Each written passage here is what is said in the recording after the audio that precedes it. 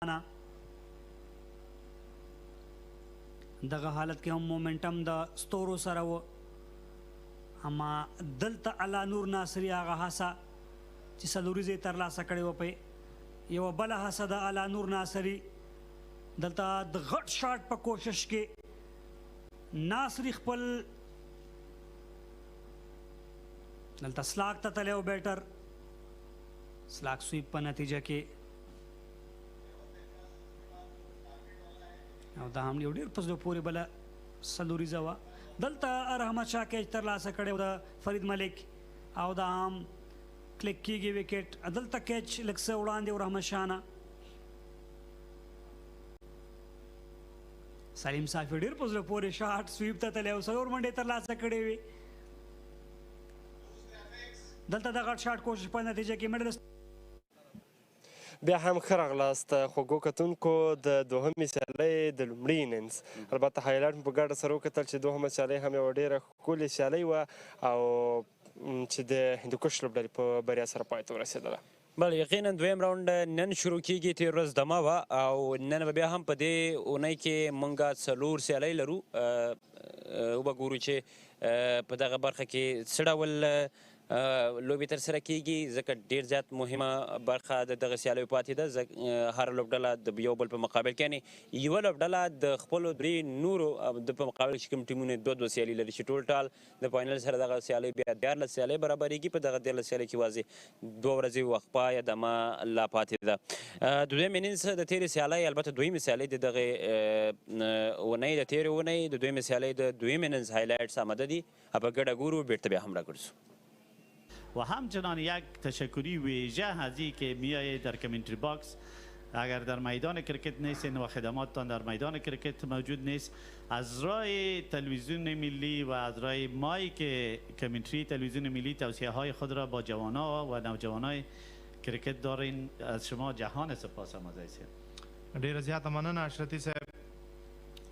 هایلایټس ګورو د لوبې د هندوکش سټرایکرز د لوبډلې د بیټینګ.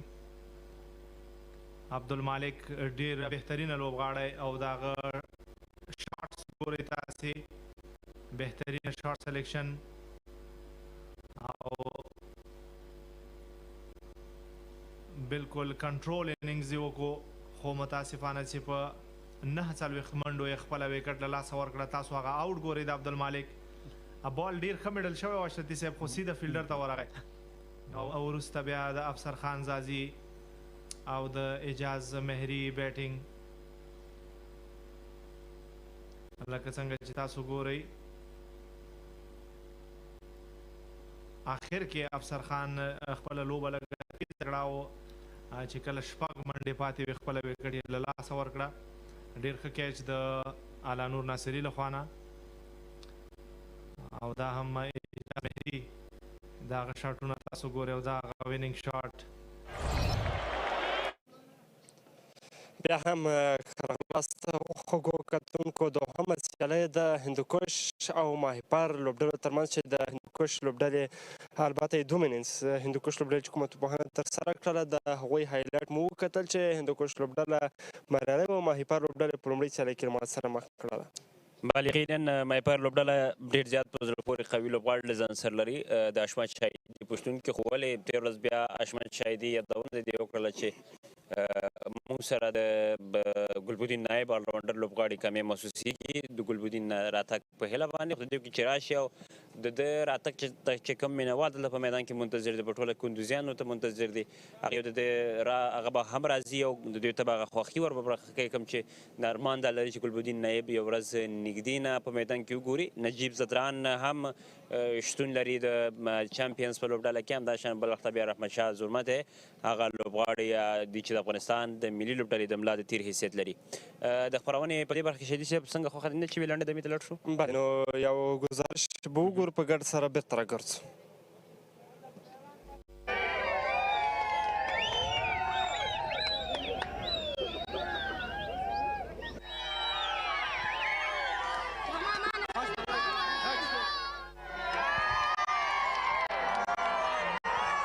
کرکټ هغه لوبه چې د افغانستان ګوټ ګوټ ته رسېدلې ده.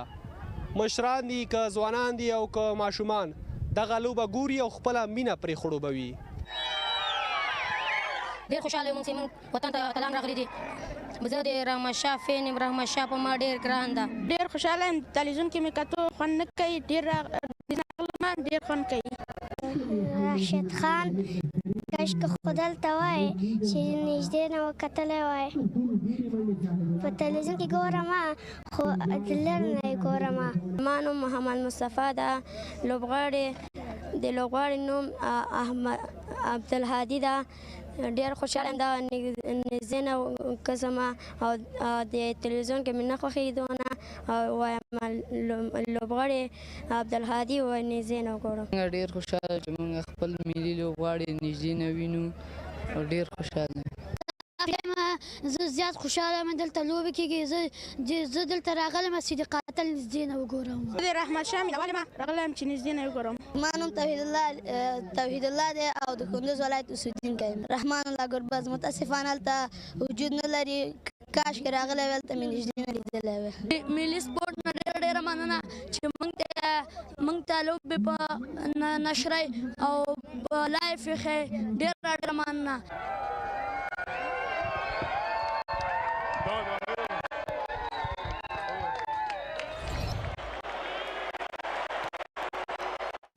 بله درنیدونکو، تاسې د کندوز د ښاریانو په ټوله کې د دې سیمې د شمالي ولایتونو هغه مینوال چې د کرکټ سره علاقه لري او غواړي چې خپل نږدې نه خپل اتلان وګوري، زموږ همکار بهادریان پرې ځانګړی راپور چمتو کړی و چې ډېر زیات خوښ دي او د خوښۍ احساس کوي چې لومړي ځل لپاره د دوی ولایت ته د افغانستان د لسټۍ سیالیو کوم چې دویمه درجې سیالۍ د هېواد په کچه باندې ټورنمنټ راځي او دغه نږدې نه خپل اتلان ګوري او تشویقوي. یقینا چې دا دوی لپاره د خوښۍ خبره ده. بله، له کوم مینوال سره چې موږ مخ شوي یا مینوال راځي، زموږ همکارانو ځانګړي پیکیجونه تصویري بستې پرې جوړې کړي دي. مینوال ډېر زیات خوښ دي چې ملي لوبډله دلته راغلې ده. ملي لوبغاړي نږدې څخه تشویقوي. دوی د هر یو ملي لوبغاړي جلا مینوال دي او غواړي چې دوی دلته په میدان کې وګوري. هماغه چې په ډېره زیاته کچه سره په سږ کال لسټۍ سیالیو کې دلته ملي لوبغاړي هم لوبېږي او د کندوز ښار او د کندوز میدان پرې ښکلی دی. هماغه وي چې هره ورځ کراوډ هم له مینوالو څخه ډک وي. داسې یوه ورځ هم نه ده چې په کراوډ کې د مینوال په کم اندازه سره وي. هره ورځ په ډېره زیاته کچه سره مینوال راځي او خپل لوبغاړي لوبډلې سره تشویقوي.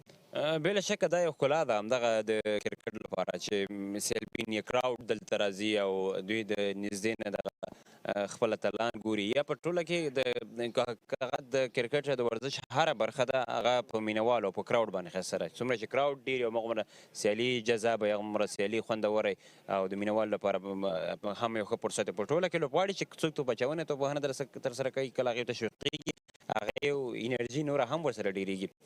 درېیمه سیالي هم یقینا فکر کوم چې د مهپر ستورو او د فلامینګ لیجنډ لوبډلو ترمنځ فکر کوم چې ترسره شوې وه چې درېیمه سیالۍ کې په هغه سیالۍ کې خو به وګورو چې همکاران اشاره کوي چې کومه سیالي دغه سیالۍ هایلایټس البته الماده دي لومړي انینګز هایلایټس د هایلایټس په ګډه ګورو بېرته راګرځو.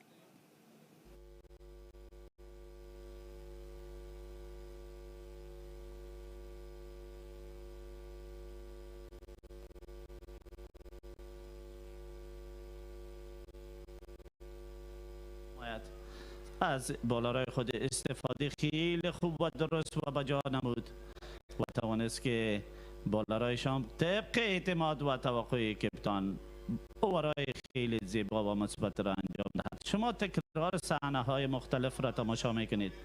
ډیر ښه پیل کړی یوسف شاه ډیر ښه شروع کړې وه چټک او دا هم لومړی ویکټ وه ان راغی سوینګ شو هماغه چې ویکټ یې لاسه ورکړی زه دا هم د یوسف شاه هغه بیټینګ چې هغه دوام ورکړی د ویکټ راغلی وه یوسف شاه خپل ویکټ له لاسه ورکړی وه غټ شاټ ترلاسه کړی وه درویش رسولي او دا هم د خلیل ګربز هغه کیچ او دا څومره پس د پورې بهترینه انګل صبر باندې اکرام علیه ویکټ او دا هم د نصر جمال اوټ کېدلو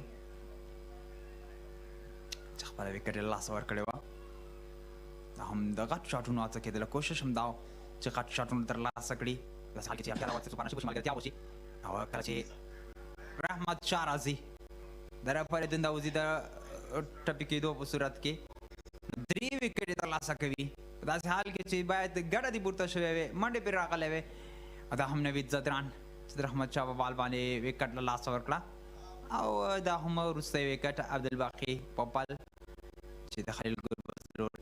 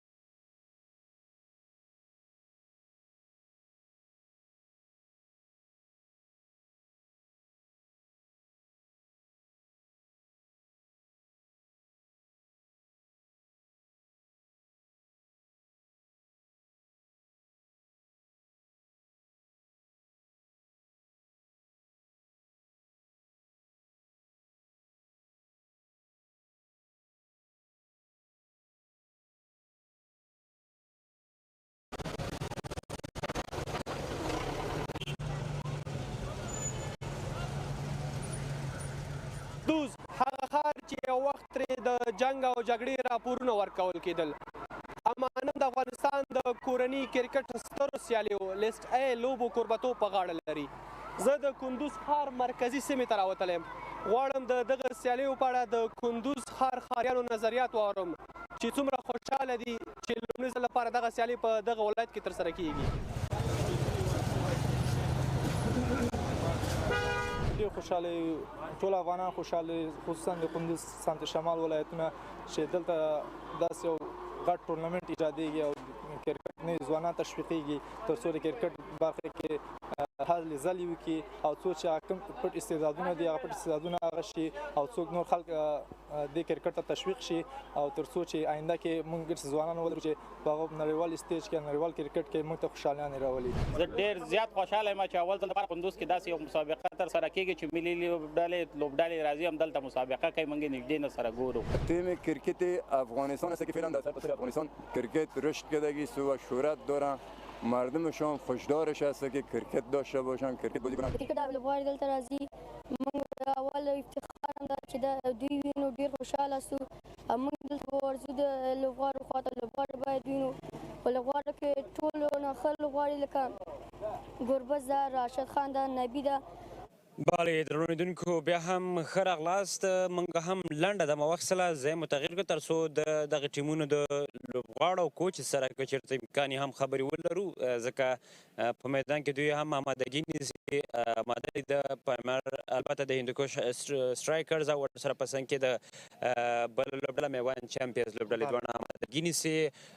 ټاس به هم ویشتل کېږي پیچ مهمه برخه د نن سیالي هغه به هم وګورو چې نن د څه لپاره سازګاره تر څو کومه لوبډله ټاس ګټي د څه پرېکړه به کوي. تېره ورځ موږ وکتل چې په هغه سیالۍ کې هدف 220 منټ پسې د مهپرسرو لوبډلې لاړله او ویښه کړله چې هغه سیالۍ کې بریا ترلاسه کړه. بله نو په ډېرو سختیو سره هدف چیز کړ په وروستیو کې نو نه پوهېږو لوبې ډېرې جالبې وي هره ورځ تر بلې متفاوت وي کله ډېر زیات ټوټل وي کله ډېر لو ټوټل وي او کله چې ټوټل هم دومره جګ نه وي هغه په ډېرو سختیو سره پوره کېږي خو هماغه د لوبغاړو په وینا باندې ښه تمرکز باندې په ښه لوبه کولو باندې کولی شو چې مخکې ولاړ شو. بله شکه یقینا دې نه مخکې چې نور مخکې وغږېږو زو پیچ پورته مدد په ګډه سره ګروپ بیرته گذاریم. بسم الله الرحمن الرحیم. سلام صبح بخیر افغانستان صبح بخیر کندوز.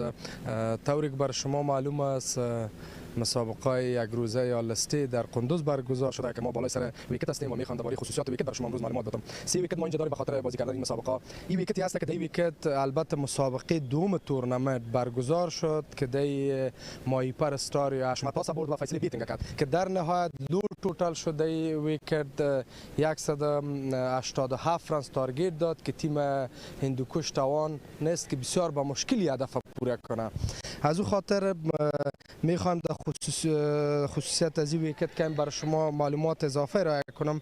طوری که دیده میشه دی ویکت کمی درزای وجود داره که با تابیدن آفتاب، البته با تابیدن آفتاب این درزا خود دگام کلان میسازه و در ضمن سلو شده میره. هر چقدر که آفتاب سر از این ویکت بتابه این ویکت سلو میشه، چون من قبلا هم یادآور شدم که این ویکت نسبتا با ویکت های دیگه سلو است که دی همیش لو توتال شده و طوری که ما بیتسماینا و از دو طرف اوپنرها ببینیم در کل اوپنرها تا حال خوب درشیده در تورنمنت، چون این ویکت هایی است که توپ در بال میایه مستقیم. وقتی که توپ در بال میایه اوپنرها میتونن که از این خوب استفاده کنن. کی طرف ببینیم صدیق قتل از کروز بسیار خوب دوشا جور کرد و همچنان طرف عبدالمالک، افسر و دیگه بازیکنایی که رحمت شاه که میتونن خوب بازی کنن، چون دول به خاطر رنز میشه که توپ در بال توپ در بید درست میایه و بیتسماینا میتونن کارام دوش جور کنن. هر چقدر که وقت سپاری شده میره اون مقدر ویکت خود سلو میکنه و خصوصا به اسپینر همکاری زیاد مهیا میشه. هر اسپینری که لین و لمت یا کنترل بالینگ کنه با تیم مخالف مشکل برش تمام میشه، به خاطر که این سازگار به اسپینینگ هم از دوم اسپیل. تشکر.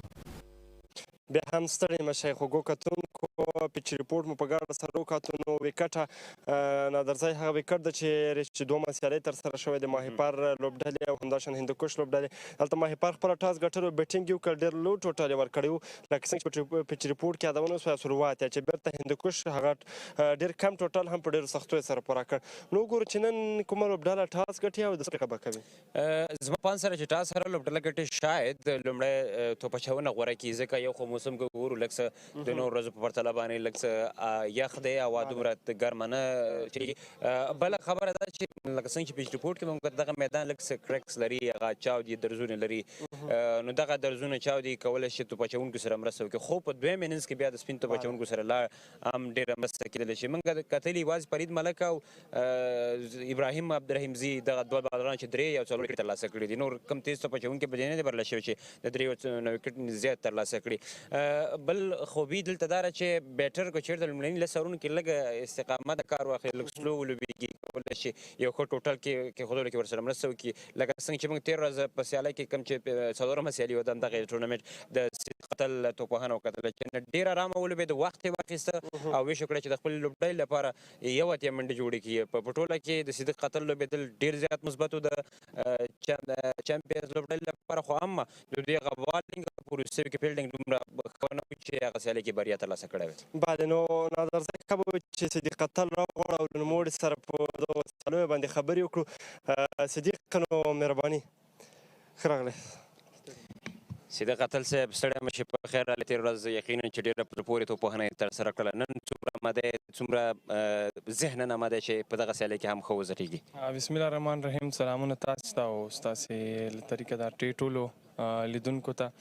واقعا تېره لوبه کې خو مې ښه بیټینګ کړی و، نو نن کوشش کوم چې دغه فورم او دغه رنز کنټینیو وساتم، کنسسټنټ پرفورم وکړم ټیم دپاره تر څو ګټه ترلاسه کړو. صدیق د صدیق مینوال یادونه کوي کله چې صدیق په لومړۍ سیالۍ کې زر اوټ کېږي نو هغه ټورنمنټ ډېر ښه ټاپ کوي.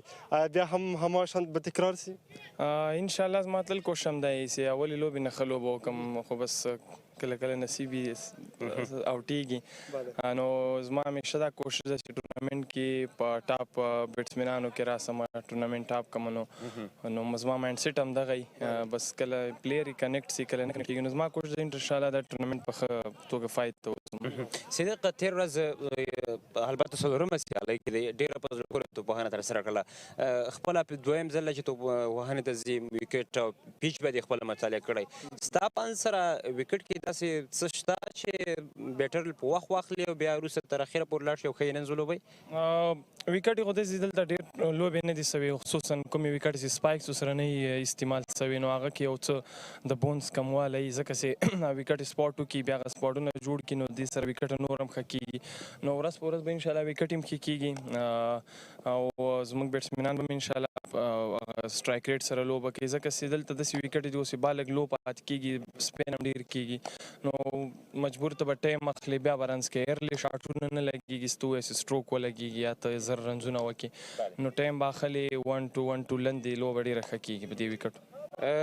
دغسې حالاتو کې لوبه کول ستا لپاره څومره زیات مهم دي؟ ستا په راتلونکي کرکټ باندې څومره موثر تمامېدلی شي؟ په ټوله کې د کراوډ تا سره هغه ځانګړې مینه لري په ځوان افغانستان د ځوان ملي لوبډلې لوبغاړو څخه ډلې څخه یې، تا ته څومره انرژي درکوي د کراوډ شتون او څومره خوند اخلي خپله دغه کرکټ نه؟ بېشکه دغسې کرکټ کې ایکسکیوز نه سي ته ووایې یاره زما داسې کنډیشن کې لوبه نه ده کړې، دا ویکټ یې داسې دي. پلیر د پلیر هم دې ته وایي چې په هر کنډیشن کې ځان ایجسټ کړي لوبه وکړي نو زموږ ټول همدغه کوشش چې هر رقم کنډیشن یې د هغه مطابق باندې رنز وکړو، هغه مطابق پرفارم وکړو او کراوډ واقعا ډېر په زړه پورې کراوډ راځي دلته د هر پلیر بیل بیل مینوال دي که زما دي که د نورو دي نو موږ ته ډېر زیات خوشحاله یو او دا د کراوډ خپل پریشر چې د دې کې لوبه کول خپل مینوال چې تا څومره ښه لوبه غواړي تا هغه خپل پریشر لري نو هغه هینډل کول او هلته پرفارم کول واقعا دا د هر چیز لپاره هم ډېر مفید دي. صدیق که د لومړي کې شرف الدین د کپټنۍ په اړه راته وایي، شرف الدین هم کپټنسي ترسره کړله او سنچري هم ترسره کړله، اوس نجیب در سره راغلی دی، څنګه دی اوس ستاسو د ټیم وضعیت هغه کپټنسي او په عموما کې ټول د ټیم کمبینیشن مو؟ کمبینیشن خو زموږ د ټیم ډېر زبردست ده ځکه چې یو خو زموږ ډېر بیلنس لوبډله ده په هر سپورټ کې موږ پلیران لرو. کپټنسي شرف هم انټرنیشنل پلیر ده، نجیب هم ده نو دواړو کپټنسیانې کړي دي په ډومestic کې او همدغسې په نور لیګ لوبو کې نو دومره خاص فرق نشته، ټول یو ایکسپیرینس ده په ګراوند کې ټول یو دي، یو بل ته ډېرې نیکې مشورې ورکوي نو تر اوسه پورې خو ښه روان دی انشاءالله او باقي به هم ډېر ښه وي. ډېره مننه. ډېره مننه سیده قتل، ډېره مننه. بله درنو لیدونکو سیده قتل د مایپار البته د میوند چمپینز د لوبډلې ټاپ اډر بیټر او د چپلاسو شتون په لوبډله کې ډېر زیات مؤثر ګټور تمامېدلی شي. موږ د افغانستان په 19 ملي لوبډله کې ځانګړې څېرې ولرله چې همدغه څېرې به انشاءالله د افغانستان آینده جوړېږي. عبدالهادي سلارزی کوم چې د افغانستان د 19 کلنو ملي لوبډلې ویکټ کیپر بیټر دی به هم راوغواړو. سلارزی صاحب ستړی مه شئ، په خیر راغلې، ماشاءالله سیالیو ته خو داسې پوره فټ چمتو ښکاري. خپله څه احساس لرئ چې په کندوز کې لوبېږي؟ بسم الله الرحمن الرحیم. بالکل دا خو زمونږ خپل هوم ګراوند دی کندوز او موږ سالا دلته هر قسم کرکټ دلته کړی دی نو انشاءالله په ځان ډېر ډاډه یم چې د خپل ټیم لپاره ښې لوبې وکړم. ټیم مو ډېر ښه روان دی، ټیم مو ډېرې ښې سیالۍ ترسره کوي، څومره لا هم په ځان باندې اعتماد چې د ټورنمنټ په همدا شان مخکې ځئ؟ نه ماشاءالله زمونږ ډېر بیلنس ټیم دی، د هر نګاه که زمونږ د بیټنګ ډپارټمنټ وګورې که د بالینګ نو هر نګاه زمونږ ټیم پوره دی انشاءالله نو دا ټیم ډیزرف کوي چې انشاءالله فاینل وګټي. کله چې رحمتشاه زورمتي په د کپتانۍ لاندې لوبه ترسره کوي تا ته څومره کانفیډنس درکوي، څومره په خپل ځان باندې ته باندې کېږي چې حتما د رحمتشاه په څېر یو ځل یو ورځ بیټر جوړېږي او ښه توپوهنه به ترسره کوي؟ ستا لپاره څومره ګټور دي دغه شیبې؟ دا خو زما لپاره ډېر ګټور دي ځکه چې هغه د ملي ټیم پلیر دی، مخکې ما 2-3 ځل د هغې د کپتانۍ لاندې لوبه کړې ده، هغه بیا تا ته ډېر پازیټیو خبرې کوي او کله چې بیټنګ ته ځي ډېر مثال مایند ډېر سیټ کوي نو چې ته لاړ شي کرسته انشاءالله د هغې په شان د لوبه کوي خپله. یقینا له تا سره زه په ټیم کې ګورو ډېر کلاسیک پلیران دي، عبدالمالک یادونه موږ وکړو، په ورسره په څنګ کې خپله رحمتشاه زورمتی کوشش تاسې په ټیم عموما میټینګ کې څه په د کوچز او همداشان خپل د رحمتشاه چې تاسو په څه باندې به خبرې وکړي، څه تاسو ته وړاندې کړي؟ بالکل رحمتشاه خو هغه خو لیجنډ دی، هغه چې کله بیا اوپنر ځي که نه بیا مالک ته خاص کړه داسې وایي چې ته نوی باد دی هغه زوړ کړه، بیا وروسته چې کوم دی میډل زموږ میډل بیا ډېر ښه دی نو همغه چې مالک بیټنګ ته لاړ شي نو هغه بیا زر وکټ نه ورکړي نو وروسته بیا میډل کې زموږ بیټسمینانو ته ډېر اساني. که چېرته چانس درکړل شي خپل مینوالو ته په ټوله کې د کرکټ لیدونکو ته به نوي څه وړاندې کړي؟ انشاءالله ما ته خو د 2 میچونو کې بیټنګ لږ لیټ راورسېده، 2 کې آوټ رالم نو انشاءالله کوشش به یې دی چې نن لږ مخکې لاړ شم او کوشش به خپل کوم چې مینوالو لپاره غټ انینګز وکړم. بله په همدې هیله باندې خدای دې وکړي چې نن هم پوره چانس درکړل شي او ښه وځلېږي انشاءالله. مننه. ډېره مننه. کور دې آباد. بله درنوونکو عبدالهادي سلارزی د افغانستان د 19 کلنو ملي لوبډلې وکټ کیپر بیټر چې یقینا ښه آینده لري ځکه په دغسې یو بهترینه ماحول کې لوبیږي دومره یو غټ ایونټ کې لوبیږي. رحمت شاه زربتی بیا د دوی د لوبډل مشر ده چې په تېره سیالۍ کې البته په وروستنۍ سیالۍ کې چې کوم د دوی ترسره کړه خپله رحمت شاه زربتی د سیالۍ غوره لوبغاړی راغلی و چې 3 وکټې هم ترلاسه کړې وې ورسره په څنګ کې بندوسي هم جوړه کړې. په وروستیو کې راغی وکټ لږ څه پارټنرشپ جوړ کړه هغه راغی پارټنرشپ یې د منځه یوړل او په دې برعکس چې 3 وکټې هم د ځان لپاره ترلاسه کړې او تر شپېتو نه بره منډې هم جوړې کړې. یقینا چې رحمت شاه زرمتی لکه څنګه چې ټیم ته لومړی ایز ا بالر راغلی لیګ بریکر وروسته بیا توپوهنې باندې ډېر کار وکړو خو ولې هغې د توپ اچونې کم هغه ریدم او پام چې دی هغه لا تر اوسه برقرار دی او کولی شي په مهمو او حساسو وختونو کې وکټې ترلاسه کړي. دا هم د نوموړي هغه توپوهنه چې څومره په ښکلي انداز سره کلاسیک شټونه ترسره کړي وو د میدان مختلفو اړخونو ته کوم ځای کې چې ته بال راته توپ راته هغه هماغه طرف باندې په زړه پورې انداز سره لوبوله. بله رحمت شاه زرمتی دلته خپل لوبډل مشر په توګه خپل ټیم ته ډېر ښه ځای ورکړی دی خپل ډېر ښه ځای کې قرار لري ټیم د ده ونډه په ملي لوبډله کې ډېر کلیدي موږ یادولی شو د موږ د میډل ارډر او ټاپ ارډر کله چې راځي په ون ډاون کې پوزیشن کې راښکته کېږي په اوډیای سیالیو کې نو رحمت شاه زرمتی زموږ ملي لوبډلې ته د اشمت سره تر څنګ یو ډېر ښه کلیدي لوبغاړی دی ایټالي کې سیالۍ ترسره کړې دی هغه برخه کله چې زموږ پیلیز توپوهونکي 0 وکټ له لاسه ورکړی دی کولی شي چې ډېر اوږد انینګز ولوبوي په سنګل ډبل مخکې ځي یو کار یې دا کله چې غټ شاټ هم له ځان سره لري کله چې دلته لوز بال ترسره کېږي نو دی غټ شاټ پرې ترسره کوي چې دا د ده ډېر ښه خصوصیات او ډېره ښه کارکردګي ده. دلته که چېرې موږ د ده کپټني وګورو د ده بیټینګ نوموړی چې ترسره کوي د ده لوبډل مشري تارې بالینګ یادونه وکړه نو د پارټایمانانو دا کله همدا کار کله چې راځي نو هغه غټ غټ پارټنرشپونه هم ډسمس کوي چې رحمت شاه همدا شی وکړل او لا هم ښه روانه. بل یقینا په ټیم کې ځینې داسې لوبغاړي چې هغې هغه پوزیشن ډېر زیات مهم وي د هغې شتون بیا هغه تا ته کولی شي ډېر اوږد انینز ولوبوي. رحمت شاه یقینا موږ یادونه چې کولی شي په ټاپ ارډر کې د افغانستان یو بهترینه لوبغاړی ځکه ون ډاون هغه پوزیشن دی شاید چې عموما په هر فارمټ خو بیا خصوصا په اوږد فارمټ کې ډېر زیات مهم وي. که چېرته وکټ په لومړي او دویم بال باندې ځي او ته هلته مدد نه جوړ نه نو ته هم نشي کولی چې یو ښه انینز ولوبوي. د رحمت شاه شتون دلته ډېر زیات اړین دی نه یوازې افغانستان په ملي لوبډله کې دلته هندوکش سټرایکرز لوبډلې سره بیا د ایز ا کپټان هم لوبیږي نو ډېر زیات مهم رول لوبوي. فکر کوم چې ټاس البته یو لنډ ګزارش ګورو بیرته په راګرځو چېرته مه ځئ په څو شیبو کې به ټاس هم ویشتل کېږي او له هغه نه وروسته بیا لوبې ته ځو. خوشحاله یم چې اول ځل دپاره قندوز کې داسې یو مسابقه ترسره کېږي چې ملي لوبډلې راځي هم دلته مسابقه کوي موږ نږدې نه سره ګورو. تیم کرکت افغانستان است که فعلا در سرتاسر افغانستان کرکت رشد کردگی و شهرت دارن مردمشان خوشدارش هست که کرکت داشته باشن کرکت بازی کنن. کرکټ دا لوبغاړي دلته راځي موږ اول افتخار هم ده چې دا دوی وینو ډېر خوشحاله سو موږ دلته به ورځو د لوبغاړو خواته لوبغاړي باید وینو په لوبغاړو کې ټولو نه ښه لوبغاړي لکه ګربز ده راشد خان ده نبي ده او اوس نوي لوبغاړي راغلي لکه ننګیال خروټی او همدغه شان یو څو نور راغلي دي موږ دا ډېر لوړ افتخار چې لوبغاړي وینو او لوبغاړي ته راځي کندوز ته موږ ورځو دا لوبغاړي به وینو او دا هم ډېر غټ افتخار دی چې لوبغاړي وینو لومړي ځل لپاره. زموږ لپاره ډېر د خوشحالۍ موقع ډېر د خوشحالۍ احساس کوم چې زموږ ملي ټیم راغلی کندوز ولایت ته او دلته د لسټۍ سکه میزباني قندوز ولایت کې نو ډېر خوشحاله د کرکټ بورډ څخه د ټولو کرکټ مینهوالو څخه چې کرکټ دلته راوړه قندوز ته ښه خوشحاله یو. ښه احساس لرو خوشحاله یو چې په قندوز کې اول ځل لپاره لومړي ځل لپاره کرکټ سیالي شروع کېږي او د ملي ټیم غټ غټ پلیران راځي قندوز ته او هغه به د خیر څخه نږدې نه ګورو او انشاءالله تشویقوو به یې سره.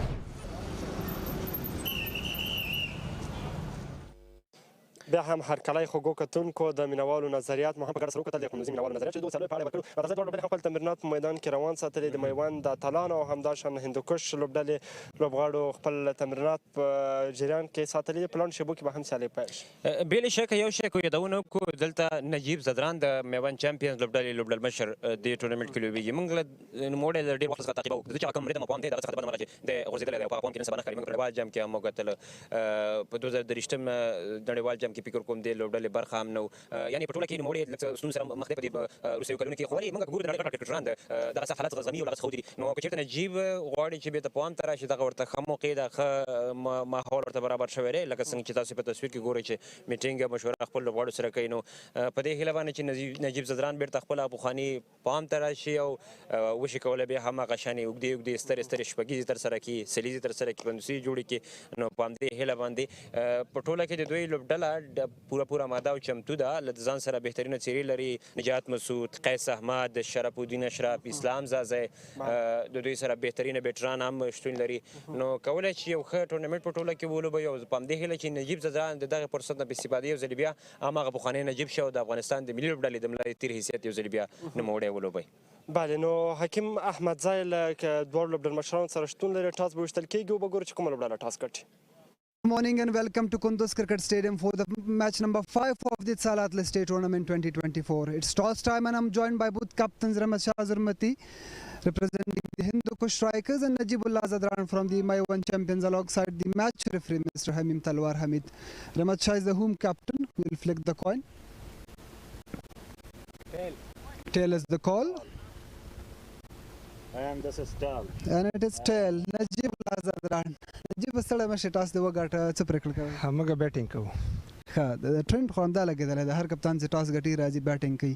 وکټ کې څه مسله ده که نه وروسته بیټینګ سختېږي بیا؟ نه وکټ کې دومره مسله نه ده. کوشش کوو چې یو ښه ټارګېټ ورکړو دوی ته او وکټ لږ وروسته سپین زیات کېږي او بال خرابېږي نو د دې د وجې موږ کوشش کوو چې اول بیټینګ وکړو. لږ د تېرو لوبو باره کې راته وغږېږه. ښه ټوټله ماچ اچولی په بورډ باندې وروسته بیا هلکانو منځ کې ښه بالینګ هم وکړو خو اخر کې بېرته لوبه لاس نه ووته. او بالکل موږ اخر کې وګورئ موږ اخري 15 اورونو کې موږ لوبه وبایلله چې هغه کې موږ تقریبا 18 نه زیاتې منډې موږ خالي په فیلډینګ کې ورکړلې. موږ هلکان لږ ایموشنل شول د دې د وجې موږ مس فیلډینګ هم وکړو. نو انشاءالله کوشش به هم نن دا وي چې یو ښه لوبه وکړو. نو ضرور به نن پیغام شان باندې نن خبرې کړې ټیم کې تغیرات لرئ؟ او بالکل تغیرات خو خامخا لرو. موږ کوشش هم همدا چې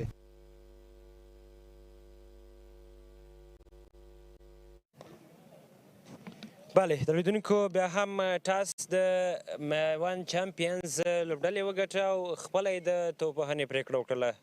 یقینا چې لوبغاړي رومان شاه هلته بیا په ګراونډ کې لګیا دی تمرین کوي په همدې یې راباندې څه چې خدای نخواسته ستاره نه ولي زه خو بیا لږ ښیم ته بیخي خوارې بیا څه چې هډوکې دې ماتي. بله نو د بال وزن دروند ده له تا څخه هم شک نسته. دومره دروند نه دی یو سره شپږ پنځوس ګرامه ځان به ترې ساتو. کله چې په سپیډ سره وشي نو بیا بیخي خطرناکه کېږي او کله چې څوک له کرکټ سره بلد نه وي. زه خدای دې ساته که ته هم بلد نه یې زه ښه یم بیا ما دغه لږ کرکټ کړی دی. په هر حال باندې نن مهمه سیالي د میوند چمپینز او ورسره په څنګ کې د هندوکوش سټرایکرز د لوبډلو ترمنځ دوه پیاوړې لوبډلې. هندوکوش سټرایکرز لوبډله په دې باندې توانېدلې چې په دغه سیالۍ کې دوه سیالۍ پرله پسې وګټي. لومړی مقام په دویم مقام کې بیا ورسره په څنګ کې قرار لري. شاهدي هندوکوش سټرایکرز ورسره دوه لوبې ترسره کړې دي دواړه یې ګټلې 4 پوینټه لري او میوند چمپینز بیا دوه مقام کې قرار ورسره لري چې یو یې ګټلی ده یو میچ یې بایللی او 7 رن ریټ کې مخکې دی په ماهیپر لوبډلې څخه. البته ماهیپر هم یو میچ کړی ده یو یې ګټلی ده البته دوه میچ یو یې ګټلی او بایللی ده چې 2 پوینټه لري. پامیر بیا کومه بریا نه ده ترلاسه کړې تر اوسه پورې. درویش رسولي په لوبډل مشري باندې وګورو چې څه کوي. بخت ورسره یاري نه کوي ګنې لوبډله یې ډېره زیاته په زړه پورې د هر اړخ نه پوره پیاوړې لوبډله ده. دوه پیاوړي ټاپ ټیمونه به فاینل ته لار پیدا کوي. هغه بیا او به ګورو چې فاینل څه ډول ترسره کېږي. لا هم په ټورنمنټ کې وخت شته. دواړه لوبډلې وخت لري. ټاپ غوره 15 غوره منډې جوړونکي هغه نو بیا په سر کې قرار لري. فکر کوم چې شرف الدین اشرف 125 منډې لري. ورسره په څنګ کې عبدالمالک هندوکوش لوبډلې لوبغاړی 112. همداشان عمران میر یو محور لوبډلې لوبغاړی 88. ورسره په څنګ کې شاهد الله کمال پامیر لوبډلې لوبغاړی 82. همداشان صدیق قتل بیا میوند چمپینز لوبډلې لوبغاړی 81 منډې لري. تر دې دمه هغه هم په یوازې په یو اننګز کې ترسره کړي. په لومړي اننګز کې په 0 آوټ شوی و. 15 هغه لوبغاړي چې ټاپ وکټ ټکران دي. 15 مخکښ توپ اچوونکی شمس الرحمن دی د هندوکوش لوبډلې لوبغاړی دی چې هغه مخکښ توپ اچوونکی دی. زیاتې وکټې ترلاسه کړي دي. د نورو لوبغاړو په نسبت باندې ابراهیم عبدالرحیمزی دی په 15 وکټې ترلاسه کړي دي. د میوند لوبډلې لوبغاړی نوید زادران د پامیر لوبډلې لوبغاړی 15 وکټې ترلاسه کړي. همداشان پامیر فرید ملک د ماهیپر لوبډلې لوبغاړی دی چې 5 وکټ ترلاسه کړي دي. فریدون هم د هندوکش لوبډلې لپاره 4 وکټ ترلاسه کړي چې په ټاپ وکټ ټیکرانو کې راغلي دي. بله یقینا 4 نفر بیا په دې کې هغه توپ اچوونکي چې 15 وکټې ترلاسه کړي دي. 15 غوره زیاتې منډې په وینز کې جوړې کړي دي. په سر کې قرار لري شرف الدین اشراف 116، صدقت یوتیا، ورسره په څنګ کې افسر زازی 4 همداشان عبدالمالک 3 او شاهد الله کمال هم 3 منډې جوړې کړي. یعنې 4 غوره بیټران دي چې د خپل لوبډلې لپاره په وینز کې زیاتې منډې جوړې کړي دي. نن به وګورو چې ډېره مهمه او اساس سیالي دویم راوند لومړنۍ سیالي شروع کېدونکې ده چې یو ځل بیا به لوبډلې د یو بل په مقابل کې لوبېږي. خو دا معلومه نه ده چې کوم بیټران کوم توپ وهونکي به زیاتې منډې جوړوي، کوم توپ اچوونکي به زیاتې منډې د خپل لوبډلې لپاره ترلاسه کوي.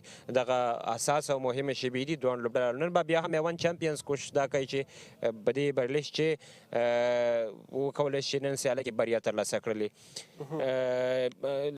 ټاپ ډېر څلوریزې وهونکي په دغه ټورنمنټ کې عمران میر لومړی مقام لري، 8 څلوریزې لري له ځان سره. صدقت 8 ورسره په څنګ کې عبدالمالک هم 8 څلوري ترسره کړي. شرف الدین اشرف 8 څلوري ترسره کړي دي چې مخکښ د رحمت شاه زرمتي 7 څلوري ترسره کړي. نوید عبید بیا 6 څلوري ترسره کړي دي. رحمان الله زدران سره څنګ کې 15 څلوري ترسره کړي دي. افسر زادي هم 15 څلوري ترسره کړي. یوسف شاه 15 څلوري، محمد اکرم هم 15 څلوري ترسره کړي چې هغه لوبغاړی دی چې ټاپ هغه څلوري کې مخکې دي. بلا شکه یقینا یو شاید څلوري به ډېر آري لوبغاړي وهلی خو چېرته اول پیډ لږ څه نور هم سخت و کلک وی بال په اسانۍ سره باندې تللی نو یو ښه ټورنمنټ په ټوله کې د بیټران لپاره په هره برخه کې وی. خو د بانده برخه دا وایم چې توپ کوم چې ګراوند لوبه کېږي، زمیني لوبه کېږي، توپ په اسانۍ سره نه رسېږي باونډرۍ ته. اول پیډ لږ څه سلو دی، په همدې خاطر باندې هم په ټارګېټ ایښودلو کې ډېر زیات مهم رول لري، خو ولې هدفونه هم کم راځي. یوازې لومړنۍ سیالۍ کې موږ د 280 منډو هدف شاهدانو. نن به وګورو موسم بالکل جوړ دی، بله یقینا.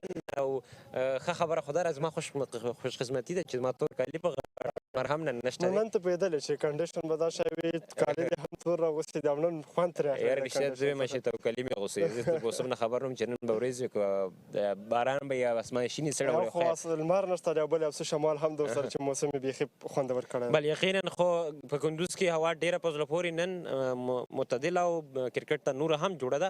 لنډ ګزارش د میلوان له ګورو بېرته راګرځو.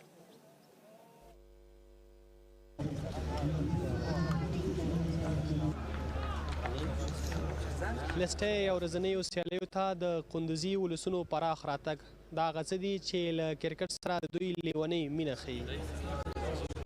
د خپل دغه د تفریح د فرصت نه استفاده وکړو، خپل دغه د زموږ د ملي اتلان له نږدې نه په د کندوز د کرکټ بورډ کې وګورو میدان چې یا نورې هغه هم دلته راشي که نه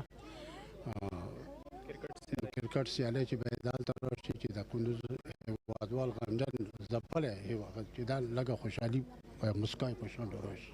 ډېره خوشحاله یو چې نږدې نه تشویق کوو، اتلانو سره مینه لرو. داسې ډېر لیدونکي راغلي دي، تماشایان ډېر راغلي دي لیدلو لپاره. ډېر خوشحاله یو. موږ ټول غواړي سپورټ وغواړي، موږ د مایوان چمپینز مینوال یاستو.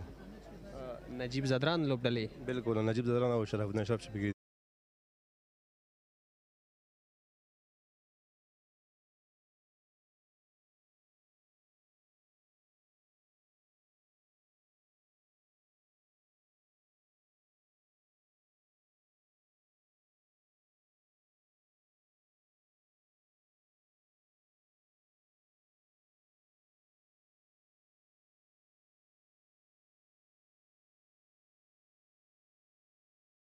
سیدیم شته، قیس احمد هم شته، شرف الدین اشرف هم شته. زرکمل کلي هغه مننه هغه کرکټ ته شوقي ما او د خوښې لوبغاړی مې رحمان الله ګوربز د هغه هم د پیلو کې مصروفه ده فی الحال نسبتا په دغه لوبو کې، او همیشه زه تلویزیون له طریقه زه لوبې ګورم. خدای دې وکړي چې همیشه دغه ګراوند ته د نور ملي لوبغاړي چې دي یو څه خو راغلي دي، څه پاتې دي، لکه راشد دی، نبي دی، د دوی راتګ هم دلته راسي نو موږ ډېر خوښ یو. بیا هم هرکلی خوږو کتونکو نړۍ مننه زموږ ګران همکار فرهاد آریت هره ورځ د مینوالو له منځ څخه او نورو مختلفو برخو باندې ښکلي پیکیجونه تصویري بستې تیاروي او مینوال د کونړ سره باندې سپارو. بله یقینا همدا شی به تاسې مونږ په آر ټي سپورټ باندې لایف ګورئ ورسره به څنګه کولی شئ چې د تلویزیون نه علاوه په آر ټي سپورټ فیسبوک پاڼه په همدا شان په ویب سایټ کې په آر ټي ډاټ ای اف او کولی شئ چې د ویب سایټ نه علاوه په ایپ کې هم د آر ټي په نامه ایپ کې پیدا کړئ ولته لاړ شئ د آر ټي سپورټ ژوندی بهیر خصوصا د افغانستان د لسټۍ سیالیو اووم سیزن څخه خوند واخلئ تعقیب یې کوئ که د نړۍ په هر ځای کې یاستئ په هر ګوټ کې یاستئ کولی شئ هره شیبه هر وخت موږ وګورئ اوم تعقیب هم کوئ همدا شان په ټوله کې د ملي سپورټ د نورو خپرونو او د دغسې ژوندي بهیرونو خوند واخلئ نږدې راتلونکو ورځو کې البته نن به د افغانستان د فوټسال غوره لیګ هم پیلیږي چې نن مازدیګر 5 بجې به ترسره کیږي او کمې لوبډلې به د یو بل پر وړاندې لوبیږي هغه هم معلومه شي ښه خبره ده چې یو شمېر خارجي لوبغاړي هم په دغه لیګ کې لوبیږي. بله نو ورزو د کمنټري باکس په طرف زموږ همکاران په کمنټري باکس کې شتون لري ورزو د کمنټري باکس په طرف کمنټري باکس ته ځو د سیالۍ نه خوند واخلئ او له موږ سره پاتې شئ.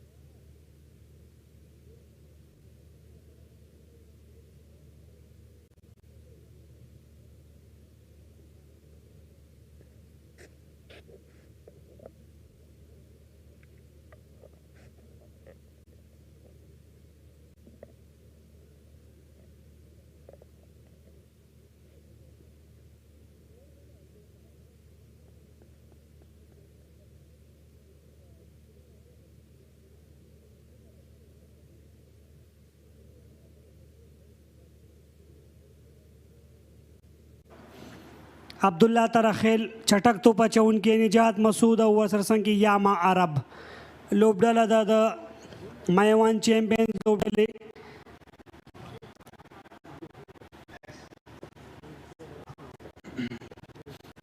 playing one for Hindukush strikers. Abdul Malik, Afsar Zaze, wicket keeper, Ijaz Ahmad Zai, Abdul Hadi, Muhammad Gul, right arm fast bowler, Wafiullah Tarakhil home वापसी करी था, top order batter, Shamsul Rahman all rounder नंग्याल खरोटे, Khalil Gurbaz तो पचे उनके रहमत शाह दादा के लोग डले मुश्किल प्रकार दरी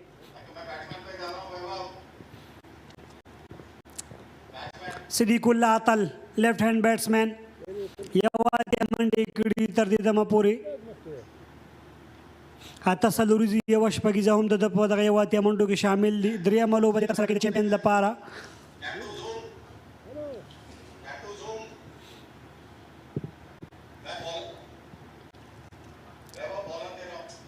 मोहम्मद गुल फास्ट बॉलर चटक तो पचा उनके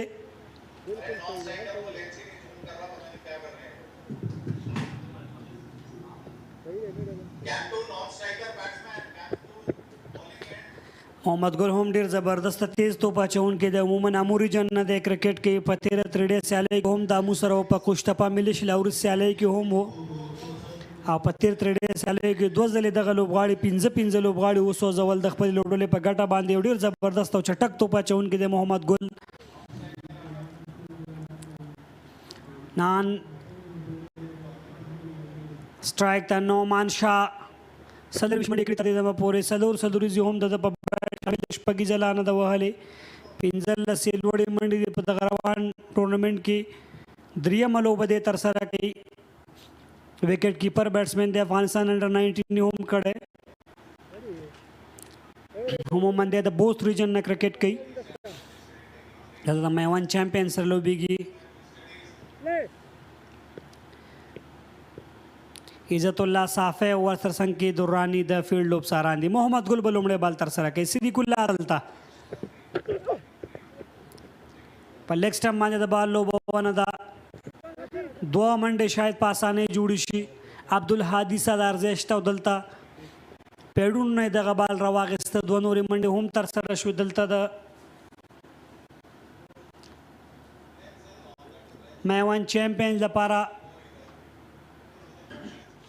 سټاریا پیل په دوه منډو باندې صدیق الله بیټ څخه فیلډینګ باندې کې خبرې کوو تھرډ مین او فاین لیګ دونه بهر ساتل شوي دي سلیپ هم شته کور میډان میډ آف میډ وکټ او همداراز په لومړي سلیپ کې بل ډګر ساتونکي ډېر صحیح ځای کې توپ اچونه صدیق الله هم لیفټ کړه سر کې لږ څه بال مومنټ کوي معمولی بهر طرف ته وځي آوټ سوینګ سره شاته بالو پاف سټم باندې سټرایکرز د ډول 4 پوینټ لري د پوینټ ټیبل په سر کې دا چیمپئنز او ماهیپر سټارز بیا د لوبډلې دي چې په دویم او دریم نمبر باندې قرار لري لیجنډز لوبډلې بیا تر دې کوم پوینټ نه لري 2 سیالي کې دوه بایللې دي صدیق تل په 13 سیالي کې ډېره پزلو پوری پاڼې تر سره کړې و د خپل لوبډلې په ګټه باندې او ډېر زبردست بال اول ته لیفټ کېږي د افسر خان زازي لاسونو ته تکرار کی ګورو ګوډ لین نه آوټ سوینګ اتصالات لسټه یو ورځنی سیالي چې ووم پړاو دی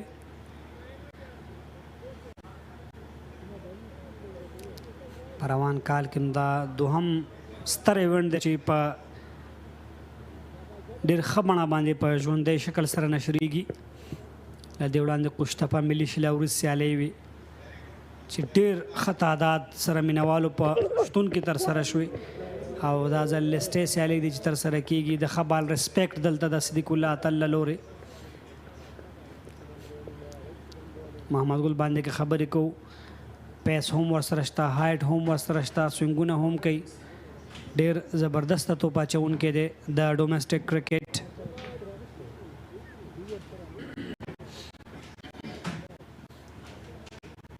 څلورو توپونو سره یوازې 2 منډې ورکړې هغه هم په لومړي توپ باندې لاغیر سره ډېره ښه واپسي کړې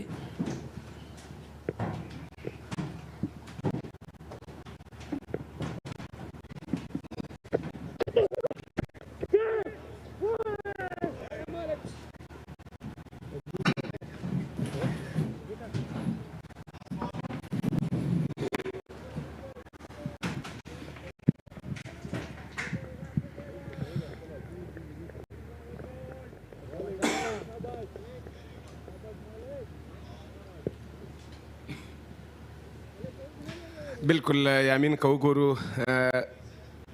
کیچ ډراپ شوی ده یو ښه چانس یو ښه موقع وه ورته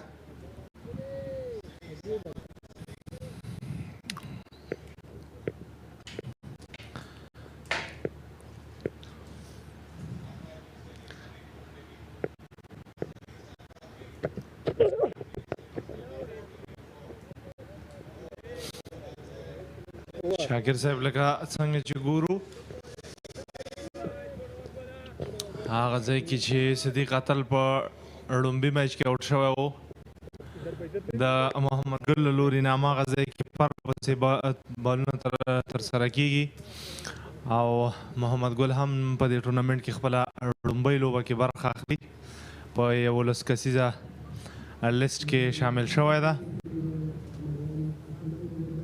دام ټین لاین اپ کو ګورو میوند چیمپئنز لوبډلې نجیب الله زدران کیپټن دا نومان آغا او دا سی ګرافیک زړه چې نورمال زړه پاتې کیږي فریدون شاکر صاحب په تیره لوبه کې موږ تاسو کتل چې یو څه ستونزه ورته پیدا شوې وه خو د خوشحالۍ ځای دی چې دومره ستونزه نه وه او نن بېرته لوبې ته راګرځېدلی. ښه لیفټ هام فاست بالر ده، ډېر ښایسته رنپ، بلکل په تخنیک برابر او د دواړه سوینګ کولو مهارت له خپل ځان سره لري. ګورو چې د نعمان شاه په لوري څنګه بالینګ ترسره کوي. بالکل د تیرو لوبو په پرتله باندې نومان هغسې نه ده ځلېدلی لکه څرنګه چې دی برید کوونکې توپوهنه ترسره کوي. خو نن به ورته وګورو چې نومان لکه څرنګه چې په تیرو لوبو کې صدیق په لومړۍ لوبه کې ښه ونه ځلېدو، خو په دویمه لوبه کې خپل پرفارمنس ښکاره کړ. نو په کار نه نومان هغه ته ده چې هغه هم په وکټ باندې سټې وکړي، ځکه به درېیمه لوبه ده د هغه څه چې د لوبډلې ریکوایرمنټ دی یا د منیجمنټ سټاف دی د کوچز دی باید همغسې نن وکړي دی په ویشتن ځای باندې پاته شي. که څه هم لومړۍ توپوهنه دوی ترسره کوي او په دغه ویشتن ځای باندې 204 یا دا ځل نو بالکل توپ د باونډرۍ په لور خو ډګر ساتونکی موجود ده، یوازې 2 منډې ترلاسه کوي. نومان هغه داسې یو لوبغاړی نه دی چې هغه په وکټ باندې سټې نشي کوی، هغه شاټونه نه لري یا پارټنرشپ جوړولو کې مهارت نه لري. یو ښه میچور لوبغاړی ده، که څه هم د افغانستان د ملي 19 کلنو لوبډلې لوبډلمشر هم پاتې شوی ده، پرانیتګر توپوهونکی پاتې شوی ده. نو دغسې لوبو کې دی هغه کم تجارب چې د هغه باید په کار واچوي چې په کم ځای کې د ذوب ته یا کمزوري هغه باید پیاوړي کړي تر څو ښه لوبه ترسره کړي.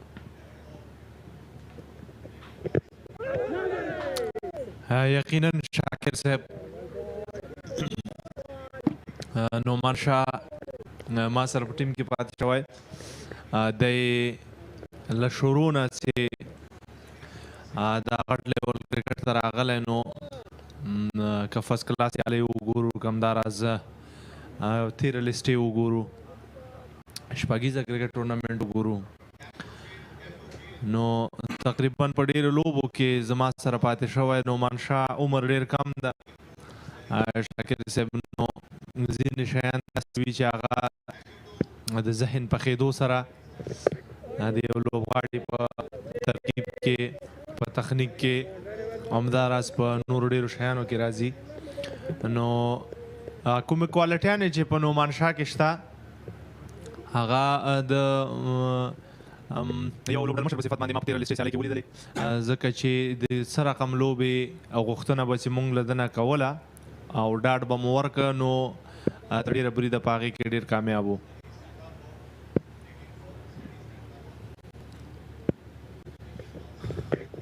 دا ځل بیا هم توپ باډۍ باندې لګېږي، څه لوړ و توپ. نعمان هغه بهترینه توپ اچونه ریپلای ګورو، هیڅ وخت او موقع نه وه د نعمان دپاره چې پرېکړه وکړي چې په دا بال څه وکړي. فریدون په اړه که ووایو شاکر صاحب دا پرله پسې درېیمه لوبه ده، تر دې مهاله خو لومړی اوور ډېر ښه اوور کړی، خو په تېرو 2 لوبو کې بهترینه اکنومیکل بالینګ کړی څنګه چې د دې ویستون ځای غوښتنه وه.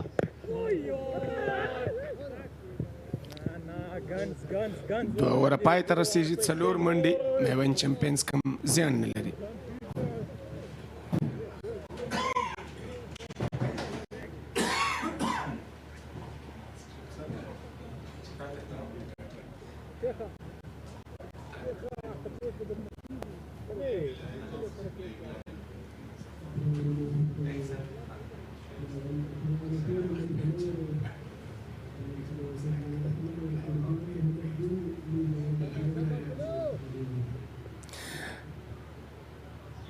د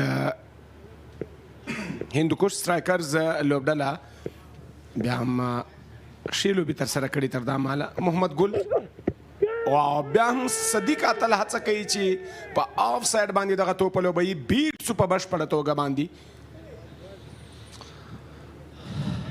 لکه څرنګه چې امین وړاندې هم تاسې یادونه وکړه په تېره لوبه کې چې په کوم ځای باندې د کیچ ورکړی و سلیپ کې آوټ شوی ده او تکرارا هم د هغسې شاټ هڅه کوي. څه په کار دی صدیق اتل ته چې دی له دغه آوټ څخه هم ځان وژغوري او ښه پانې ترسره کړي. شاکر صاحب که وګورو صدیق اتل چې کله آف سټم نه بهر بال پچ کیږي او دنه بهر یا بیرون خواته ځي نو دی اکثره وخت په نیمه پښې سره لوبه کوي نه پوره مخکې راځي نه پوره شاته پاتې کیږي نو هماغه واجي چې په اکثره وخت د یو بیټسمین نه په داسې یو حالت کې بال د سترګو له نظره لرې شي تا باډي هلته پوره ور ونه رسیږي نو چې کله باډي ور ونه رسیږي نو ته کوشش کوي چې د بیټ په ذریعه باندې یا د بیټ په واسطه باندې د هغه بال مخه راوګرځوي نو په دې کې چې چېرته بال هغه وخت کې تا نه سوینګ کېږي یا سیم کېږي نو خطر د ایج یا د سنیک کېدو ډېر زیات وي د هایز او هینډز کوارډینیشن باید دلته ډېر فوکس دی باندې وکړي بالکل بالکل د نوي بال د لوبولو طریقه چې کله بال خوځېږي نو همدا ده چې ته باید د خپلو سترګو لاندې بال ولوبئ او کوم بال چې ستا د سترګو د هغه سرکل یا دایرې نه لرې پچ کېږي نو کوشش به اول دا یي ستا چې هغه بال بالکل پرېږدي لکه څنګه چې صدیق اوس دا بال لیفټ کو پرېښودو او که چېرته یې لوبوي نو بیا به پوره باډي وررسوي او آیز آن د بال هغه د کرکټ په اصطلاح تر اخره به بال ته کوشش کوي چې وګوري هغې نه وروسته پرېکړه وکړي چې دا بال مثلا پوره د لوبولو ده که نه ده د میوند چمپیونز لوبډلې دواړه پرانیزګر توپونکي لیفټ هینډر رایټ هینډر کمبینیشن دا مهال په کندوز کرکټ لوبغالي کې بیا هم په ښکلي انداز بالې د وکټ ساتونکي لاسونو ته پرېښو همدغه هغه میچورټي ده هماغه څه دي چې د ځان ژغورلی شي چې له خطرناکه توپ څخه ځان وژغوري او ښه توپ ولوبوي د محمد ګل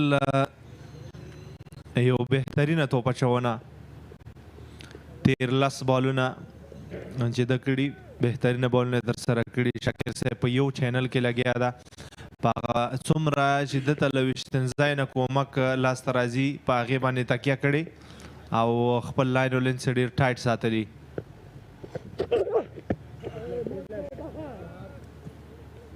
بهترینه بالینګ یو ځل بیا سیم چینل بال لږ زما په نظر ډېر بهر پیچ کو دا ځل لږ کا بیټسمین ته نږدې ځکه څنګه چې ګورو بال ډېر ښه د آوټ سوینګ کېږي نو که لږ د بیټسمین ته نږدې بال پیچ کړي نو او آلریډي صدیق په دې ځای کې سټرګل کوي موږ ګورو د تېرو تقریبا 11 بالونو نه نو چې کله د یو بال په صفت باندې پوهېږي چې بیټسمین دغه ځای کې اوس له مانه خار خوري نو باید هغه ځای پرې نه دی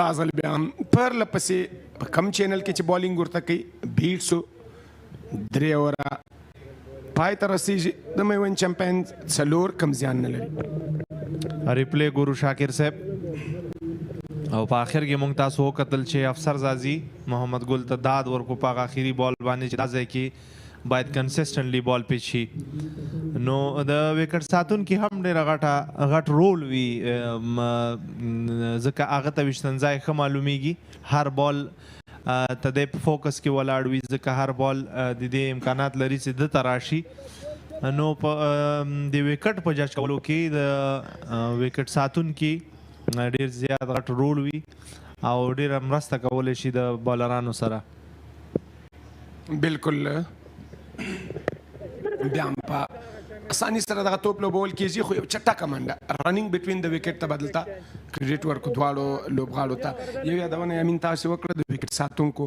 په فوټبال کې که ګول کیپر وګورو یا په کرکټ کې وکټ ساتونکی وګورو دا دوه هغه کرکټرونه دي چې 4 چاپیره ټول لوبغاړي د تر نظر لاندې څارونکي یو بهترینه څارنه کوي دی نو په نړیواله کچه که وګورو موږ ډېری وکټ ساتونکي چې کوم لوبډل مشران تېر سوي دي ډېر ښه لوبډل مشریان یې هم ترسره کړي بالکل شاکر صاحب د یو لوبډل مشر هغه لکه مرستیال لوبډل مشر چې په لوبډله کې ورسره وي اکثریت وخت 90 سلنه له وکټ ساتونکي سره مشورې کوي ځکه لکه څنګه چې تاسو ویل په خپلو خبرو کې وکټ ساتونکي د ټول میدان ښکاري او د ټولې لوبې څار کوي په هر بال باندې فوکس ولاړ وي لکه څنګه چې ما مخکې وویل د بال تر ډیره بریده پورې امکانات دا وي چې دته دې ورشي نو ویشتونځای هم ورته ښه معلومیږي نو همدغه راز هر لوبډل مشر چې وي د خپل وکټ ساتونکي سره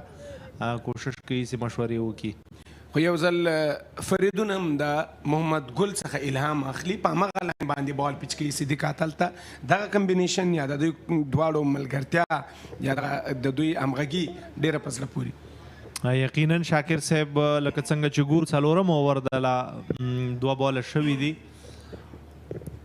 بهترینه بال ایکسلنٹ بالینګ هغه کوم ځای چې محمد ګل په نظر کې نیولی د صدیق قاتل دپاره هملته ګورو چې فریدون هم توپ اچونه کوي ګډ لین کې بال پچ شو آؤٹ سوینګ شو پچینګ نه بعد او همداراز صدیق قاتل لکه څنګه چې ګورو په اندازه کې سټرګل کوي بهترینه بالینګ پارټنرشپ روان ده او شاکر صاحب ګورو چې بالران تر کومه بریده پورې کامیابیږي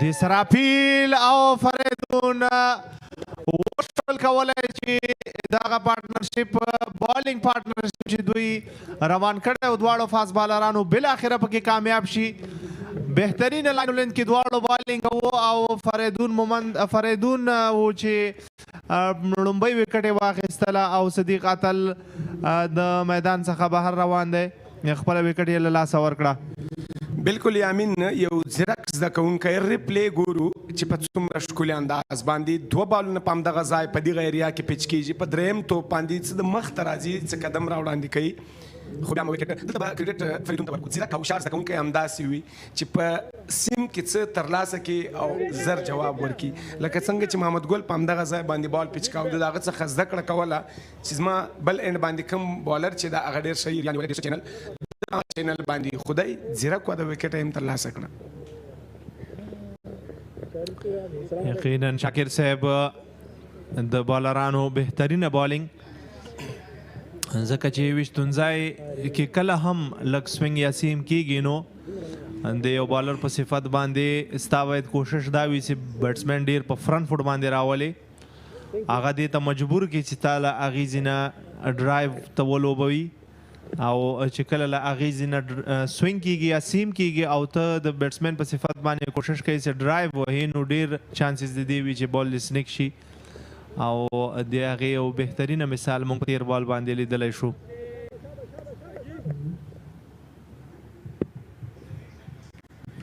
بهیرشاه محبوب نوی لوبغاړی دی د خورا تجربو نه ډک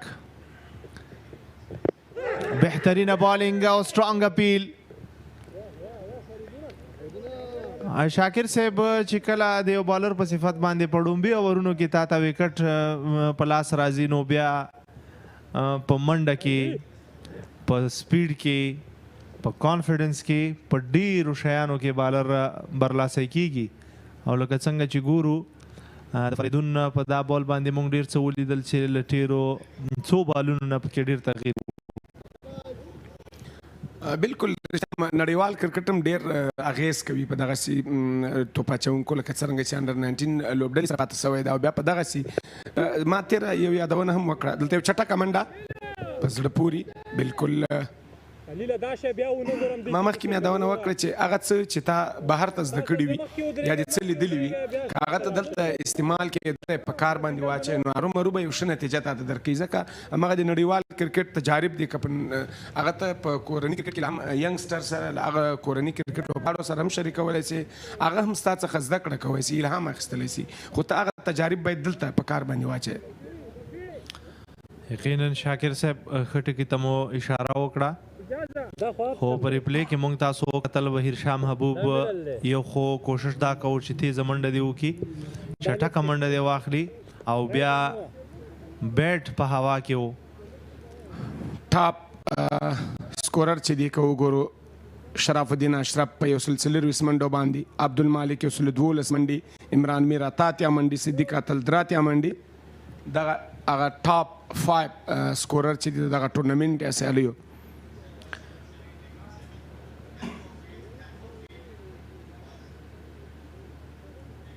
شرف په شپریدم کې ده، په تیره لوبه کې هم ډېر اګریسیو موډ کې راغی، دا چې قسمت پر سره ملګرتیا ونه کړه، آوټ شو. خو هلته هم د یو غټې پاڼې هڅه کوله. بالکل شاکر صاحب د شرف رول په دا لوبډله کې ایز ا فینیشر یا د هغه ډېر کوشش به دا وي چې په اخري اوورونو کې د ډېرې منډې لاسته راوړي، لکه څنګه چې موږ وکتل په اوله لوبه کې، په اوله کې ډېر سلو سټارټ واخیسته. هغه د لوبې یا د ویشتون ځای چې څنګه تقاضا وه، دوی په شروع کې ډېرې وکټې له لاسه ورکړې وي، په شروع کې ډېر وخت واخیسته او وروسته چې کله سیټ شو او سیناریو دته جوړه شوه نو هغې نه وروسته یې بهترینه لوبه وړاندې کړه او ډېر غټ شاټونه یې ووهل او سلیزه یې هم ترسره کړې وه.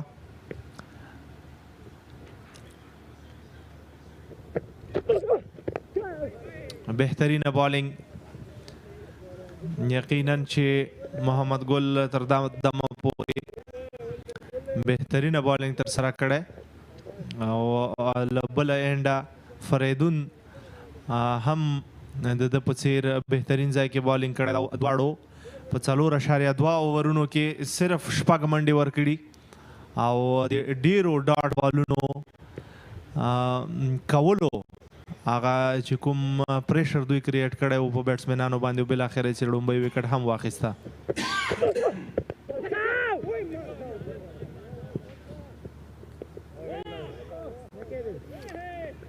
بالکل دغه دواړه توپونکي به وګورو په ویشتم ځای باندې. که څه هم نومان هغه سټرګل کوي، هڅه کوي، د غلط توپ وهلو هڅه نه کوي. په کار هم دا ده ځکه نن د نومان هغه ورځ به هم وي که چېرته دی په ویشتم ځای پاتې سي، نو ارومرو هغه ورځ ځینې داسې موقع چې هغه ورځ به ته خپله رنګینه کوې، ته به یې خپله جوړوې، څوک تا ته حلوا په کاسه کې نه راوړي، نو ته به یو هڅه کوې، زیار به باسې، ارومرو به هغه د حلوا ګوله تا ته راځي. یقینا شاکر صاحب هم د یو لوبغاړي په صفت باندې اکثره وخت داسې راځي چې سړی آوټ آف فارم شي، رنز په اسانۍ سره نه کیږي. نو که بیا کله مونږ کوچز کتلي دي نو د هغوی توصیه هغه توپوهونکي ته همدا وي چې په ویشتون ځای باندې د ډېر وخت واخلي او د ډېر وخت اخیستو وروسته بیا کولی شي چې هغه بال ښه په نظر باندې راځي. شاکر صاحب چې ته کله ډېر بیټینګ وکړې په ویشتون ځای باندې ټول بالران ولوبوې، نو هغې نه وروسته بیا ته کولی شي چې کله بال په نظر باندې راتلل شروع شي نو بیا اسانه وي بیټینګ کول. بالکل بیا هم د یوې ناممکنې منډه هڅه یې کوله، خو په سټرایک باندې نومان هغه یو ښه کالو نه یې وغوښتی چې دغه منډه ترلاسه کړي. محمد ګل دا ځل بیا هم فرنټ فوټ باندې راځي، 2 قدمه وړاندې راځي د کریز څخه، سیده دغه توپ لوبوي. بهترینه بالینګ تر دا مهاله پورې کوشش همدا دی چې هر بال د وکټ په لاین کې پیچ شي، ګوډ لینت او څومره کومک یا مرسته چې د ویشتون ځای نه اخیستلی شي د محمد ګل هغه خپلې هڅې روانې ساتلي.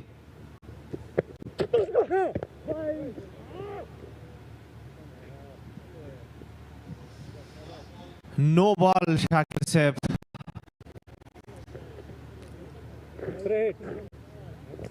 فری هیټ محمد ګل ډېر ښه توپ اچونه ترسره کړې وه، ډېر په صحیح لاین او لین باندې بال پیچنګ یې ډېر بیسټ و، چینل ته ډېر ښه داخل شوی و. وبه ګورو چې دغه نو بال ځینې وخت داسې وړه تېروتنه وي چې بیرته خپل ریدم له بالر څخه خراب سي. یقینا شاکر صاحب نو بال په شارټ فارمټ کرکټ کې که په لانګ فارمټ کرکټ کې د بالر دپاره ډېرې ستونزې منځته راوړي. که په دې بال باندې غټ شاټ راځي، سلو بال هلته فیلډر شتون لري خو صرف یوه منډه کیچ شو خو نو بال فری هیټ و. نو شاکر صاحب بیا لکه څنګه چې تاسو ویل په خپلو خبرو کې هغه ستا ریدم کانفیډنس په ډېرو شیانو باندې اغیزه کوي نو بال کول او بیا بالر ډبل مایندډي چې اوس بیا رانه پښه مخکې لاړه نشي نو بال ونه کما نو په دې کې هغه کوم کنسنټریشن چې د اوله کې و په هغې باندې اغیزه کوي. د ټاپ 5 وکټ ټیکرز ابراهیم عبدالرحیمزی 5 وکټې لري د میوند چمپیونز لوبډلې. نوید زدران 5 وکټې لري د پامیر لیجنډز لوبغاړی. فرید ملک 5 وکټې لري د ماهیپر سټارز لوبغاړی. دا هغه ټاپ وکټ ټیکرز وو. که وګورو فاست بالران یقینا شاکر صاحب لکه تېره ورځ چې ما یادونه وکړه د هر هغه لومبۍ لوبې چې ټولو څلور واړو لوبډلو ترسره کړلې دی هغې نه وروسته فاست بالرانو بهترینه بالینګ کړی دی او هغه کوم بهترینه ځای چې په ویشتنځای کې د دوی دپاره و هغه یې پیدا کړی او د ټولو کوشش هم دا دی چې په هماغه ځای کې د بالینګ وکړي لکه څنګه چې د ویشتنځای تقاضا ده ډېر رومي بیټسمینانو ته نه ده ورکړی ډېر هاف والي یا خوله کې بالینګ یې بیټسمینانو ته نه ده کړی چې په هغې د غټ شاټونه ترسره شي.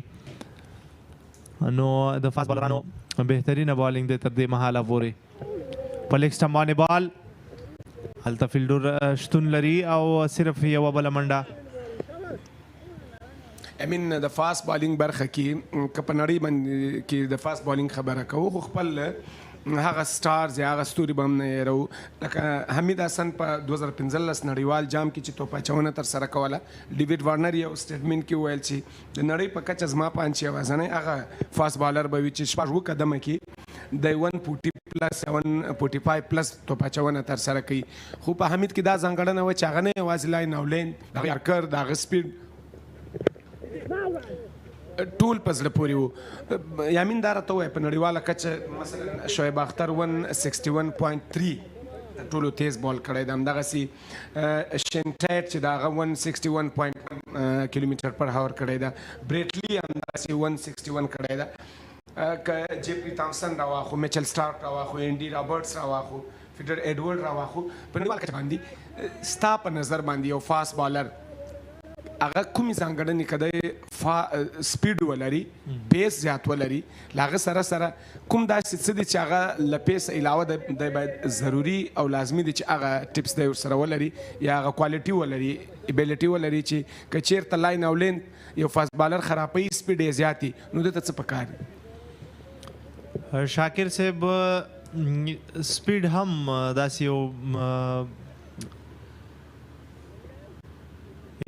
یو شی دی چې هغه کله تا سره وي نو له تا سره یو پازیټیو پوینټ ده خو بهترینه بالر هغه دی چې هغه کنسسټنټلی په یو ځای کې بالینګ وکړی شي د هغه لاین او لینس چې دي هغه اکثره وخت ستونزه جوړوي. نن سبا موږ او تاسو که وګورو په دنیا کې ډېر داسې فاست بالران دي چې هغه د 145 یا د 40 یا د 150 شاوخوا بالینګ کوي خو هغسې ډار یا پخوا به چې لیدل کېدل چې مثلا د تیزو بالرانو نه د بیټسمینان یو څه په ډار کې نن سبا هغه ستونزه تر ډېره بریده پورې حل شوې په دې ده چې دنیا ایډوانس شوې ده بالینګ مشینز راغلي دي ترو ډاونز اوس نن سبا ډېر رواج ده خلک کوشش کوي چې د هر ټیم سره د 3-4 کسه ترو ډاونز دپاره وي نو دا د پیس یا د تیز توپ اچونکو صرف تیز توپ اچونکو مسله چې پخوا څنګه وه هغه اوس هغسې نه ده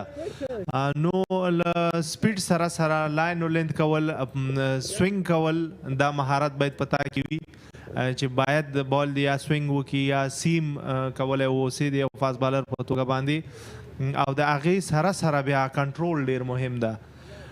که ته چېرته په 150 کې هم بالینګ کوې خو که ته کنټرول ونه لرې نو په انټرنیشنل لیول باندې معمولی که ته غلطي کوي نو بیټسمین هغې ته 100% ریډي چې هغه بال دی په تا باندې د غټو منډو دپاره ووهي یا څلوریزي دپاره یا شپږیزي دپاره نو د تیز بالینګ سره سره لاین او لینت او کنټرول ډیر زیات مهم ده. بالکل یامین په نړیواله کچه که وګورو شعیب اختر او شینټایټ هغه لوبغاړي وو چې په ډېر سپیډ به توپ اچونه کوله خو لاین او لین کې به د دوی ډېر مشکل وو. غټ شاټ ګورو بال په هوا کې دی او دې سره 2 منډې تر سره شوې. نومان هغه لکه څنګه چې موږ تاسو ګورو له شروع نه په دې هڅه کېده چې څنګه منډې ترلاسه کړي. ډېر صبر یې وکړه. نو نومان شاه وغوښتل چې په دې بال باندې غټ شاټ ترلاسه کړي مګر بیا هم ښه توپ اچونه د محمد ګل له لوري نه په هغه ځای کې بال ونه کړو چېرته چې نومان هغه غوښتل.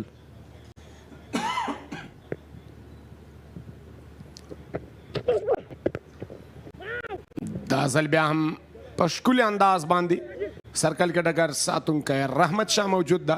نومان هغه لومړی غوښتل چې منډه ترلاسه کړي خو بهر شاه چمتو نه و ځکه د په دغسې خطرناکې منډې ترلاسه کول د رن آوټ ډېر خطر ورسره وي. یقینا شاکر صاحب ریپلی ګورو او بیټسمین په کریز کې موجود ده.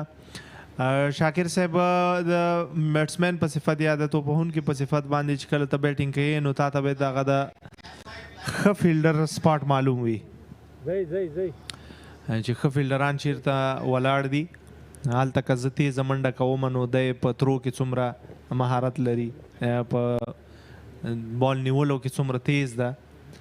نو دا فیلډران چې درته معلومه بیا اسانتیا وي تا ته تر څو ته هغه خپله پرېکړه کې اصل په سله یقیني واوسې چې چېرته باید زه سنګل وکړم چېرته یې ونه کړم. بالکل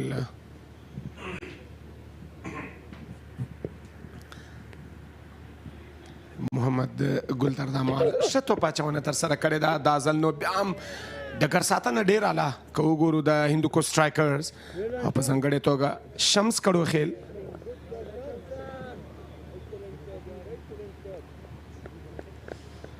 شاکر صاحب کا په سرکل کې د دوی فیلډران وګورو. په میډ آف کې رحمت شاه دی، په ایکسټرا کور کې شمس کړو خیل، په پوینټ کې ننګیال خروټی، همداراز په سلیپ کې عبدالمالک او په میډ ویکټ کې وفي الله ترخیل. دا پنځه داسې لوبغاړي دي چې له دوی نه د چټکه منډه اخیستل ډېره ستونزمنه ده. بهترینه شاټ دا ځل سټریټ ډرایو د نومان اغا له لوري نه او بال ګورو چې د باونډري لاین نه اخوا لاړو د څلور منډو دپاره.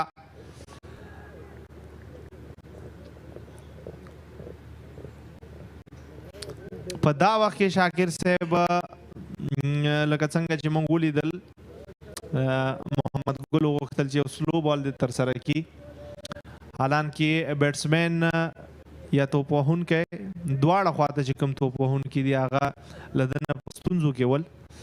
نو یو نوی شی ټرای کول دی زما په نظر دومره ښه آیډیا دی نه واوسېږي په دا وخت کې.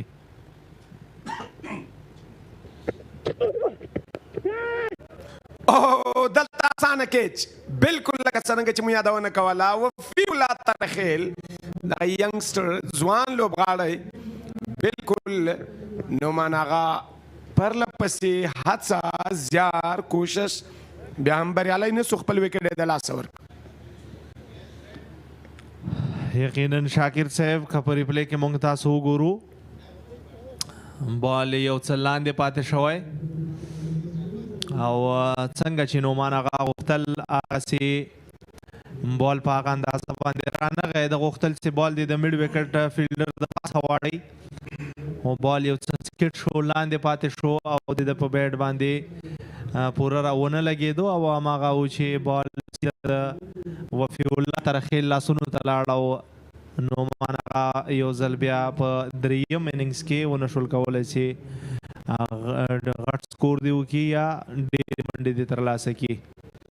خپله وکړې له لاسه ورکړه او بهترینه بالنګ یو ځل بیا ګورو د محمد ګل له لوري نه. محمد ګل په پرله پسې ډول بهترینه توپ اچونه ترسره کړې، صرف تیر بال یو نوی شی ټرای کو چې زما په نظر هغه نه و پکار، خو بیا هم چې موږ چې څنګه ګورو چې کله بیټسمین د یو ځای نه په مشکلاتو کې وي نو باید د بالر په صفت باندې ته کنسسټنټلی هماغه ځای وولې او بیټسمین پرې یو غلطه پرېکړه وکړي لکه څنګه چې نعمان شاه وکړه. یامین که وګورو صدیق قاتل ته چې په کم چینل کې په کم لاین اورین باندې توپ اچونه ترسره کېده، اوس نعمان هغه ته چې کومه توپ اچونه ترسره کېده کم بالینګ چې صدیق قاتل ته کوو هماغه چینل کې نه و، خو کم چینل کې چې هغه ته بالینګ کوو هغه ډفرنټ و. یو فاست بالر ته څه پکار دی چې د ډیر په چټکۍ سره یو بیټر ریډ کی په ډیوریشن د میچ کې لمه چې اوس خو ویډیو انالیست هڅه کوي اما په میچ په جریان کې کوم هغه څه دي چې د بیټسمن په اسانۍ سره ریډ کولای شي. جو شاکر صاحب ډیره ښه پوښتنه.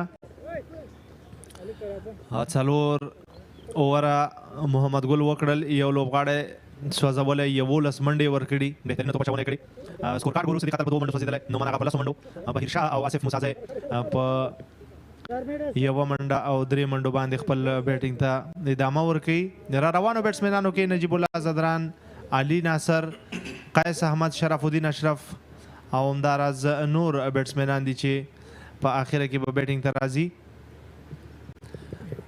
نو ستاسو د پوښتنې په جواب کې شاکر صاحب د یو بالر په صفت باندې کله چې یو بالر بالینګ کوي نو مشکلات په هغه وخت کې وي چې کله یو چپلاسې توپ وهونکی او یو خلاسې توپ وهونکی د بیټینګ ته ولاړي، ځکه د دواړو دپاره به ته اینګلز چینج کې د پیچینګ ځای ته تغییر ورکې. نو د یو بالر په صفت باندې دا مهارتونه باید له تا سره وي.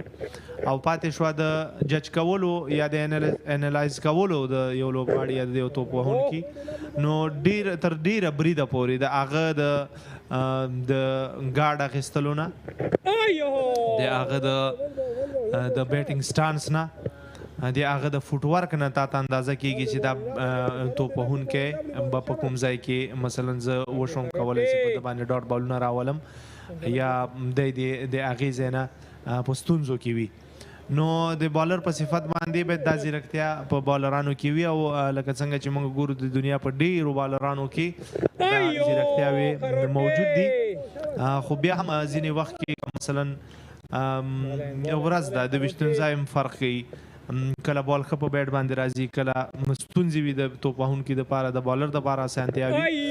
نو چې کله هم د یو بالر په صفت باندې بالر په مشکلاتو کې راځي نو بیا ښه لاره دا ده چې هغه بیسکس دې فالو شي، او بیسکس دا دي چې هیډ د وکټ او تر ډیره بریده پورې باید په یو ځای کې توپ اچونه وشي چې هغه ګوډ لینت دی. ډیره مننه یامین.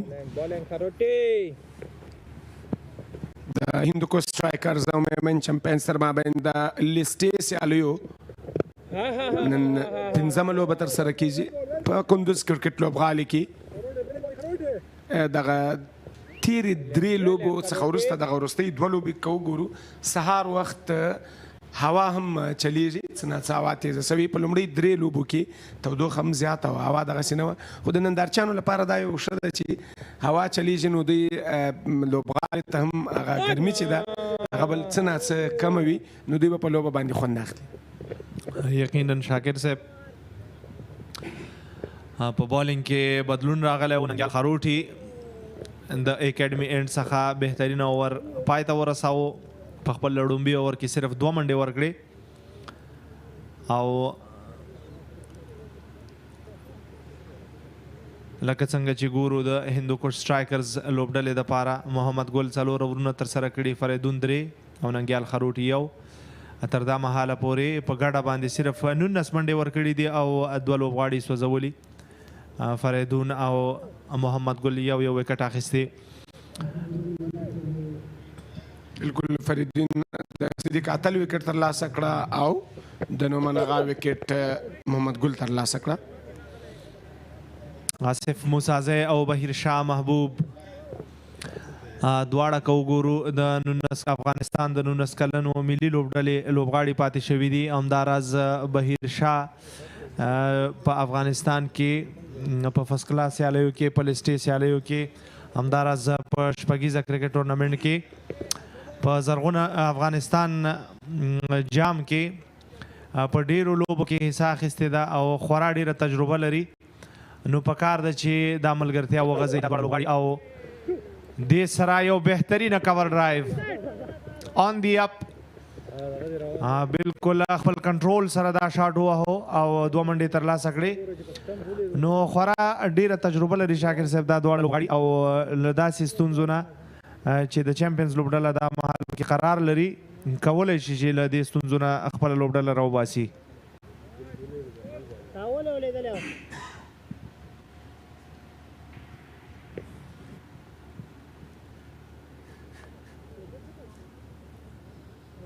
لومړی پاور پلی جریان لري محمد ګل خپل 5م اوور ترسره کوي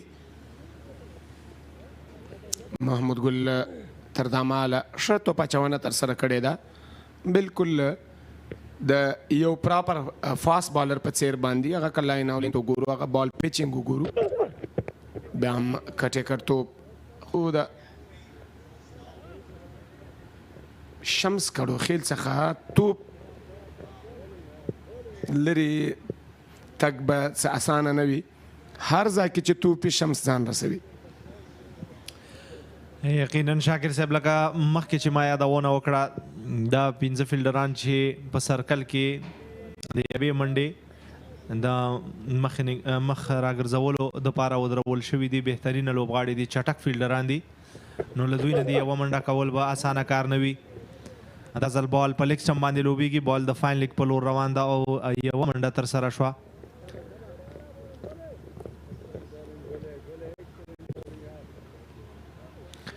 شاکر صاحب که وګورو د سټرایکرز لوبډلې چې کمې تیرې 2 سیالۍ ترسره کړي دي نو یوه لوبډله هم دې ته نه ده پرېښې چې تر 180 ډېرې منډې دې جوړې کړي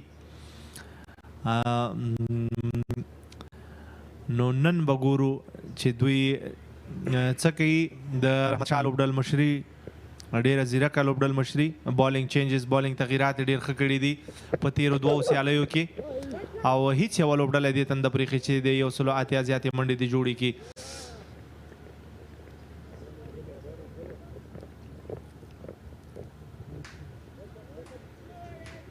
نهم اوور جریان لري 22 منډې دي 2 لوبغاړي سوځېدلي محمد ګل خپل 5م اوور آخري بال به ترسره کوي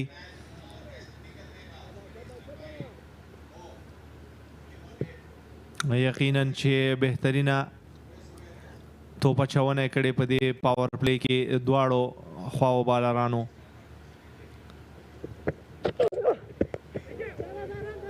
شاته بال ترسره کیږي شمس هلته موجود او ډایرکټ هیټ لکه څنګه چې موږ مخکې یادونه وکړه له دې 15 فیلډرانو به یوه منډه کول ډېر ستونزمن کار وي او آصف موسازی و چې بېغوري وکړه او بال سیده د شمس لاسونو ته روانو او د منډې کولو کوشش وکړه او د شمس ځیرکتیا ګورو بهترینه پیک اپ او سټریټ تھرو ډایرکټ هیټ او آصف موسازی و چې حق حیران پاتې شو په میدان کې او خپله وکټ یې له لاسه ورکړه بالکل بهترینه ډګر ساتنه د شمس له لوري څخه په زړه پورې بالکل هیڅ موقع او چانس یې ورنه کړو چې بیټ په کریز کې کښېږدي ځان ورسوي دا همهغه ډګر ساتنې دي هغه رن آوټس دي چې یو لوبډله د بریا هسکو ته رسولی سي شمس په ډېره چټکۍ سره ډېره ښکلې ترو مستقیم وکټ ته بیلنس کې وګورو په ډګر ساتنه کې د شمس ډېر په زړه پورې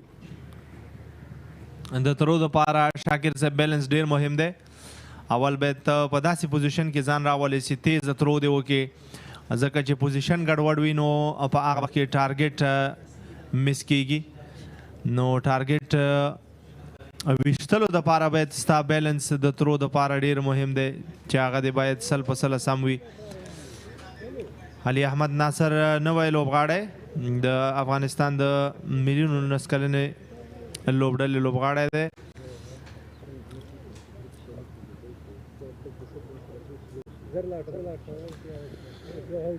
که وګورو په تیرو لوبو کې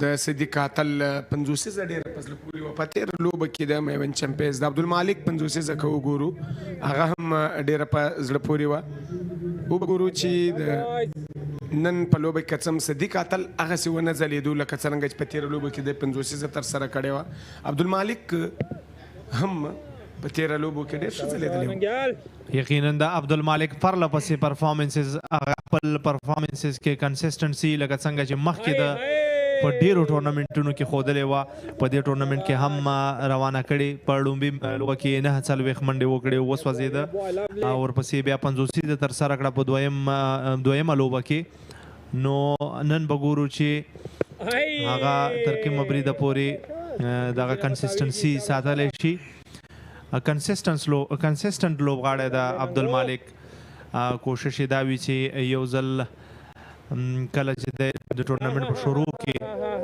په اوله لوبه کې د زیات کوشش دا وي چې ښې منډې لاسته راوړي او بیا د ټورنمنټ تر اخره پورې هماغه کنسسټنسي وساتي او په هره لوبه کې د په تدریجي ډول باندې په خپل توپوهنه کې ښه والی راولي او همدغه راز په ډیرو ټورنمنټونو کې موږ کتلی چې په ټاپ 3 سکوررانو کې خپل نوم ساتلی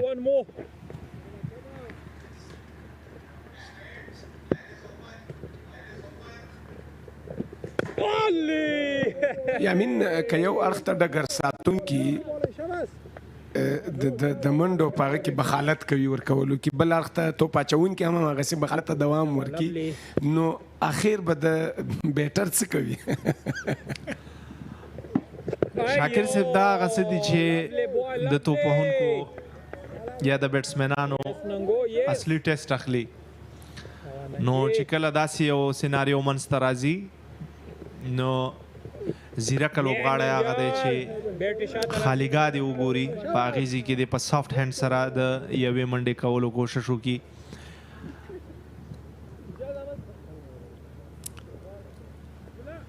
د نن لوبه نومان هغه 10 منډې بهیر شاه په 8 منډو نه سوځېدلی ولاړ ده صدیق اتل په 2 منډو باندې خپل وکټ د لاسه ورکړی فریدون د 3 اوور 8 منډو په بدل کې 1 وکټ محمد ګل د 15 اوور په بدل کې 14 منډې ورکړي دي 1 وکټ یې ترلاسه کړی ده 45 ډاټ توپونه راغلي دي 10 یویزې دي 4 غبرګې منډې دي او 3 منډې نه دي راغلې تر اوسه یوه څلوریزه د شپږیزې کم څرک نه لیدل کېږي تر هماله ټول ټال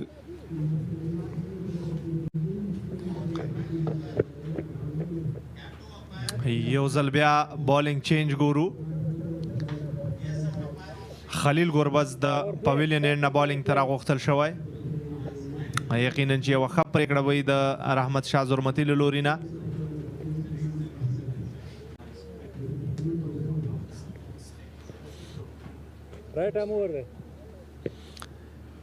کنسسټنټلی که په یو ځای کې بالینګ کېږي شاکر صاحب نو د یو توپوهونکي په صفت باندې باید ته په خپل شافل کې په خپل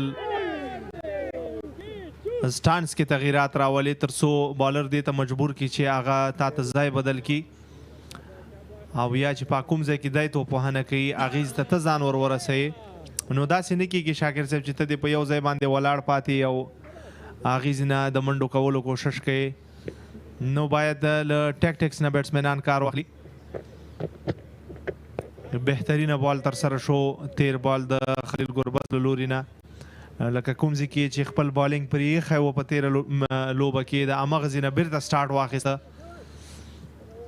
بالکل یامین په دغسې ویشتن ځای باندې شپل او مومن ډېر اړین ده د بیټر لپاره باید مصروفه ځان وساتي بیزي باید واوسي که چېرته دی غواړي چې یو ښه پاڼۍ ترسره کړي دغسې توپ اچوونکي لکه څنګه چې موږ د هندوکوش سټرایکرز ولیدل دومره په اساني سره دوی ته د دوی رینج یا د دوی هغه خپل هغه زون ته نه راځي چې دوی په اساني سره منډې ترلاسه کړي نو یوازې په ځای پاته کېدل لکه څرنګه چې تاسې یادونه وکړه نو هرومرو به وکټ هم د لاسه ورکوي او د منډو لړۍ به هم په ټپه ولاړه وي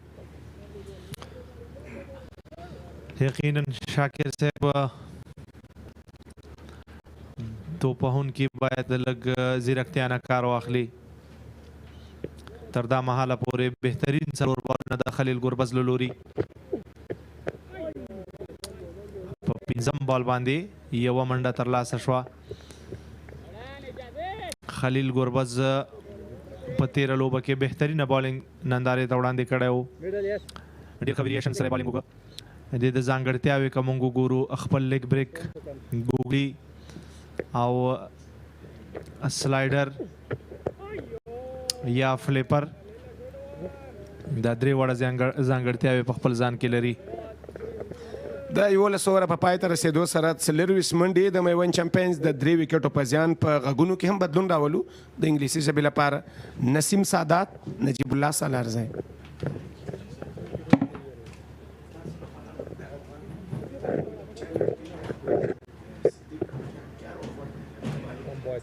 Come boys, keep going, keep up the good work boys, ډېر ښه لګي.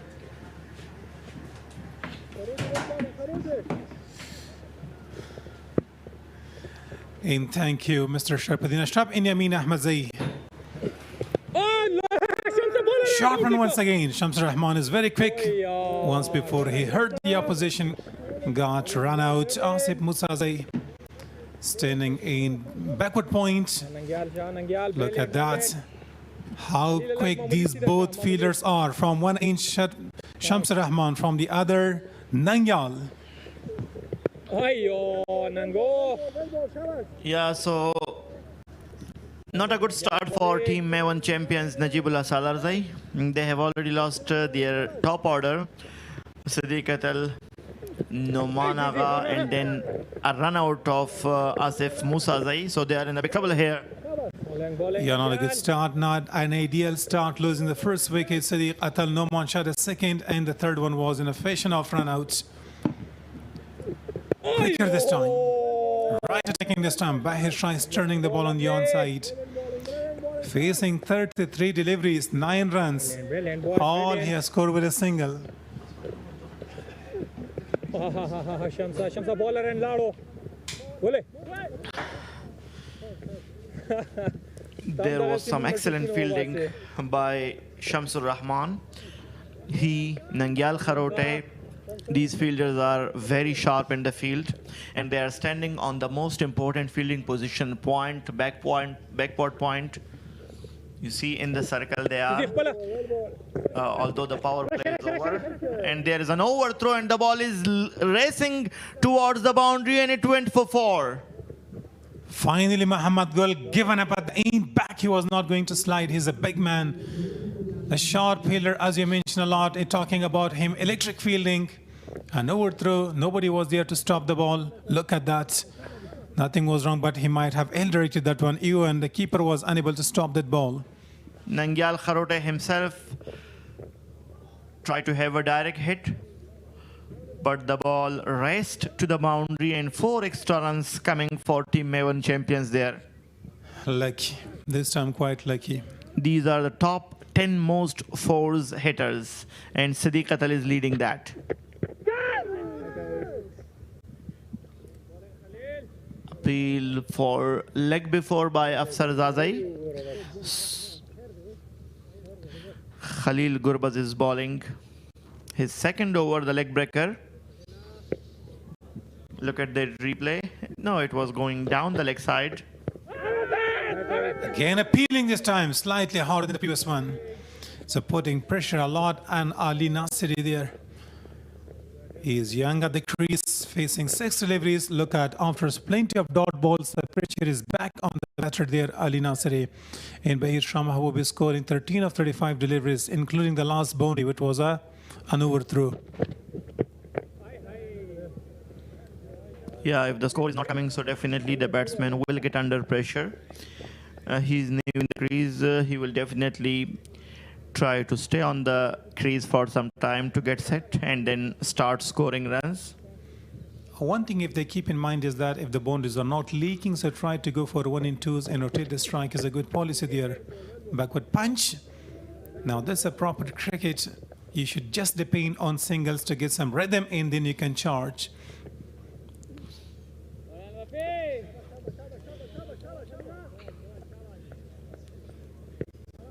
Projected score with the current run rate is 2.29. That is very low. So projected score from here is 114. Yeah, it looks like a test match run rate. But nobody knows at the end back what does Najibullah do. Sharpadin is there. Qais Ahmad yet to come. Okay. Asking you about the lowest total in ODI matches. Do you remember what would be the lowest total? Yeah, that was 35 by Zimbabwe against Sri Lanka. Yeah, great answer. Number of teams scored 35. So after 13, it's 30 for the loss of 3.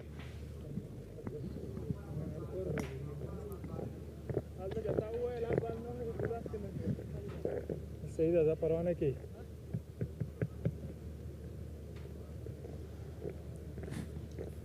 شاباش شاباش شاباش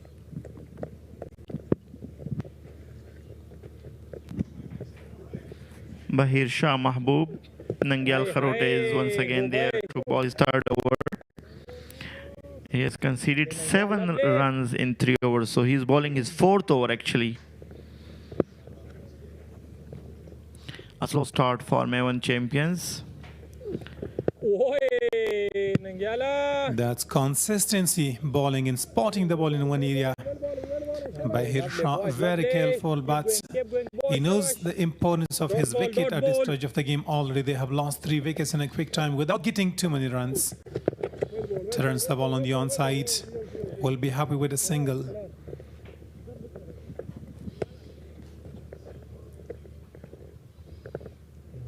Come on, boy. If we talk about the weather here, it's windy, open ground. The wind is blowing around and is beating a bit, and a bit cloud is moving around the stadium here. Where he will play this time, we'll find the fielder. Would be thinking for the second. Ali Nasiri was entrusted. Nangyal Kharote, he has taken 1 slip, Abdul Malik, for these 2 batters. The only job they have to do is just to rotate the strike and build a partnership here, because they have already lost 3 wickets and they cannot afford to lose any other wicket in this phase of the innings. Yeah, no doubt. Already Bahir Shah Mahbub, he was standing with Asif Musazai where he was dismissed. Only 1 stump was visible. Shams Rahman collects the ball there and he throws the ball straight away and hitting the stumps.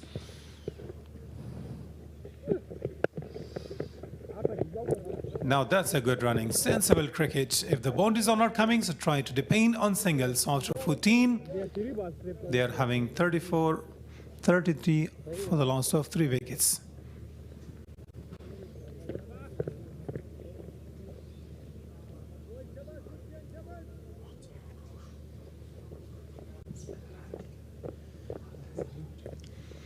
Now the top 10 wicket takers. Shamsur Rahman 5, Faridun 5, Ibrahim Abdurrahman Naveed Zadran 5, Farid Malik same. So first 5 got 5 wickets and the other got 4 wickets. The race is on. Many bowler with 5 wickets so far in this 7th edition of List A tournament. And once again, it's another sharp single and there's an overthrow. Will they go for the second? No, they will not. As you mentioned, they cannot afford another run out at this stage of the game. Already 1 has been done there. The runs is not that many runs on the board, so that's why pressure is keeping on Maiwand champions after winning the toss. They decided to bat first. So first universe is difficult to play on a surface like that. Appealing this time, huge appeal. The bowler was really sure that he might have hit. It was coming close in the line of the stumps, but let's have a look there. Yeah, good call. Really good call going rally down there. Yeah, the ball was going down the leg stump. Khalil Gurbaz has got experience, a wicket taker for the team with the best economy. So far, he's controlling the game. Bahir Shah Mahbub is having good temperament, great patience. If you're losing your patience, you're losing your wickets. Yeah, look at this. These 2 spells of the spinners, Nangyal Kharote and Khalil Gurbaz. They are very much economical. And once again, it's Shamsur Rahman in the point. Will not allow the batters to run here.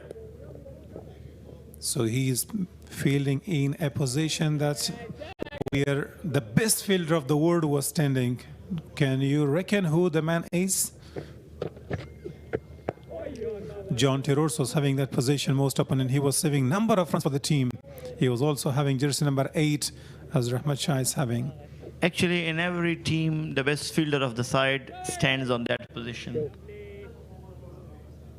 That's a crucial position.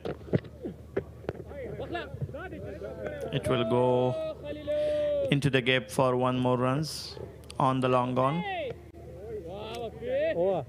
So after 15, 36 for the loss of 3 wickets.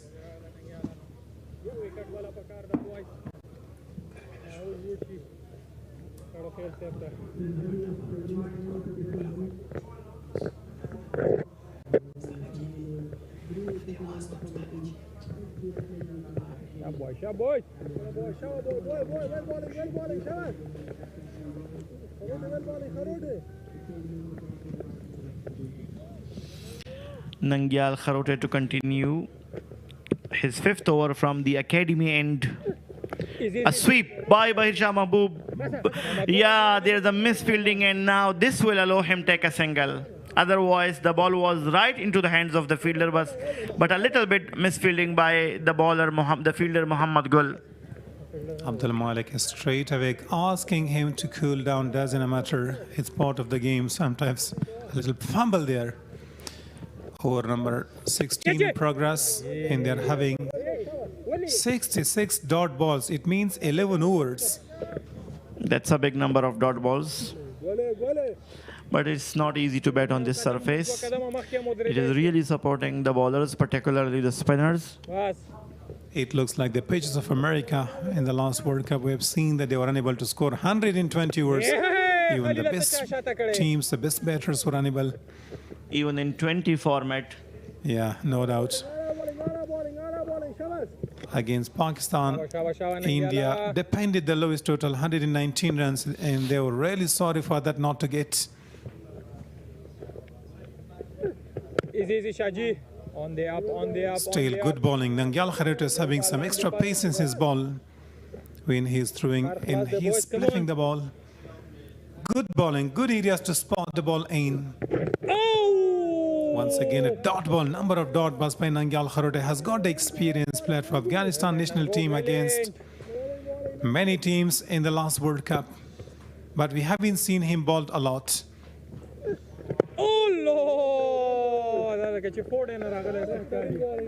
Good over once again. Great bowling, 16, 39 for 3.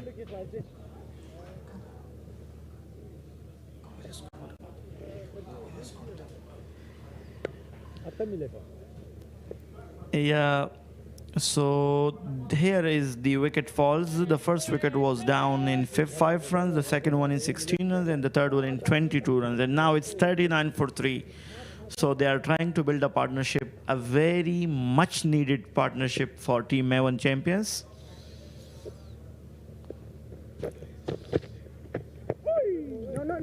Current run rate 2.44 per over.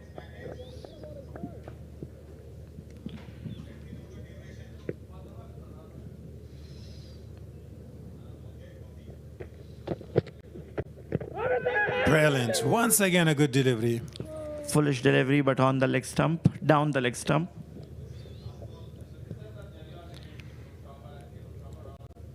Now look at scoring 20 runs of 50 balls. Very slow start by Bahir Shah. Pitching outside the off stump, putting a big dive. Brilliant fielding by Nangyal Kharote. Outstanding. Electric fielding, running like a cheetah. Yeah, excellent fielding by Nangyal Kharote, Shamsur Rahman in the circle on the onside for these two right-hand batters. They are not allowing them to score runs in their areas.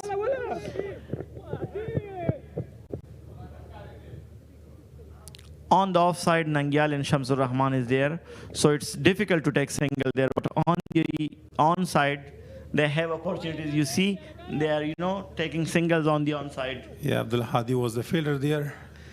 A bit tall, difficult to lean. Once again, they are tracking excellent fielding this time by Abdul Hadi. Abdul Malik. Yeah, it's Abdul Malik.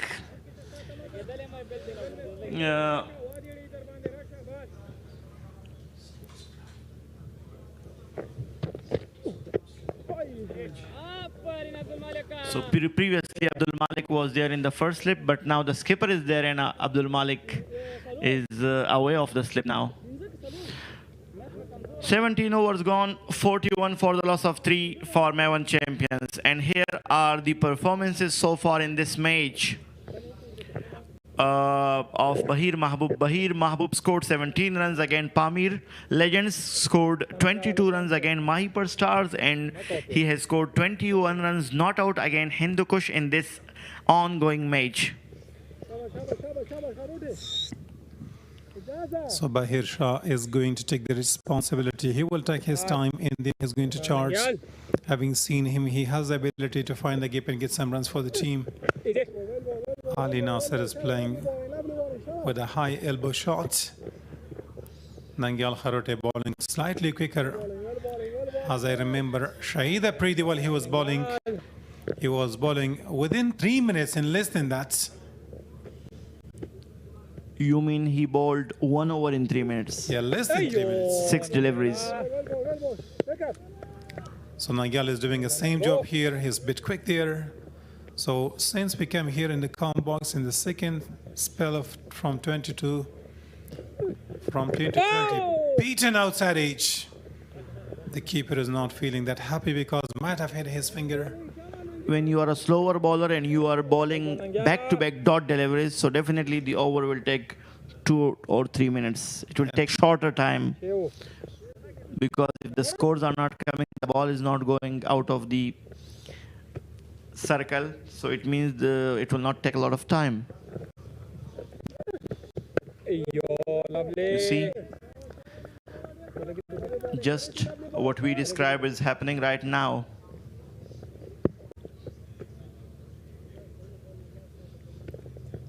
Now Abdul Malik is standing in the first slip there.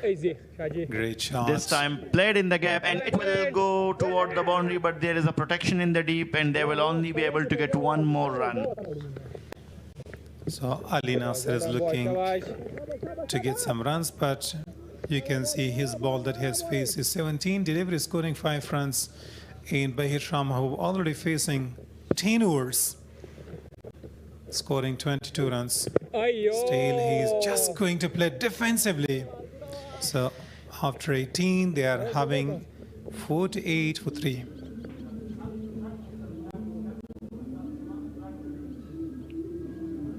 Here is the current partnership between Bahir Mahbub and Ali Nasser. It's 21 runs from 54 deliveries, and the contribution is 15 from Bahir Mahbub from 36 deliveries and 5 from Ali Nasser from 18 deliveries.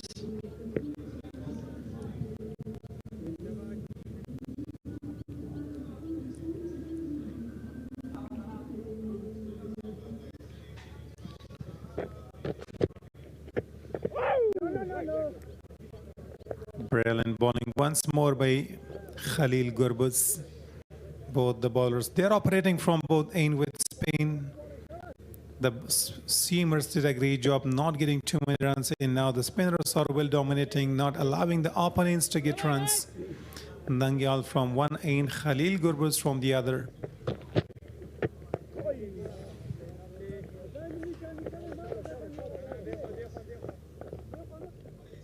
Match number 5 out of 13. 13th will be the final match.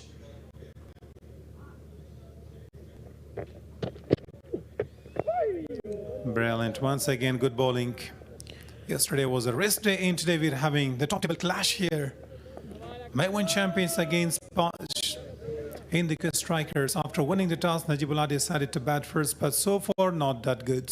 The two spinners are doing their job great, although the other spinner, Shamsur Rahman, is still there.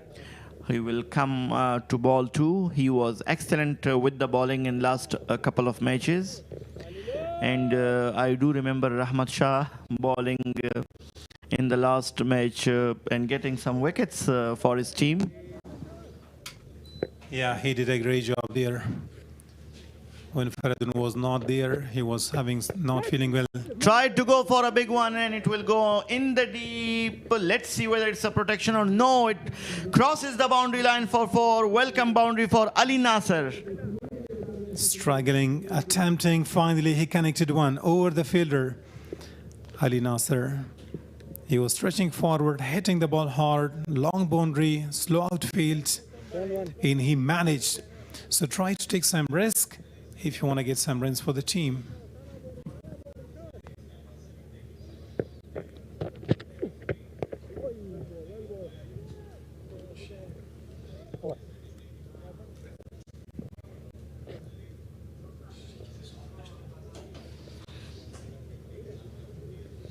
"19 overs are gone, 48 for the loss of 3 wickets for Team Maiwand champions.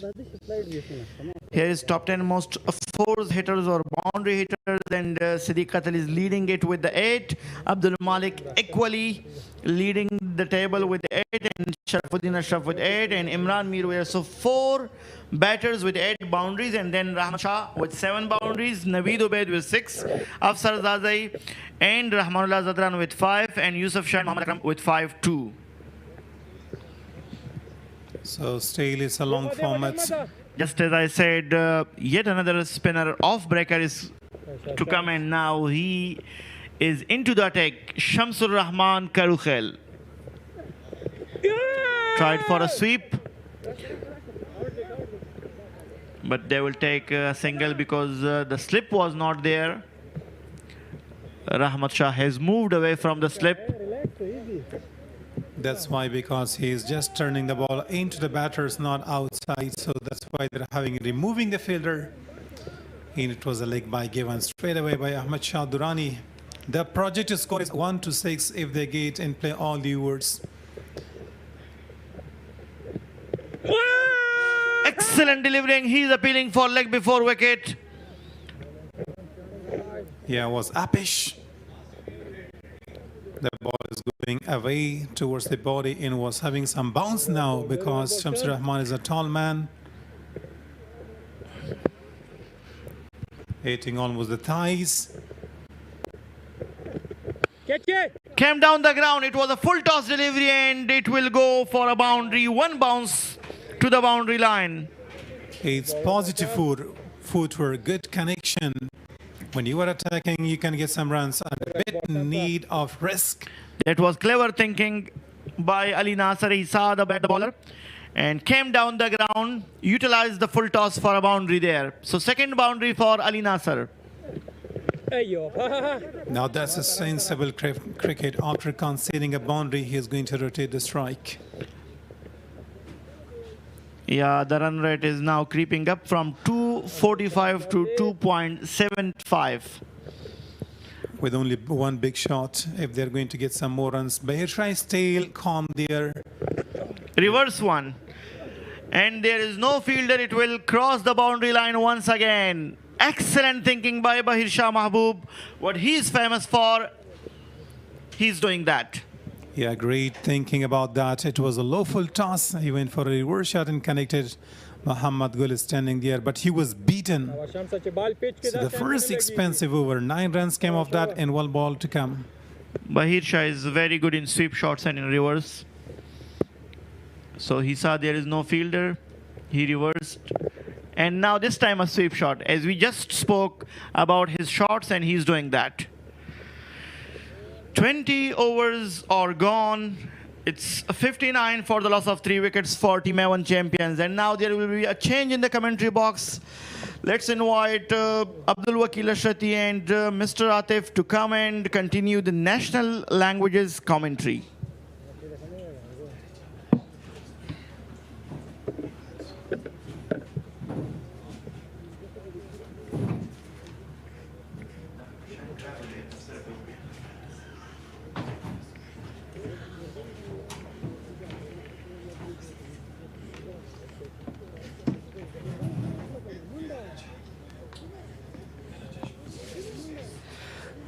ډیره مننه ښاغلی سعادت او ښاغلی سالارزی.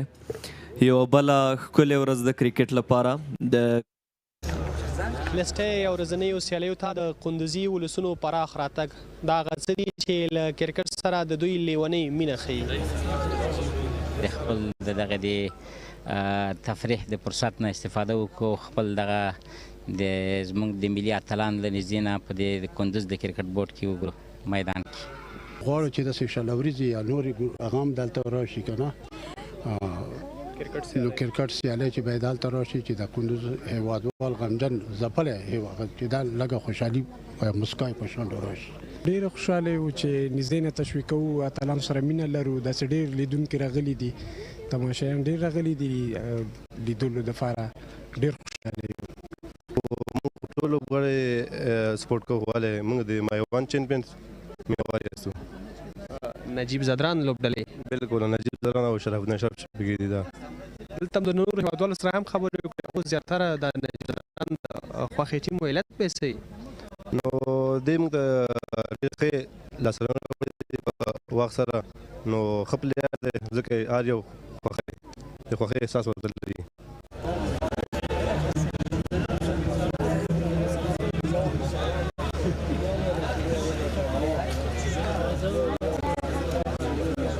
زما خو ټول د خوښې لوبغاړي دي خو دلته چې ده اشمت شهیدي هم شته ده او قیس احمد هم شته ده او شرف الدین اشرف هم شته ده خو زه د اشمت شهیدي مینوال یم مې جمعګل د ولسوالۍ خان آباد د کلي زرکمل له کلي نه راغلی مننه دی هغه کرکټ ته د نړۍ لپاره همیشه د کرکټ شوقي یم او د خوښې لوبغاړی مې رحمان الله ګوربز د هغه هم د پیلو کې مصروفه ده فی الحال نسبتا نه څه په دغه لوبو کې او همیشه زه تلویزیون له طریقه زه لوبې ګورم خدای دې وکړي چې همیشه دغه ګراوند ته که د نور ملي لوبغاړي چې دي یو څه خو راغلي دي څه پاتې دي لکه راشد دی نبی دی د دوی راتګ هم دلته راسي نو موږ ډېر خوښ یو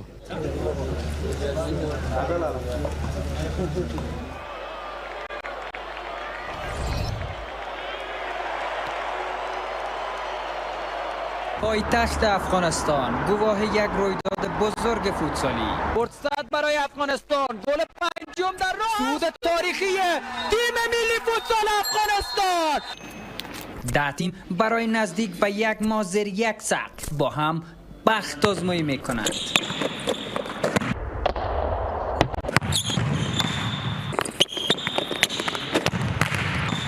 دور سوم رقابت‌های لیگ برتر فوتسال افغانستان آغاز بازی‌ها جمعه 29 سرطان به گونه زنده و قانونی از ملی اسپورت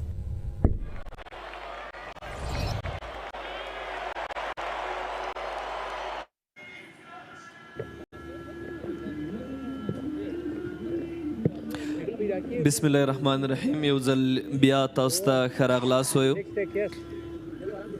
دواړه لوبډلې مایوند اتلان او هندوکش سټرایکرز له یو بل سره مخامخ دي 9:50 ته د مایوند اتلانو منډې رسېدلي د 3 وکټو په زیان سره ریس سپینر یو ځل بیا راځي د سویپ هڅه ده خو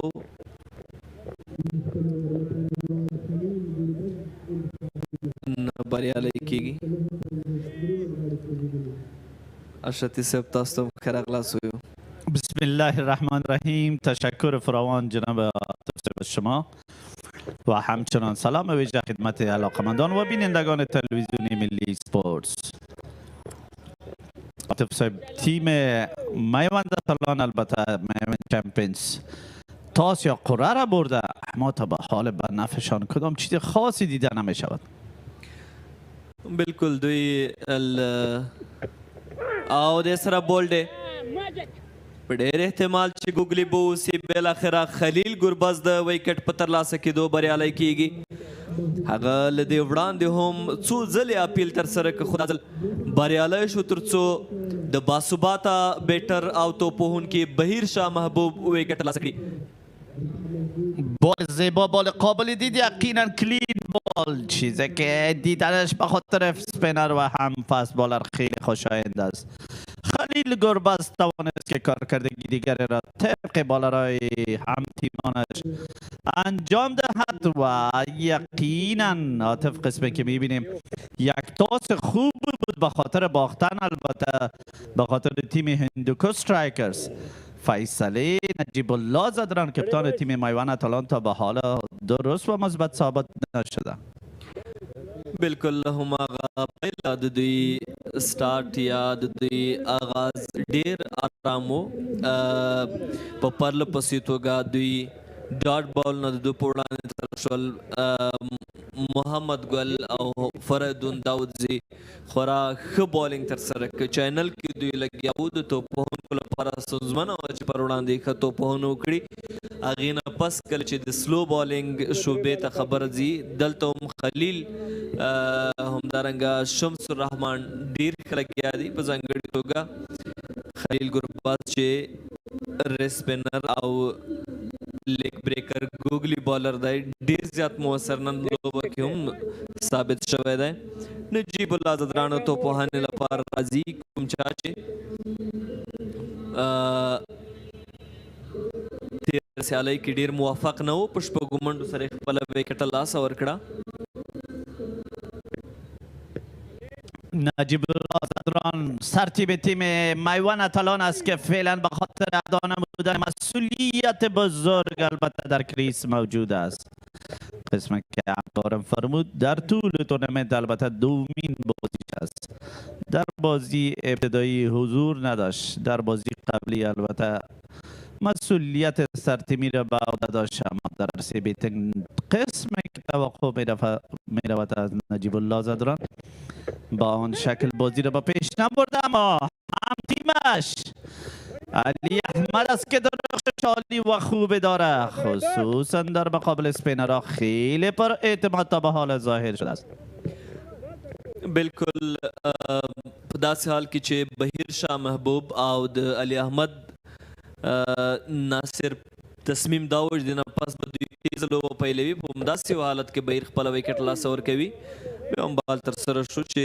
دفاعي لوبونه ده او د منډې موقع نشته په یو ډېر حساس او مهم وخت کې د بهیر شاه محبوب ویکټ ترلاسه شوه د هندوکش سټرایکرز لپاره او یقینا دا به یو ځل بیا د منډو هغه تازه پیل شوې لړۍ یو څه سلو کړي او وبګورو دې نه وروسته توپوهنه او دغه ملګرتیا څنګه مخکې تللی شي د لیفټ او رایټ هینډ کمبینیشن یا د چپلاسي او خلاسي ملګرتیا هم له همدې ځایه پیل شوې ده دا هغه ویکټې دي چې ترلاسه شوې پیل کې رن آوټ سره چې کومه ویکټ راغله ډایرکټ هیټ و او دا هم هغه بولډ آوټ چې د خلیل ګرباز په بال سره بهیر شاه خپله ویکټ لاسه ورکړه شمس الرحمن راغلی لومړني اوور کې ډېر موفق نه و پر وړاندې لس منډې ترلاسه شوې یقینا در کل قسمی که تماشا نبودیم فاست بالرهای تیم هندوکوش استرایکرز فریدون و محمد گل توانستند که از ابتدا فشار را حاکم بسازد بالای تیم مقابل و به هیچ وجه حاضر و بین نبودند که در مقابل بازیکنهای میوند اتلان فرصت عادی و آسان را مساعد بسازد بالینگ خیلی عالی از طرف فریدون و محمد گل آتف شما شاهد بودید که در چنین پیچ وقتی که سرتیمت قره را هم میبازد و انتخاب بالینگ را با شما میدهد باز هم میتوانید که از موقع استفاده درست و عالی نمایید خیلی بالای پرسرعت و اورای عمده انجام دادن بالکل د دوی پیل ډېر ښه و خو منځنۍ برخه کې بیا تاسو ګورئ خلیل ګرباز ډېر ښه لګیا و هغو سره یې ډېره ښه ملګرتیا وکړه او هغه حالت یې همداسې وساته دلته فینګر سپینر او بریکر شمس الرحمن لیدل کېږي شمس الرحمن هم په یو ډېر ښه ځای کې انتخاب شوی دی په ټوله کې ډېره موفقه او ډېره بریالی لوبډل مشیده تر دې مهاله د رحمت شاه له لوري دلته چپلاسې توپوهونکی دی او هلته د شمس الرحمن راتګ به یقینا ډیر اسانه ونه وسي د نجیب الله زدران لپاره دغه لوبونه په هر حال وګورو د نه وروسته نجیب الله زدران د لوبډل مشر او ډیر با تجربه توپوهونکي په توګه خپل لوبډله تر کوم ځای رسولی شي په داسې حال کې چې په بل اړخ کې ورسره ځوان علي ناصر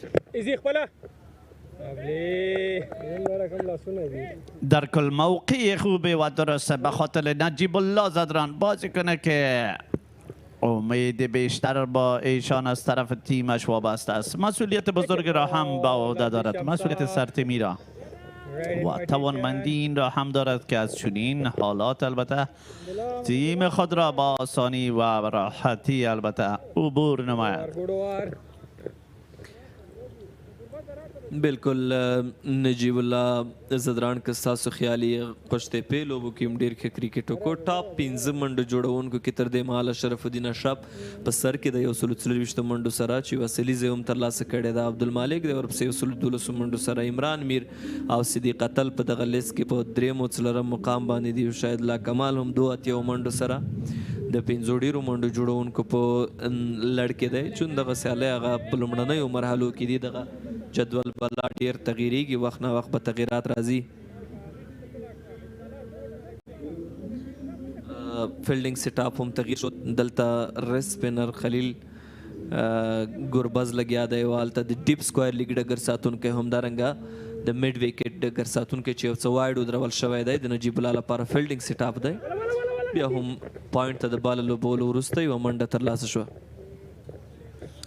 با دقت کامل. البته چیزی که تقاضای وقت است و ضرورت تیم نجیب الله زدران پنداشته می شود. نجیب الله زدران هم تا حد زیادی تا به حالا توانسته که آغاز خود را خیلی دقیق نماید و ضرورت یک پارتنرشیپ یا رفاقت دیده میشه. یقینا ساختن رفاقت و پارتنرشیپ حیاتی، مسئله حیاتی است به خاطر تیم میوند اتلان و خصوصا به خاطر نجیب الله زدران بازیکن که امروز مسابقه دوم خود را البته به شکل انفرادی در مسابقات لیست اتصالات 2024 انجام میدهد. لیگ سټم باندې ترسره شوی دغه لوز بال هم واړی حساب شو. دوه منډې هم ترلاسه شوې.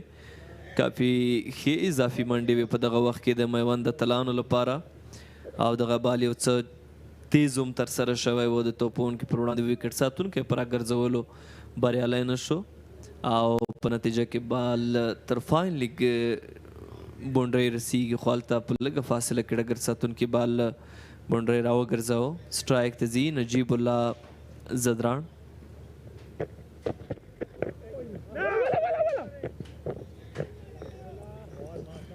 این بار خلیل گربز میتونه که لاین خود را به شکل درستی انتخاب نماید و برقرار بسازد.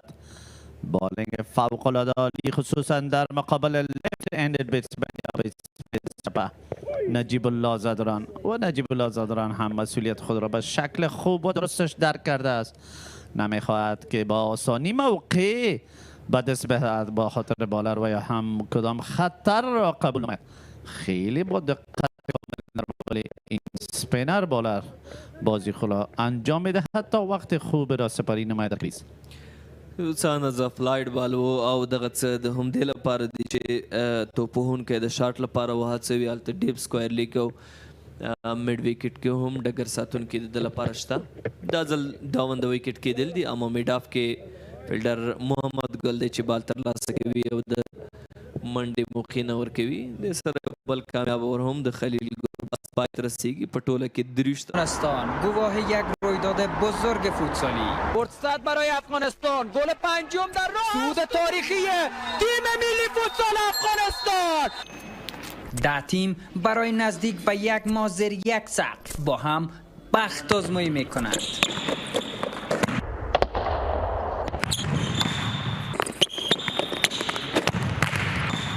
دور سوم رقابت‌های لیگ برتر فوتسال افغانستان.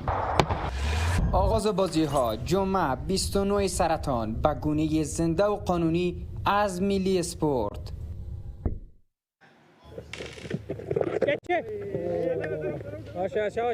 و این هم استعمال قدم ها این بار از طرف علی احمد بازیکن مجرب، بازیکنی که در اوور قبلی شمس همچنان میخواست بازی حمله آور را انجام دهد.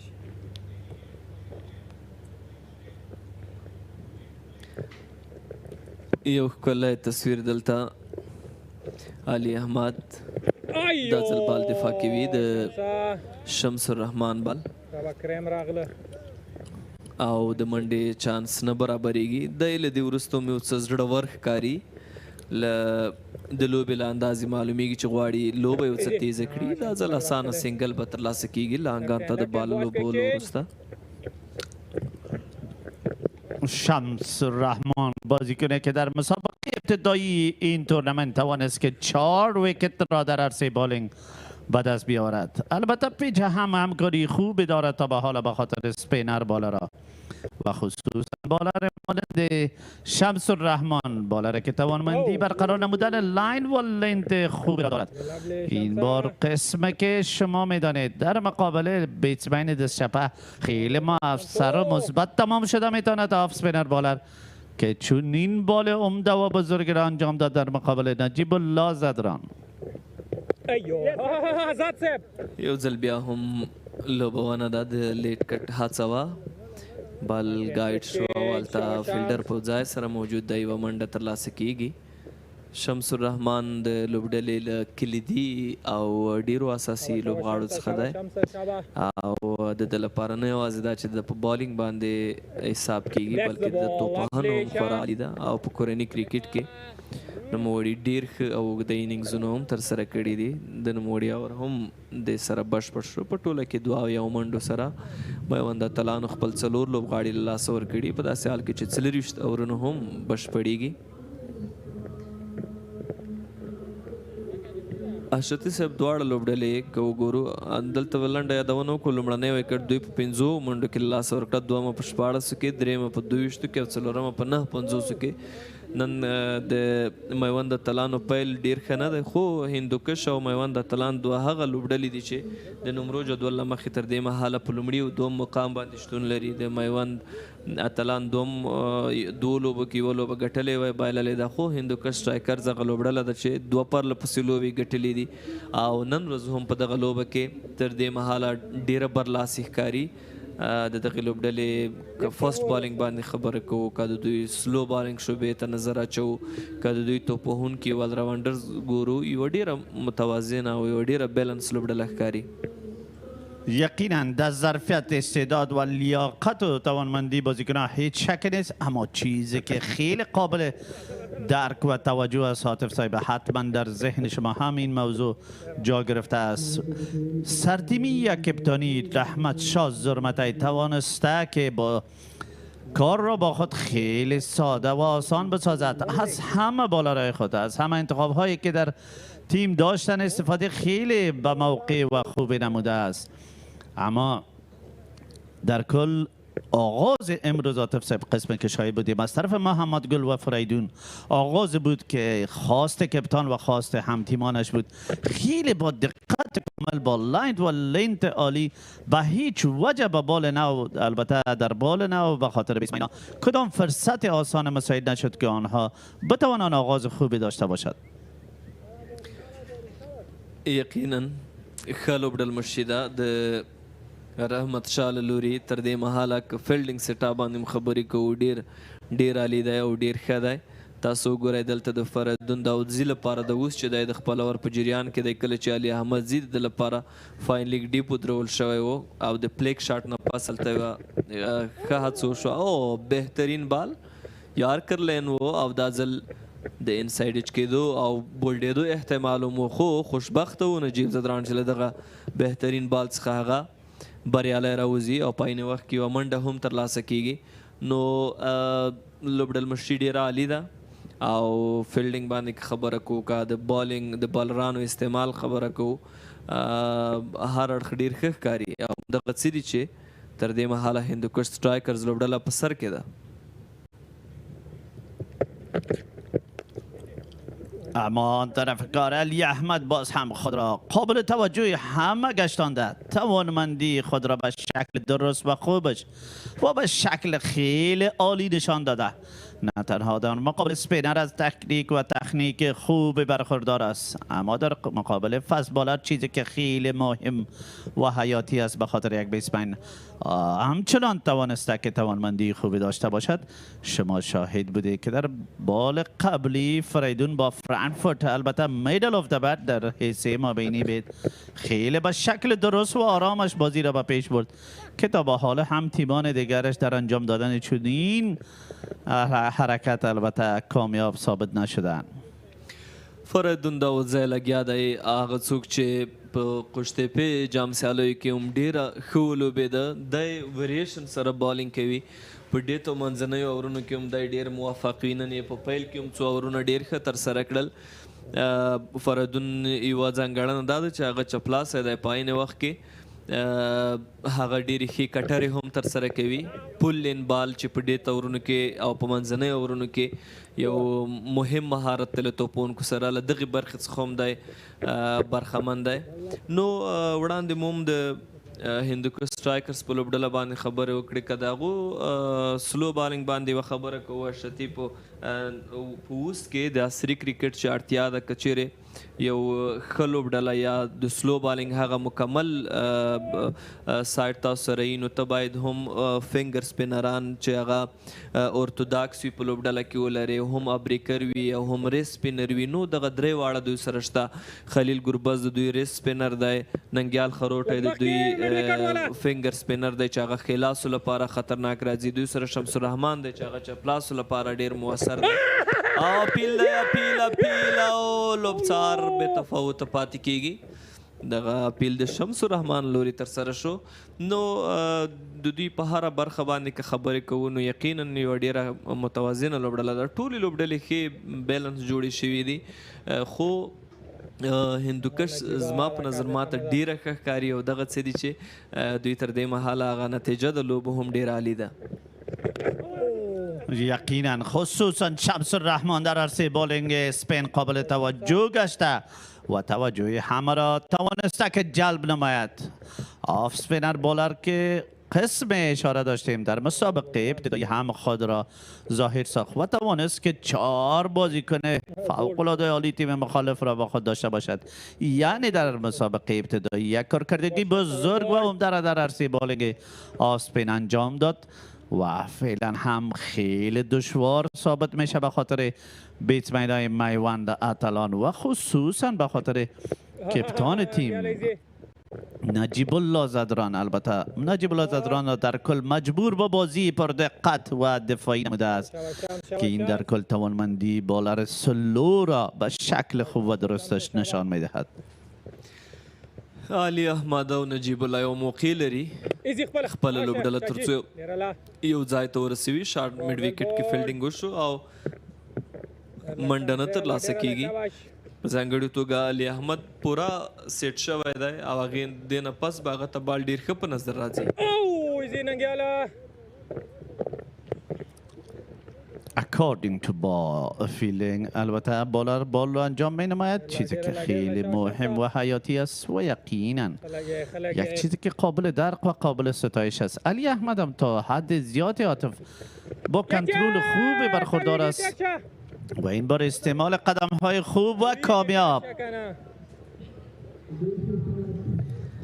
څلور منډې ترلاسه کیږي بال د ډیپ سکوایر لیګ په ساحه کې څلور منډو لپاره ولیږل شو تاسو وګورئ وړاندې راځي او بال په ډېره ښه توګه لوبوي چې نتیجه یې هم په څلورو منډو باندې تمامه شوه ما وړاندې وموږ چې دی وخت یې تېر کړی په وکټ باندې او لوبډله یې منډو ته هم اړتیا لري دې نه پس به خپل منډو لړۍ تیزوي ډېر غښتلی اوپننګ یا آغاز یا پیل د دوی د لوبډلې چې دی صدیق اتل او نومان شاه نن بریالي نه وو او خپل وکټ یې ژر ژر له لاسه ورکړې خو هغې نه پس بهیر شاه محبوب او تر 28 منډو ورسېده آصف موسازی هم چې یو ډېر ښه لوبغاړی ښه توپوهونکی دی هغه هم نن موافق نه و د دوی لپاره د کلیدي او ځانګړو توپوهونکو په توګه خو دلته یو ملګرتیا ښکاري چې پیل شوې ده د نجیب الله او علي احمد ترمنځ دا د ډرایو هڅه ده اما په کور کې ډګر ساتونکی په ځای سره شته په شاټ کور کې او د منډې موقع نه ورکوي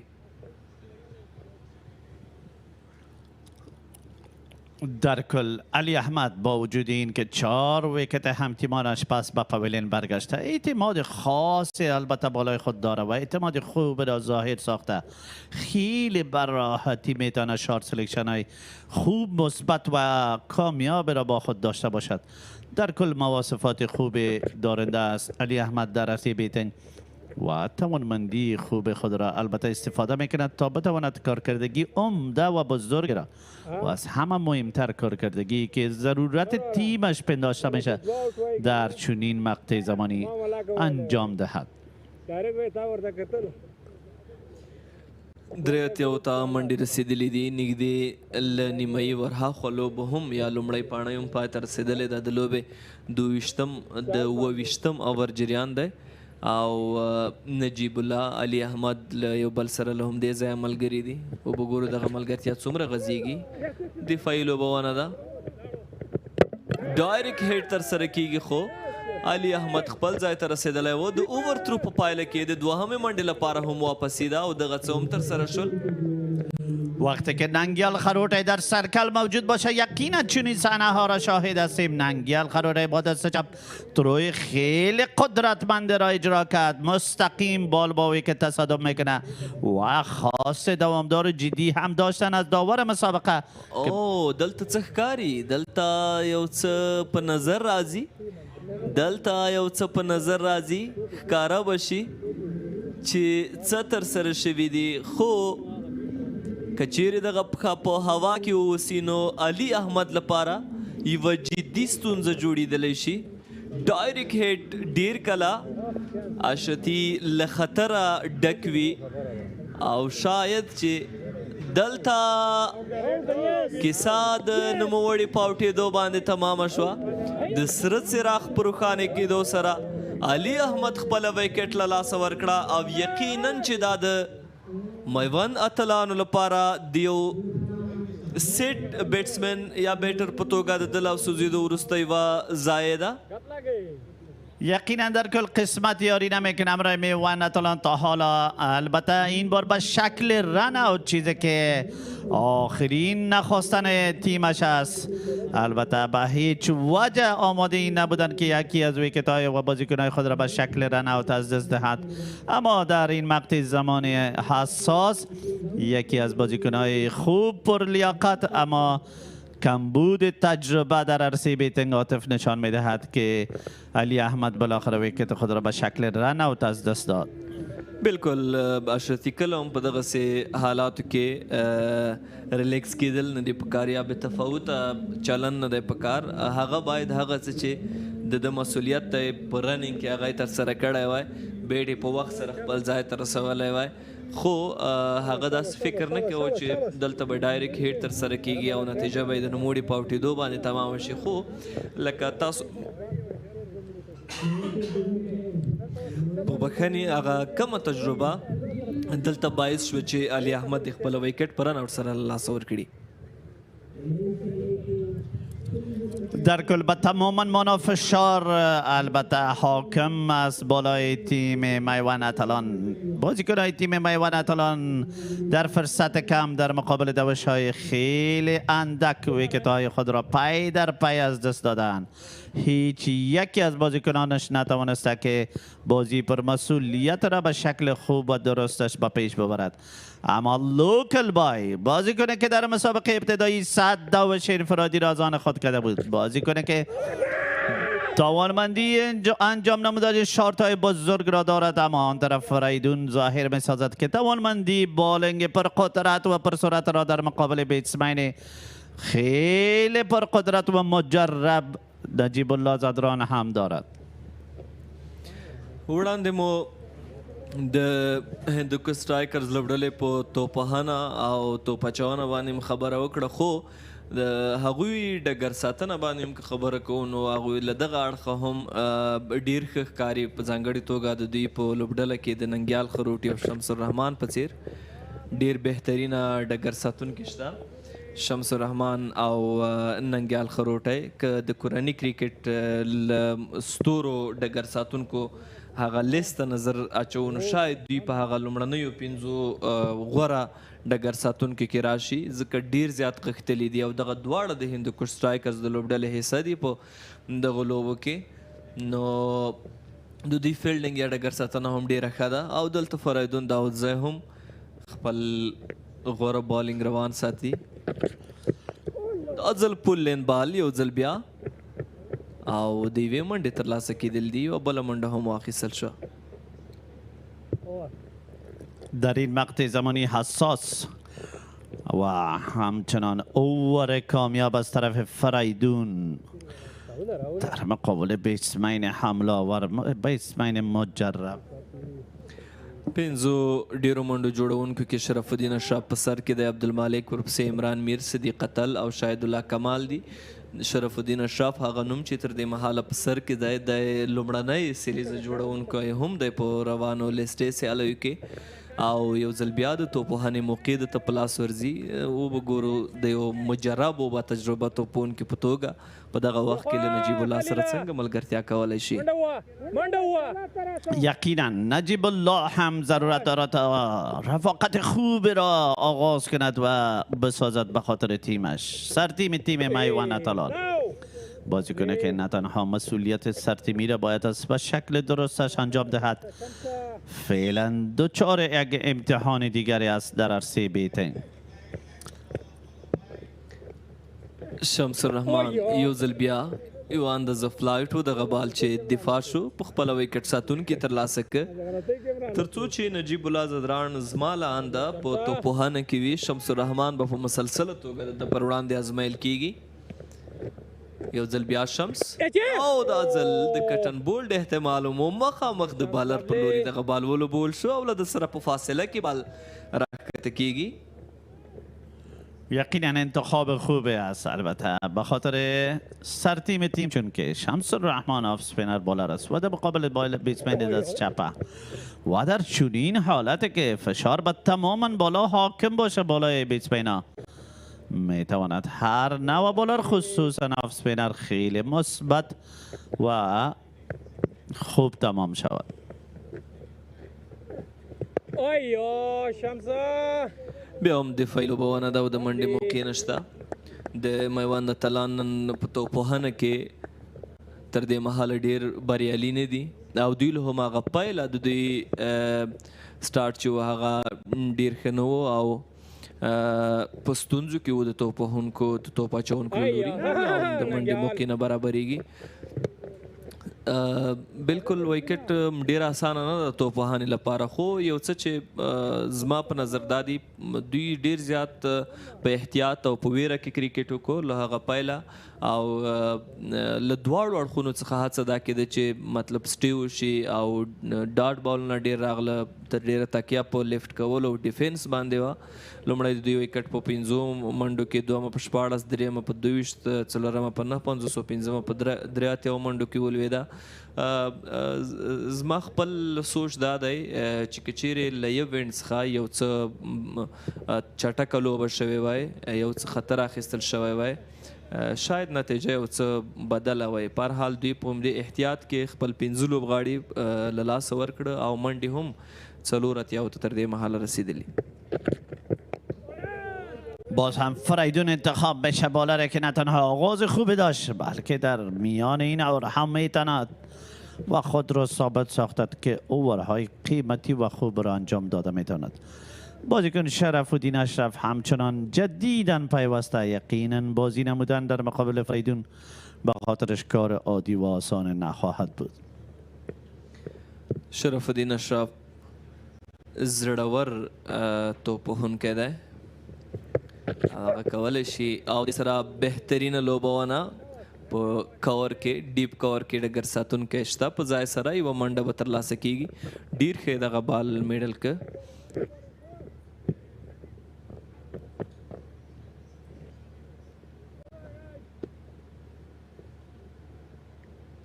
د لیستې سیالیو په دوام نن 5مه لوبه د میوند اتلانو هندوکش سټرایکرز لوبډلو ترمنځ ترسره کیږي. میوند اتلانو ټاس هم وګاټه، لوبډل مشر نجیب الله زدران او خپله د توپوهنې پریکړه وکړه.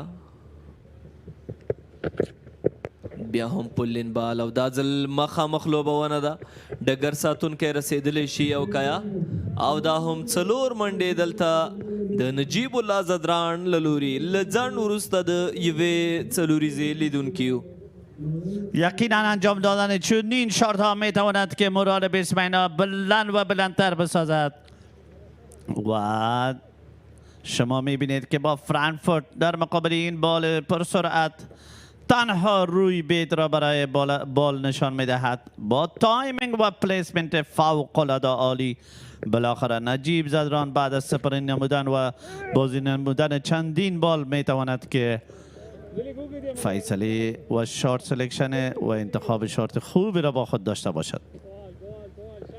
بیا هم د ډګر ساتنې ښه مظاهره وه د ننګیال خروټي له لوري. د معمولا پوینټ کې ډګر ساتنه کې وي چېرته چې هغه ډیر ځانګړي فیلډران لیدل کېږي. وړاندې هم هغه یو ډېره ښه هڅه ترسره کړې وه د ډایرکټ هیټ. فریدون داوځای بیا هم چمتو دی. لوبډل مشر چا چې دغه ور کې څلوریزه ترلاسه کړې وه بال دفاعي لوبوي. هڅه یې وشوه چې رننګ بټوین د ویکټ وشي خو ننګیال خروټی په ډېرې تیزۍ سره راغی او دوی بېرته خپلو ځایونو ته ستانه شو.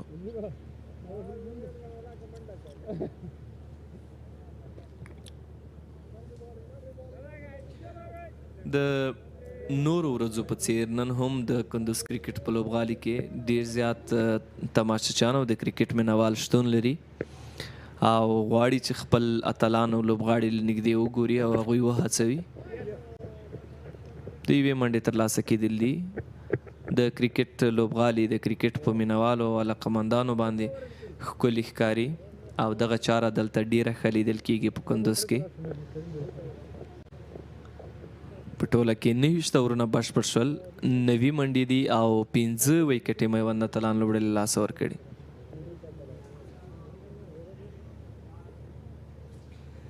دا هم 10 ډېر ویکټ اخیستونکو په لیست کې شمس الرحمن په سر کې د 15 ویکټو سره، فریدون هم 15 ویکټې، ابراهیم عبدالرحیمزي هم 15 ویکټې، نوید زدران هم 15، فرید ملک هم 15 او همدارنګه نجات مسعود خلیل ګربز 4 ویکټ ترلاسه کړي دي. ظاهر خان اظهار الحق نوید په دغه لیست کې په 3 ویکټو سره شتون لري. خو لکه وړاندې وې دا ابتدا دا پیل دی دغو سیالیو، دغه لیستونه به وخت نا وخت بدلون مومي. یو اسانه منډه ترلاسه شوه سکوایر کټ سره د شمس الرحمن په دغه بال.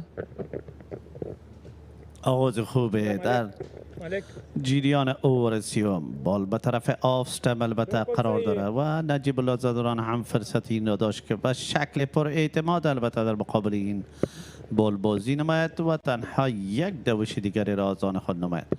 بازیکن جدید شرف‌الدین اشرف، بازیکنی که توانمندی خوبی نشان داده است خود در انجام نمودن شارت‌های بزرگ و بازیکن است که در این میدان بازی‌های بیشتری را انجام داده. شرف‌الدین اشرف انفوم توپوهونکی آیا شونیده چې هغه نن ورځ هم یو ځانګړی انینګز ترسره کړي، هغه کولی شي له دغه حالت څخه استفاده وکړي، هم خپلې لوبډلې لپاره ښې منډې جوړې کړي او هم خپله لوبډله له ستونزو څخه راوباسي. بیا هم بهترینه بال دا ځل له بیټ سره په لږه فاصله کې رسیږي ویکټ ساتونکي ته.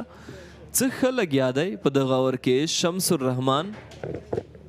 این بار از طرف شمس الرحمن البته با بال اوور پیچ امتحان میشه. سرعت بال البته به قدر زیاد بوده و نتوانست که در مقابل این بال بازی دفاعی را به شکل خوبش انجام دهد. شرف‌الدین اشرف بازیکنی که توقع بیشتر هم تیمانش و تیمش با وابسته است و توانمندی این را هم در مسابقه قبلی نشان داره که توانمندی خوبی دارد به خاطر انجام نمودن اینینگز بزرگ و عمده. و این هم یکی از نمونه‌های شارت بزرگش در مقابل بال شمس الرحمن، در مقابل بال کامیاب. بالر کامیاب 4 دوش بزرگ و عمده در مقطع زمان خیلی حساس. بعد از انجام نمودن 30 اوور باز هم افتخار داریم که در کامنتری باکس یکی از مبصره را که همه علاقمندان و بازیکنان کرکت خوش دارند و برایش خوشایند است تا از جملات و الفاظ و تجارب از اینها بیاموزد. یمین احمدزی را با خود داریم، برایشان خوش آمدید میگیم. امرای برادر دیگه ما مبصر خیلی خوب و عالی حکیم خان احمدزی. Thank you so much, Mr. Ashrati. Welcome, Hakim. Morning, Yamin. Good morning. It's been a tough morning for the champions, though. They've been reduced to 95 for 5 of the first 30 overs. But Najibullah Zadran is out there. He has tackled that away nicely and there's a protection in place. Was cut that down for a couple of runs. How do you make of the proceedings, Naveen, so far? I think it was a very brilliant start by the fast bowlers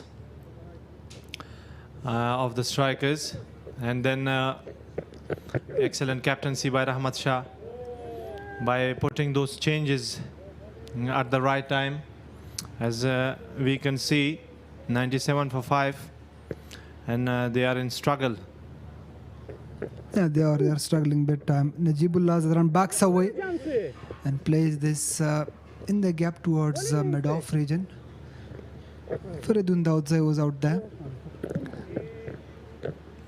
The way the new ball bowlers are bowled this morning was absolutely spot on. Muhammad Gul from one end and Faridun Daudzai, the way he has kept Siddiqullah Tal early on in check and finally got the reward for those brilliant deliveries as well. Yes, they were very accurate. Right on the money from the first ball, and they were in the channel, forcing the batters to play. And the movement they got from the surface, and they bowled lots of dot deliveries and share a wicket each. They certainly laid a very good foundation for the rest of the batters for the rest of the bowlers to come in and expose themselves, and that's exactly what the rest of the bowlers are doing so far. Nangyal Kharodi, one of them, just 19 runs of his first 7 overs, with the last delivery of his 7th over to be bowled. Najibullah Zadran backs away and deposits one. Yes, all the way for 6. The fielder tried his best but got the ball out of the rope for a huge 6.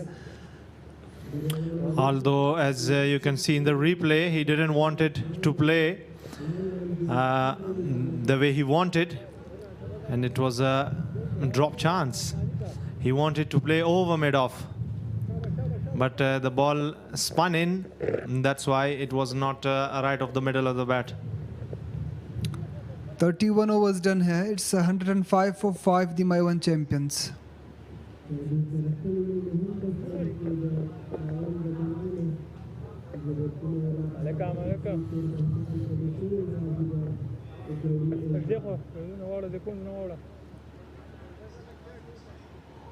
Shamsur Rahman into his 7th over, conceded 25 runs. Left hand quick change. Played nicely by Sharafuddin Ashraf, as we have seen him right in the form from the first game, score 100, and in the second game he was looking in a good shape, but didn't able to stand there for longer. He played a nice little cameo in the second game as well, smashing Ashmatullah Shahidi for 2 successive maximums. But then in an attempt to up the ante, he slashed one straight to mid-off and lost his wicket for 19 runs. Here he has got yet another opportunity. He has got almost 19 more overs to come in. He has got a brilliant opportunity yet again to score some runs for his team and to get his team out of trouble.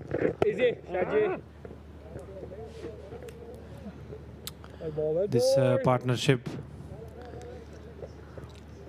which is very important for the champions, and the skipper will know the importance of this partnership. And if they are fail, then I think so it will be a very low total. It was a quick single they were trying for, but Najibullah Zadran has been sent back, and luckily for him that he survives here. Shamsur Rahman keeping it tight, keeping it quick. He has bowled well so far. Though he came back really well, he conceded 11 runs in his first over, but has then bowled really well and conceded 17 more runs off his last 6 overs. He's adapted to the conditions really well. 32 was done here, 108 for 5, the Maiwand champions.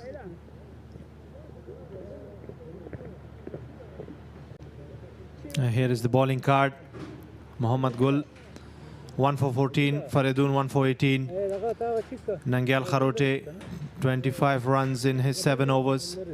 And Khalil Gorbaz, the man for me, he bowled his 7 overs, 19 for 1 wicket with economy of 2.71. And Shams Kadukhel, the way he started his bowling in this whole tournament and shown a very good skill. It's really exceptional. It is because the way he has started, coming back from an injury, he has injured his index finger during the Kushtipa National T20 Cup 2024 in Kabul. And right on the next day, the inning that he has played before getting injured, that was fantastic. Najibullah Zadran once again, Ijaz Ahmad once again, and result is the same. The ball swivels over the boundary for yet another maximum.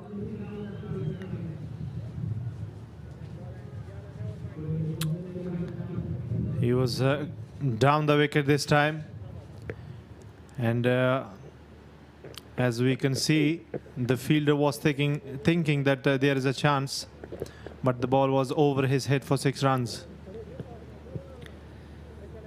Ijaz Ahmad was interested and was looking to make for the mistake he made in the last over, but he was unlucky. The ball was too wide of him and too over him, and made sure it will cross the boundary for the second 6 in 3 overs. Najibullah Zadran getting into a move nicely and slowly, and he is looking good today. Yamin? Yes, as I mentioned before, as a skipper, he will be thinking of the situation. He knew the importance of his wicket and the importance of this partnership as well.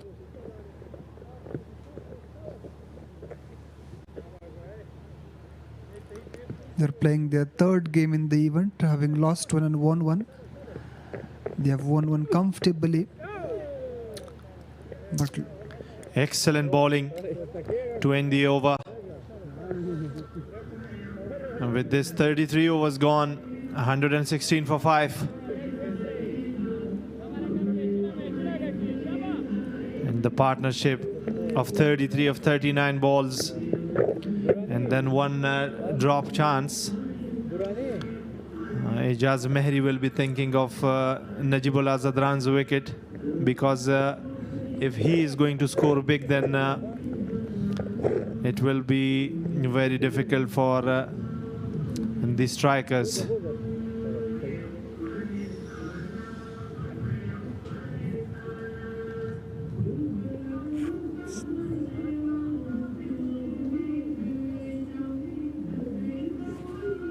Rauza carte charna. Care charna. Khatarnak ziki da sare.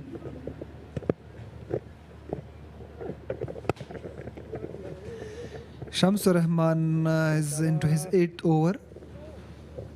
A promising off-spin bowling all-rounder. The amount of all-rounders Afghanistan cricket is currently producing is remarkable. You know, teams sometimes struggle to find good all-rounders in international cricket. But Afghanistan cricket is very lucky in this regard. Fast bowling all-rounders, spin bowling all-rounders, you know, players who can bat at the top 5 and then can roll their arms over when needed, or such a luxury every team would have want. And Shamsur Rahman is a very good example of that. Exactly, especially in T20 cricket. A role of all-rounders come into play. As a skipper, you will think that in playing 11, you should have lots of bowling options. You never know when is the day of an all-rounder. And we have seen recently in the World Cup, Gulbadin Took 4 wickets against Australia. Yes, And didn't buddy, bowl a single lovely. over in the last game. That was the first instance ever in international cricket when a bowler coming as an 8th bowler and then coming in and taking 4 wickets in a T20 World Cup game. Hi, Malika.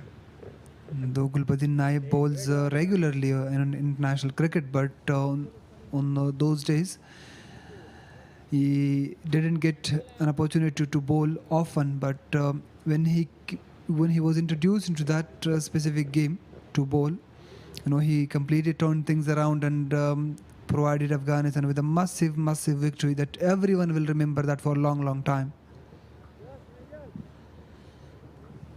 Exactly. The points table. The strikers are right on the up with 4 points. A bowling change here. Mohammad Gul is back, who bowled brilliantly his first spell. 14 runs conceded of his 5 overs.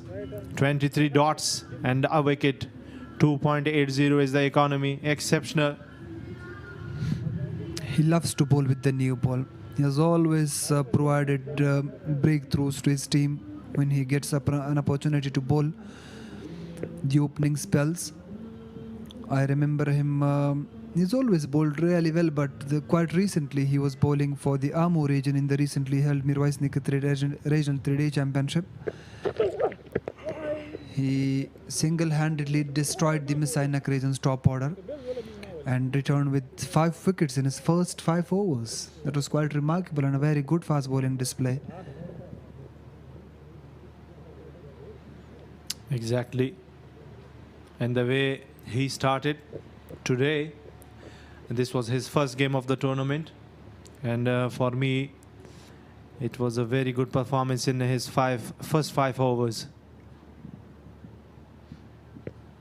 And it's already some excellent feeling when you see those new emerging fast bowlers coming through the ranks and continuously perform well. This is some good signs. And as a fast bowler and a kind of fast bowler that you're there in the mix from the last 15 years, and when you see these fast bowlers coming in through the ranks, you will definitely feel very much pleased, isn't it? Exactly. Looking to these fast bowlers and the way they are working hard, and they are much more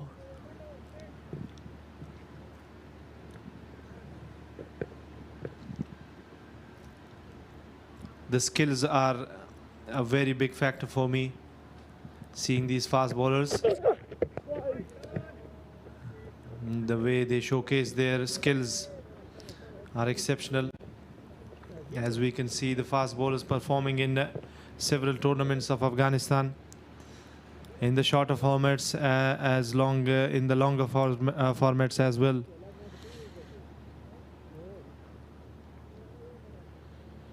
And the physical structure, the body structure that some of these bowlers have got is something very pleasing and very promising. You can see Mohammad Gul, big, tall, strong body structure with long levers. That's something you can. That was a poor delivery down the leg side. Sharafuddin Ashraf did well to put that away for 4. It was a slow one, I think. Yes, it was a back of the hand delivery, but the lines were not good there. And a poor effort by the fielder out there at the boundary line. Abdul Hadi. He would have been done much better than this. Yeah, he could have easily stopped that, but he has misread and misjudged the way he fielded that. But local boys are on display. Mohammad Gul, Sharafuddin Ashraf and Abdul Hadi. They're playing in front of their home crowd and on their home venue. And it's always nice. You might have also experienced that, Yamin, how it feels when you're playing in front of your home crowd, though in front of those who have seen you play for a long time, and then when you're playing in such a big stage, you'll definitely feel well. It feels lovely when you are playing in among your own people, and they are cheering for you, supporting you, and you feel at home. And this will be such a new and such a pleasant experience for these guys, for these local guys, because they've always played in Kabul, in Kandahar, in Khost and Nangar. افغانستان گل پنجم در راه صعود تاریخی تیم ملی فوتسال افغانستان. ده تیم برای نزدیک به یک مازر یک سقف با هم بخت آزمایی میکنند.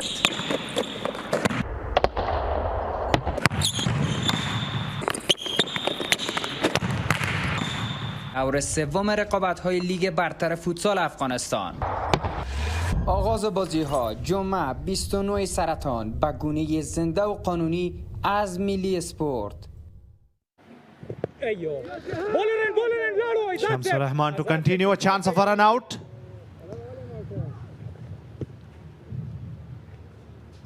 I have mentioned in the early overs, these 5 fielders protecting the single at the circle. Making singles are not very easy, as we have seen 2 run-outs. A direct hit by Shamsur Rahman and another run out, which cost the champions a lot. Yeah, definitely. It is very tricky to, it is very important to. Najibullah Zadran tried reverse sweep but missed the ball completely. Shamsur Rahman bowling really well so far. He has kept things quiet here. Yeah, it is quite important to see and to negotiate those singles carefully.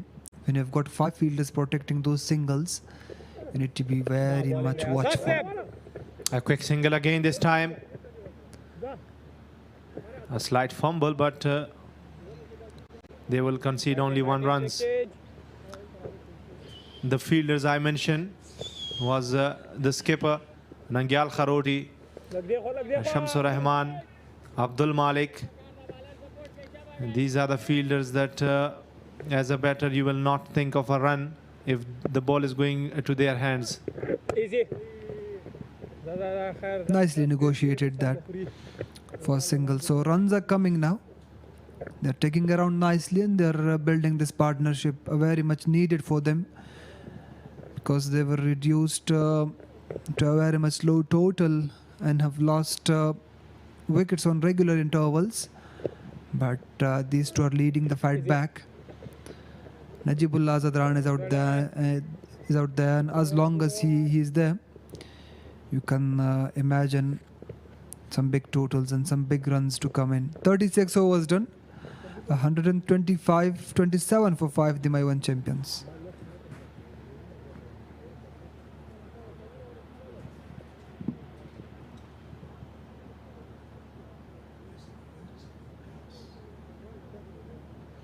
The report card: 141 dot balls, 58 singles, 6 doubles, 2 sixes and 9 boundaries. And for me, 141 balls are the key factor.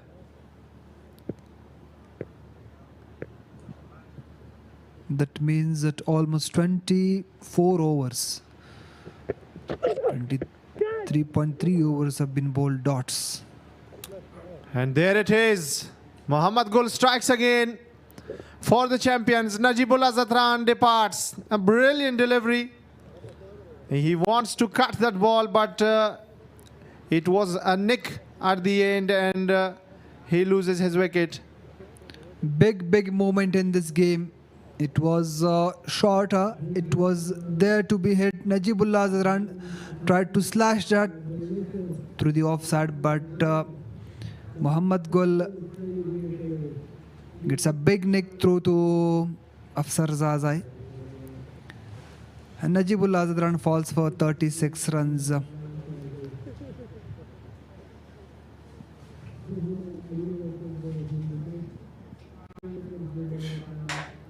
as we have seen the bowling combination of the strikers in the last two games were exceptional.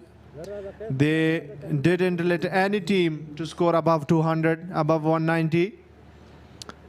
And as we can see, the same progress for the strikers as a bowling group. Their spinners, their fast bowlers are contributing. And the main thing is that dot ball column, they are able to bowl consistently in one area and keep the batsmen in pressure. And credit goes to Rahmat Shah, the way he has led so far, the way he has rotated his bowlers so far. He realized that the partnership is nicely building. He has stopped Nangyal Kharote and brought back his main weapon, Mohammad Gul, because he's bowled really well. And that was something that worked really nicely for him. Got a big wicket of Najibullah Zadran. This one is played high up in the air, and the ball swivels across the line for a huge six. Qais Ahmad off the mark, and how?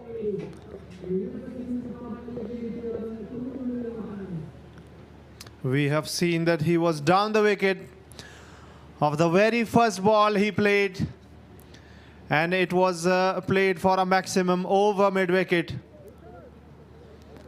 I think he is thinking about something new today.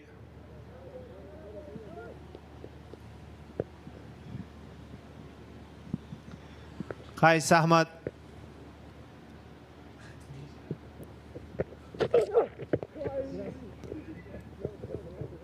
After hitting a boundary, he took a single. I beg your pardon, it was a boundary on the first ball.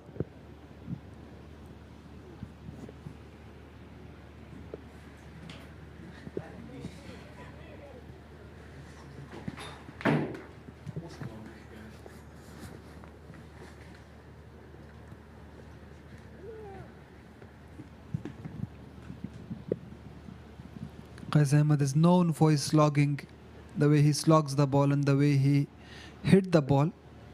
He's always expected to deliver big hits out there. Sharafuddin Ashraf will now be thinking to revise the strategy of taking the inning. He was approaching the inning quite well, but considering the fact that Najibullah Zadran has fallen, and the new batter Qais Ahmad is out there. This will be the last considerable pair of batters for the Maiwand champions, and considering this fact, Sharafuddin Ashraf will be thinking to take the inning deep, take the inning long, and to make sure he doesn't go after each and every delivery. Excellent bowling again, back of the length, hitting the dig hard, didn't giving any room. The batsman only conceded 1 run. The way he have bowled today is exceptional. 6.5 overs, 25 runs and 2 wickets. We have seen some seam bowling in the early stages of his bowling. First few overs was moving nicely for him. On the pads again, and well played by Qais Ahmad for 1 more runs. 37 overs done here in Kunduz. It's 134 for 6, the Maiwand champions.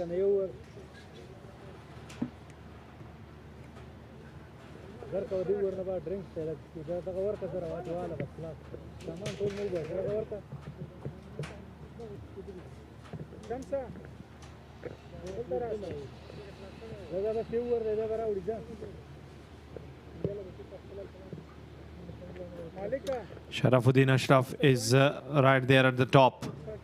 Highest best run scorers per innings. 106 runs for Sharafuddin Ashraf, Siddiq Atal 81, Afsaz Azai 64, Abdul Malik 63, Shahid Kamal 63, Islam Zaze 60, and the rest were above 50s. And Khalil Gurbaz into the attack. Look at the stats: 7 overs, 29 dots, 19 runs, and 1 wicket. Exceptional bowling display so far from the young leggy. You've always witnessed in this event that the wrist spinners have got a very big role here. And this is consistently being proved by these leg spinners, by these wrist spinners, the way they have bowled so far and the way they have expressed themselves. Khalil Gurbaz 1 for 19 of his 7.1 overs. And here comes yet another dot. That makes it 31 of his 44 deliveries. I mean, quite big number that is. Exceptional. I have seen only 1 boundary of his bowling. Lovely delivery again. He knows that the Qais Ahmad will come hard on me, so he is not giving any sort of room. And if we can see his pace variation, it's lovely to watch. After bowling 3 quick deliveries, a slower one, he flighted that ball and it spun a bit.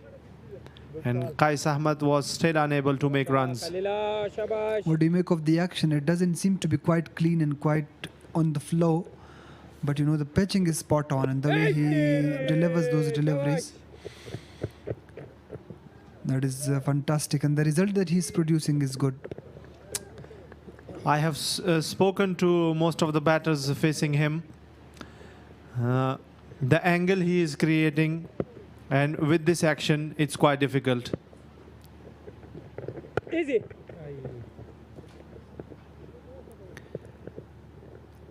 Indo for very good over for the strikers. 38 overs done, just 2 runs off it. 136 for 6, the Maiwand champions.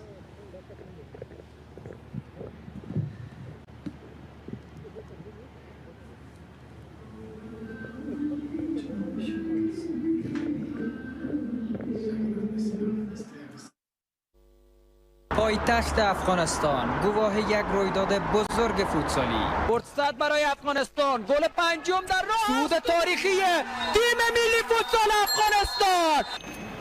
10 تیم برای نزدیک به 1 ماه زیر 1 سقف با هم بخت آزمایی میکنند.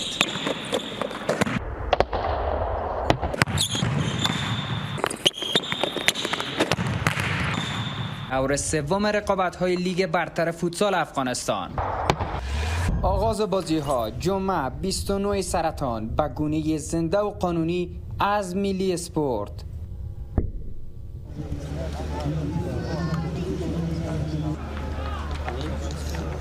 لسټه یو ورځنیو سیالیو ته د قندوزي ولسونو پراخ راتګ دا هغه څه دي چې له کرکټ سره د دوی لیونۍ مینه ښیي.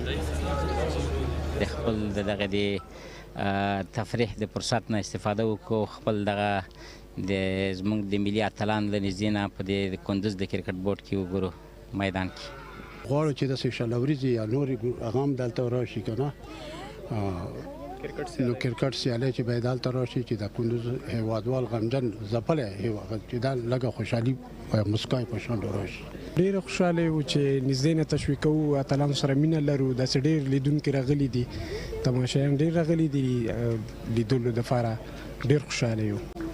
موږ ټول لوبغاړي سپورټ کوو، ولې موږ د مایوان چمپیونز مینوال یاستو. نجیب زدران لوبډلې بالکل نجیب زدران او شرف الدین اشرف چې پکې دي. دا دلته هم د نورو هیوادوالو سره هم خبرې وکړې، هغوی زیاتره د نجیب زدران د خوښې ټیم علت به یې څه وي؟ نو دی موږ ته ډېر ښې لاسته راوړنې وړي دي په وخت سره. نو ښه پلیر دی ځکه هر یو د خوښۍ احساس ورته لري.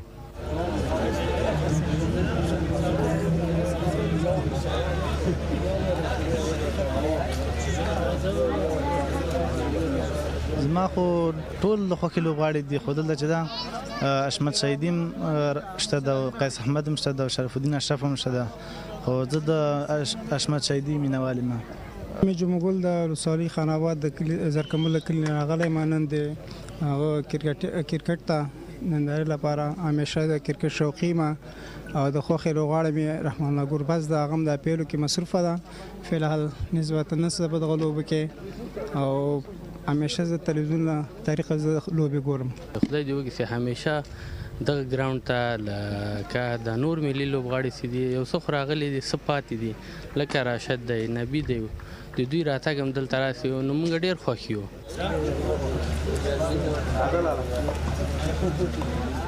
پایتخت افغانستان گواه یک رویداد بزرگ فوتسالی. فرصت برای افغانستان، گل پنجم در راه، صعود تاریخی تیم ملی فوتسال افغانستان. 10 تیم برای نزدیک به یک ماه زیر یک سقف با هم بخت آزمایی میکنند.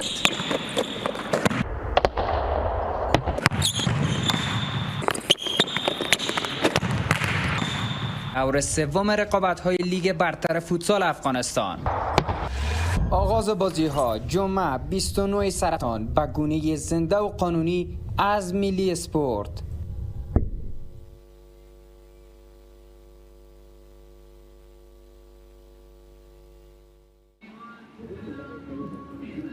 Welcome back to the gorgeous looking KUNDUZ cricket ground for the 5th match of the ETISALAT State Tournament 2024 between the Maiwand champions and the Hindukush strikers. The strikers have done really well so far. They've taken 6 wickets for 136 runs and will be looking on to finish the inning quite well.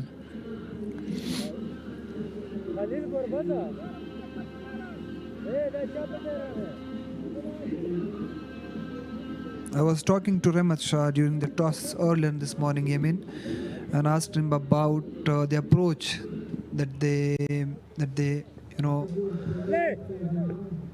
follows and that they keep during the second inning, because they are the only team to win 2 games and both by chasing.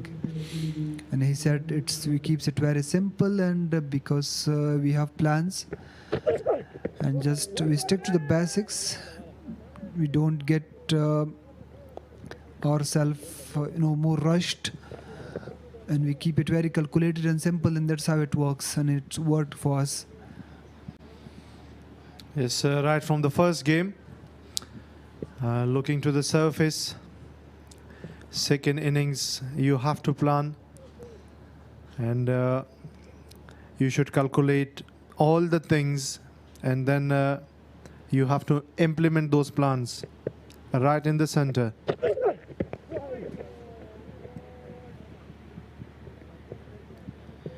They've got a very solid batting lineup with the likes of Abdul Malik coming right at the top, followed by Rahmat Shah himself in the middle. They've got Shamsur Rahman, they've got Ijaz Ahmad, they've got Nangyal Kharote and other key players. Zubaid Akbari is not among runs for the first 2 games, and he has been replaced by Wafiullah Tarakhil for this game. We'll have to wait and see how he goes. Very promising batting prospect. And the interesting thing is, all the top order have scored in this tournament for the strikers. Abdul Malik 49 in his first innings, and then a half century.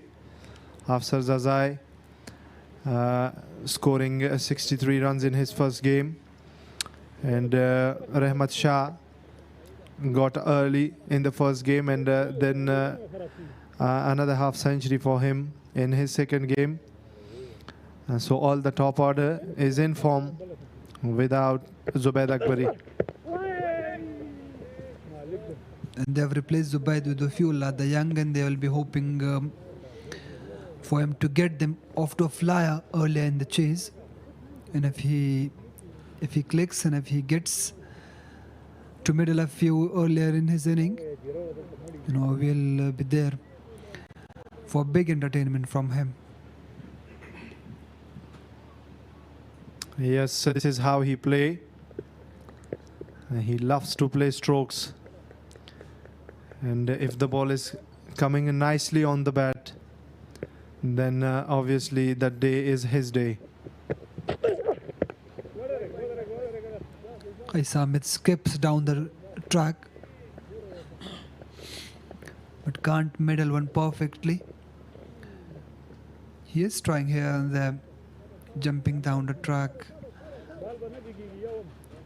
and want to slog one out, but he needs to stay because he's got 11 more overs to come.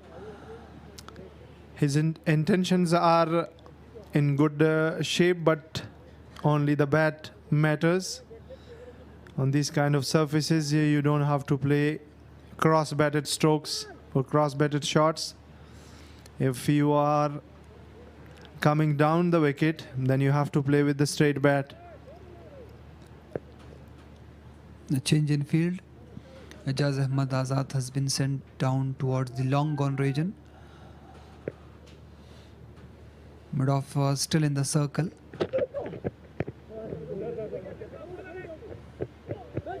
Drives one Qais Ahmad, but terrific work from Nangyal Kharodi. The gun field out there. There was a protection in the deep as well, but the way he has stopped that ball in the circle was fantastic. 39 overs done, 138 for 6, the Maiwand champions. Excellent bowling display by Mohammad Gul. 8 overs, 28 runs.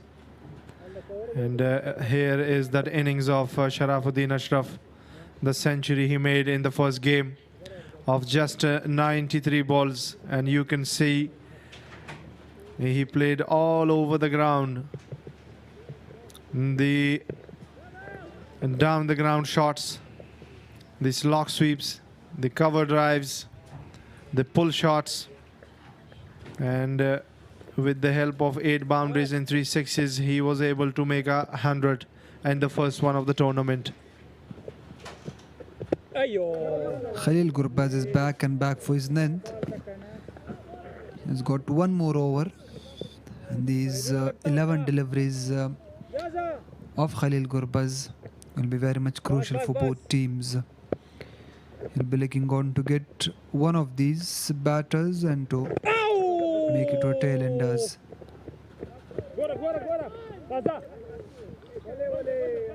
An overthrow caused another single runs, and the fielder was Mohammad Gul,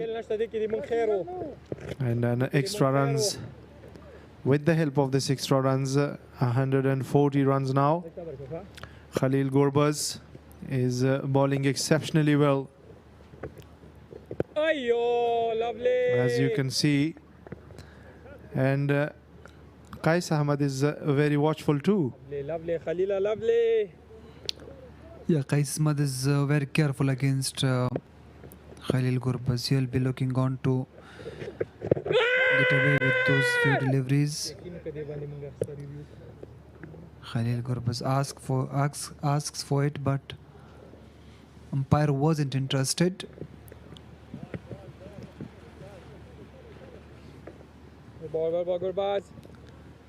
He was almost 2 meters out from the crease. Lovely, lovely. Excellent bowling. 3 dots. Lovely, lovely. Keeping it very tight, very accurate. Khalil Gurbaz finishes really well. Excellent bowling. This is from the young leggy. 40 overs done here. It's 140 for 6, the Maiwand champions. And while this happens, we'll have a change in voices. Milat Afghan will be accompanied by Fazal Rahim Rahimi for the next 10 overs.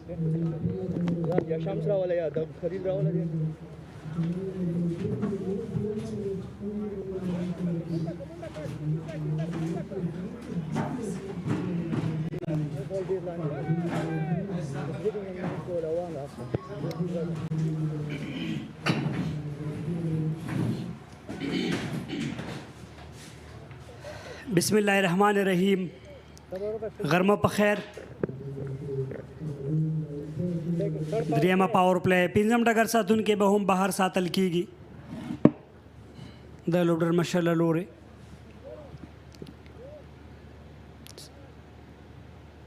دوه آل راونډران په کریز باندې دي شرف او ورسره څنګه قیس احمد بولینګ آل راونډر او بیټینګ آل راونډر ملت غرمه په خیر ډیره زیاته مننه رحیمي لږ څه ډول چې تاسو یادونه وکړه یو سل څلوېښت منډې شپږ لوبغاړي لاس ورکړي دي هندوکوش سټرایکرز لوبډلې نن بالینګ کې بیا ډېر ښه پیل کړی خصوصا د دوی نوی توپ وهونکی چې نننۍ سیالۍ کې ورته چانس توپ اچوونکی چې نننۍ سیالۍ کې ورته چانس ورکړل شوی او محمد ګل پیل یو ډېر ښه وکړ همدا ډول فریدون داود دی چې مسلسل لوبېږي نننۍ سیالۍ کې هم وکټ ترلاسه کړی خو سپینران خلیل ګوربز همدا ډول شمس الرحمن او ننګیال خروټي په منځنۍ برخه کې د هر ځل کنټرول راوستی دی په روان دغه سیالیو کې رښتیا هم چون دغه وکټې سپورټ کوي د سوکتو پچونکو سره کوم چینل سره چې د دوی سپینران بولینګ کوي په روان ټورنمنټ کې ننګیال شمس ډېر صحیح ځي کې ټارګېټ ځي کې ډاټ ډېر راوستل خلیل ګوربز تاسې ګورئ نه هاورونو کې وکټ هم ترلاسه کړی ډېر کم اکانومي ریټ سره توپ اچونه کړې محمد ګل رښتیا هم یو ډېر پلس پوینټ دوی د لوبډلې لپاره نجیب الله زدران ډېر غټه وکټ په ډېر مهم وخت کې ترلاسه کړه چې سیټ هم او ټایمینګ سره ځي دو فیلډران هڅه کوي شاید ونه توانېږي رحمت شاه او څلور منډې فرنٹ فوټ سره مخکې راجلته شرف او شرف کافي مشهور دی په دغه شاټونو باندې په ایکسټرا کور باندې د فریدون داودزي یو څه مخکې پیچ کړه په ایکسټرا کور کې په ګپ خالیګاه کې رحمت شاه څه وکړه خو دغه باونډري مخنیوی ونه کړ مهمه ده دغه دواړو پارتنرشپ شرف الدین اشرف نننۍ سیالۍ کې یو ځل بیا د میوند چمپینز لپاره مهم دی تر څو پای وکړي او ډېره ښه پای ون ډے داسې کرکټ دی ملت یو بل ډېر ښه بال کېږي دا ځل ښه راتګ ون ډے داسې کرکټ دی چې کله بیټر سیټ شي په وکټ باندې په کریز باندې نو هلته غلطي کول نه پکار که چېرته ته سیټ نه یې اوټېږي نو ډېر تر سوار لاندې نه راځي خو که ون ډے کرکټ کې سیټ کېږي د رنزونو ټایم راځي څومره ښکلی ښځي کې بال او ځان اوټی نو دا د بیټر لپاره ښه خبر نه ده خو په ټوله کې سر کې ډېر ښه سټارټ وشو د سټرایکر لوبډلې له لورې ډېرې مهمې وکټې په سر کې زر زر واخیستل د صدیق الله اتل او د نعمان شاه خو په میډل کې بهیر محبوب د علي احمد ناصر سره ډېره ښه ملګرتیا وکړله او دلته تړ مین ته بال لوبول کېږي نو علي احمد ناصر هم ډېره په زړه پورې توپونه ترسره کړه بهیر شاه هم خو علي احمد ناصر هم د رن آوټ په صورت کې خپل مهمه وکټ د لاسه ورکړه بهیر هم چې سیټ شو لاړو او نجیب الله زدران چې هم کافي اندازه میچ وچلو د هم د علي احمد ناصر سره ډېره ښه ملګرتیا وکړله پارټنرشپ وشو خو واړه پارټنرشپ وشو یو داسې پارټنرشپ پکارو چې اویا او اتیاو منډو پورې تللی وی که یو چېرته 50 شپېتو پورې شوی وی شاید ریزلټ به ډېر ښه وی خو ملګرتیاوې وشوې واړه وشوې او خصوصا نجیب الله زدران وکټ چې وړاندې مې اشاره وکړه محمد ګل چې ترلاسه کړه په ډېر مهم وخت کې چې دوی ته د وکټ ضرورت و سټرایکرز لپاره وی کولی شول نجیب وکټ واخلي او دلته یو سل څلوېښت او وروسته د شپږو لوبغاړو په زیان نو ویلی شو چې ډېر ډسپلین سره ډېر منظمه توپ اچونه شوې ده سټرایکرز لوبډلې توپ اچوونکو له لورې رښتیا هم که په کرن رن ریټ سره میوند چمپینز لوبډله ځي نو 178 منډې به جوړوي که یوه منډه له دې وروسته جوړوي 155 منډې هدف او که 5 منډې جوړېږي 190 که 7 منډې جوړې شي 209 او که د دې ځینه دوی 209 وکړي دا به دوی لپاره په زړه پورې ښه به وي په داسې حال کې چې یوازې شرف الدین اشرف دی چې کولی شي قیس احمد هم کولی شي غټ شاټونه راولي په وروستیو کې خو مهمه دا ده چې دوی په وکټ باندې سټی وکړي او یو له دوی څخه د وروستیو اوره پورې دوام ورکړي تقریبا 450 نور توپونه شته چې کافي توپونه دي که چېرته دوی زما په فکر سره تر 45 اورو پورې گزاره وکړي په وکټ پاتې شي ملګرتیا وکړي د 15 نورو ضروري منډو که چېرته هیټ ته وځي غټ شاټ ته ځي نو که وروستي 15 اوره ټارګېټ شي زما په فکر باندې ځکه قیس هم کولی شي باونډري کلیر کړي په اسانۍ سره شرف هم کولی شي شمس الرحمن معرفي شوی مخکې راځي قیس کوشش کوي چې لږ څه مخکې راشي اما دا هغه وکټ دي چې په اسانۍ هیټ پې نه کېږي هیټ کول به لږ څه ستونزمن وي او په روان ټورنمنټ کې په بیټرانو باندې غږیږو شرف الدین اشرف عبدالمالک رحمت شاه صدیق الله اتل شاهد الله کمال د هغه توپوهونکي دي چې او دلته د شرف سټرانګ زون دی سکویر لیګ ته 4 منډې شاته بالو بیک فوټ سره ولاړو د ډیپ سکوयर لیګ باونډري په طرف باندې د څلورو منډو لپاره بهر گزاري. نو توپونکو هغه توپونکي چې وړاندې موږ په اشاره وکړله ډېره ښه توپونه تر سره کړې په ټورنمنټ کې. د ترڅنګ کا په توپ اچونکو باندې هم خبرې کوو. دا ځل بیک فوټ سره سلو پلایر سره تر سره دوه منډې کوشش او دلته په کوشش کې بریالي دي دواړه بیټران. نو ویلو شو چې ابراهیم عبدالرحیم دې ډېره ښه توپ اچونه کړې ده. نوید زدران نشو هېرولی، نجات مسعود، فرید احمد ملک چې تېره ورځ په انفرادي ډول باندې څلور مهم لوبغاړي وسوځول، محمد سلیم صافی، محمد ګل نن ډېر زیات ښه لګیا وو. په ټوله کې فاسټ بالرانو هم ډېرې لاسته راوړنې لرلې دي، سپینرانو هم، بیټران هم چې مخکې پې موږ اشاره وکړه که سپینرانو باندې خبرې کوو. شمس په روان ټورنمنټ کې ښه لګیا دی. ننګیال چون وکټ یې نه دي اخیستي خو ډېر کم اکانومي سره توپ اچونه کړې ده. اظهار نوید په لومړۍ سیالۍ کې 3 لوبغاړي سوځولي وو. نو په ټوله کې هغه استعدادونه، هغه ځلیدونکي ستوري چې د افغانستان راتلونکی کرکټ تضمینوي، د افغانستان کرکټ راتلونکي ستوري په دغه روان ټورنمنټ کې ډېر ښه لوبېږي د خپل سینیر لوبغاړو سره. رحمت شاه، هاشمات، نجیب، نور ډېر نومونه چې شاید که موږ ټول یادو. دلته دوی لپاره هغه ځوانان چې په ډومestic کې پرفارم کوي دلته لوبېږي د زده کړې یو بهترین فرصت دی ورته. 2 خاوره پای ته رسېږي، 1-5-5-6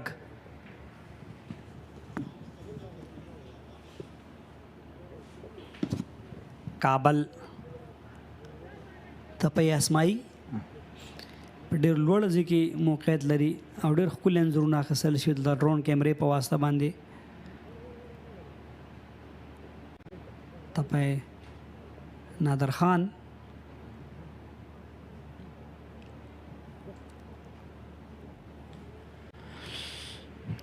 بالکل پزله پورې عکسونه او پزله پورې تصویرونه تاسو لیدلی شئ د RTS سپورټ په پرده باندې. او دلته فریدون داودزی بیرته راځي د بالینګ لپاره.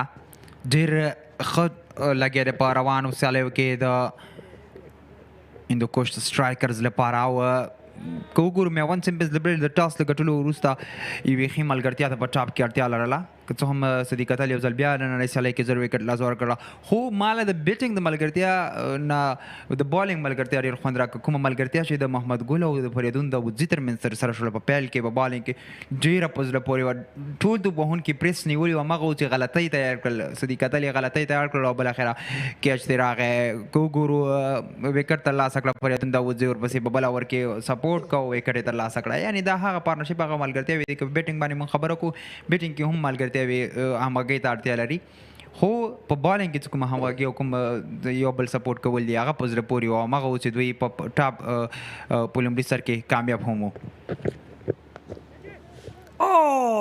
وکټ اینڈ آف شرف الدین پوائنٹ کې شمس الرحمان ون آف د بیسٹ فیلډر په دغه لوبډله کې هیڅ غلطي نه کوي. په سکینډونو کې دغه کیچ ترلاسه کړی. شرف الدین اشرف د نجیب الله زدران سره پارټي جوائن کوي په ډریسنګ روم کې. ډېر په زړه پورې شمس الرحمان دغه لکه دغه ځوان لوبغاړی آل راونډر 3 واړو ډپارټمنټونو بالینګ، بیټینګ، فیلډینګ دغه کیچ اخیستنه څومره مهم او ضروري زیاتې منډې ژغورلې دي. رامحدودوي به مخالفه میوند چمپینز لرله ځکه شرف الدین اشرف ټچ کې و، ډېر ښه لګیا و، وسیلي ځای پیل کړی و. نړۍ سیالۍ کې هم مهمې دیش منډې جوړې کړې خو لا ډېر څه ورته اړتیا وه تر څو پاتې شوې وې، خو وکټ یې له لاسه ورکړه. بیکورډ پوینټ کې ډېر په زړه پورې ډګر ساتنه شمس الرحمان. مهم وخت کې بله وکټه شرف غوښتل چې لږ څه نور هم وخت واخلي اما وخت یې ورنکه. عبدالله ترخیل افغانستان انډر 19 کرکټر دی، دی هم فرست کلاس یې هم کړی دی. افغان ابدالیانو سره سریلنکا ته سفر هم لرلو په 13 میاشت کې. ډېر ښه کرکټر دی، دی هم په 13 ګریډ 2 کې د هرات لوبډلې لوبډلمشر هم و ترخیل. او دی هم دغه قابلیت لري چې غټ شاټونه ووهي. دی ما لیدلی په ډومestic کې چون ډېر بسټی ونه شي کولی خو غټ شاټونو قابلیت لري، وړتیا لري. پیاوړي توپ اچوونکي دي په دلته تاسو کې یو بل څه د پامي ملت وړاندې فریدون داوزي چې تر سره ک تړمنې دننه ک او دا ځلې نوې بیټر لپاره بیرته تړمن بهر وساته ډېره ښه ډګر ساتنه سنگار شوی په لوبغالي کې او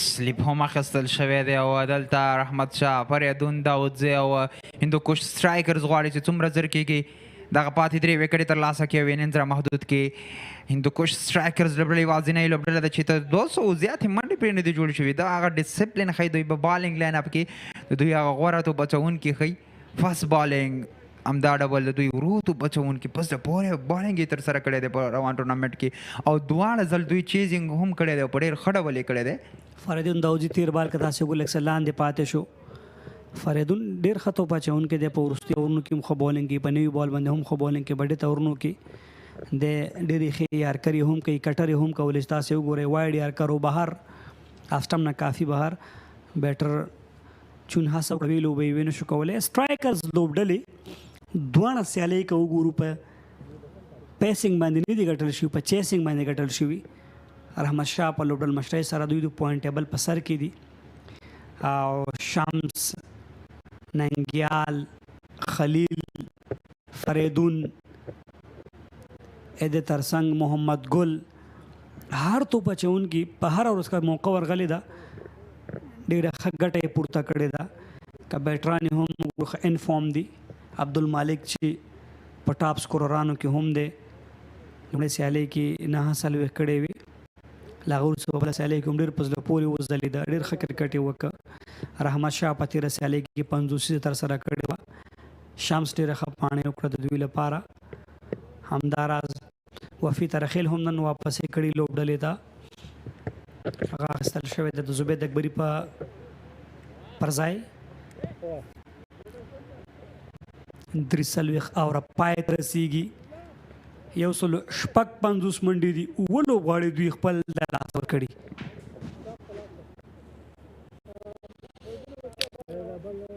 دا هم هغه کومې منډې چې زیاتې منډې جوړې کړې وې 206 د 9 وکټو په زیان سره او همدا ډول مې پر سټارز لوبډلې بیا 206 منډې جوړې کړې د 10 وکټو په زیان سره هندوکش سټرایکرز لوبډلې 150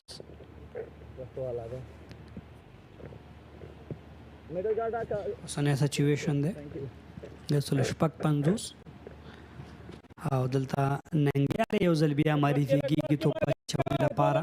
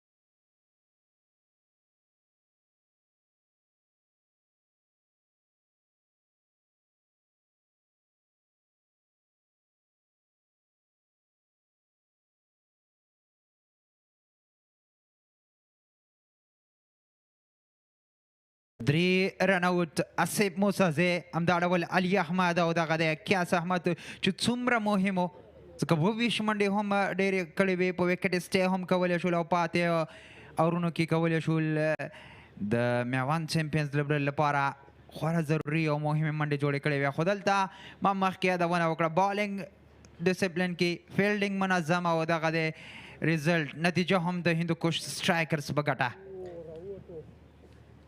دومه سیالي ده چې ډېر رن آوټه پکې ترسره کیږي نجات راغی تو پچونې ته په تېره سیالۍ کې د ماهیپر ستورو هم 3 لوبغاړي تقریبا رن آوټ شوي وو او نن سیالۍ کې هم ګورو همدا شان سخکاري په لوبغالي کې نو په ټوله کې ډګر ساتنې برخه ډېره زیاته په زړه پورې او منظمه ده د سټرایکرز لوبډلې او چې هر ځل د وکټ ضرورت شوی دی دوی ترلاسه کړې ده هماغه علت هم دی چې په سکوربورډ باندې غټ ټوټل تر څو نه ښکاري چې چېرته د وکټ ضرورت شوی هلته اخیستل شوی ده بیټران سیټ شوي دي وکټ راغلی ده دلته چې قیس ډېر مهم و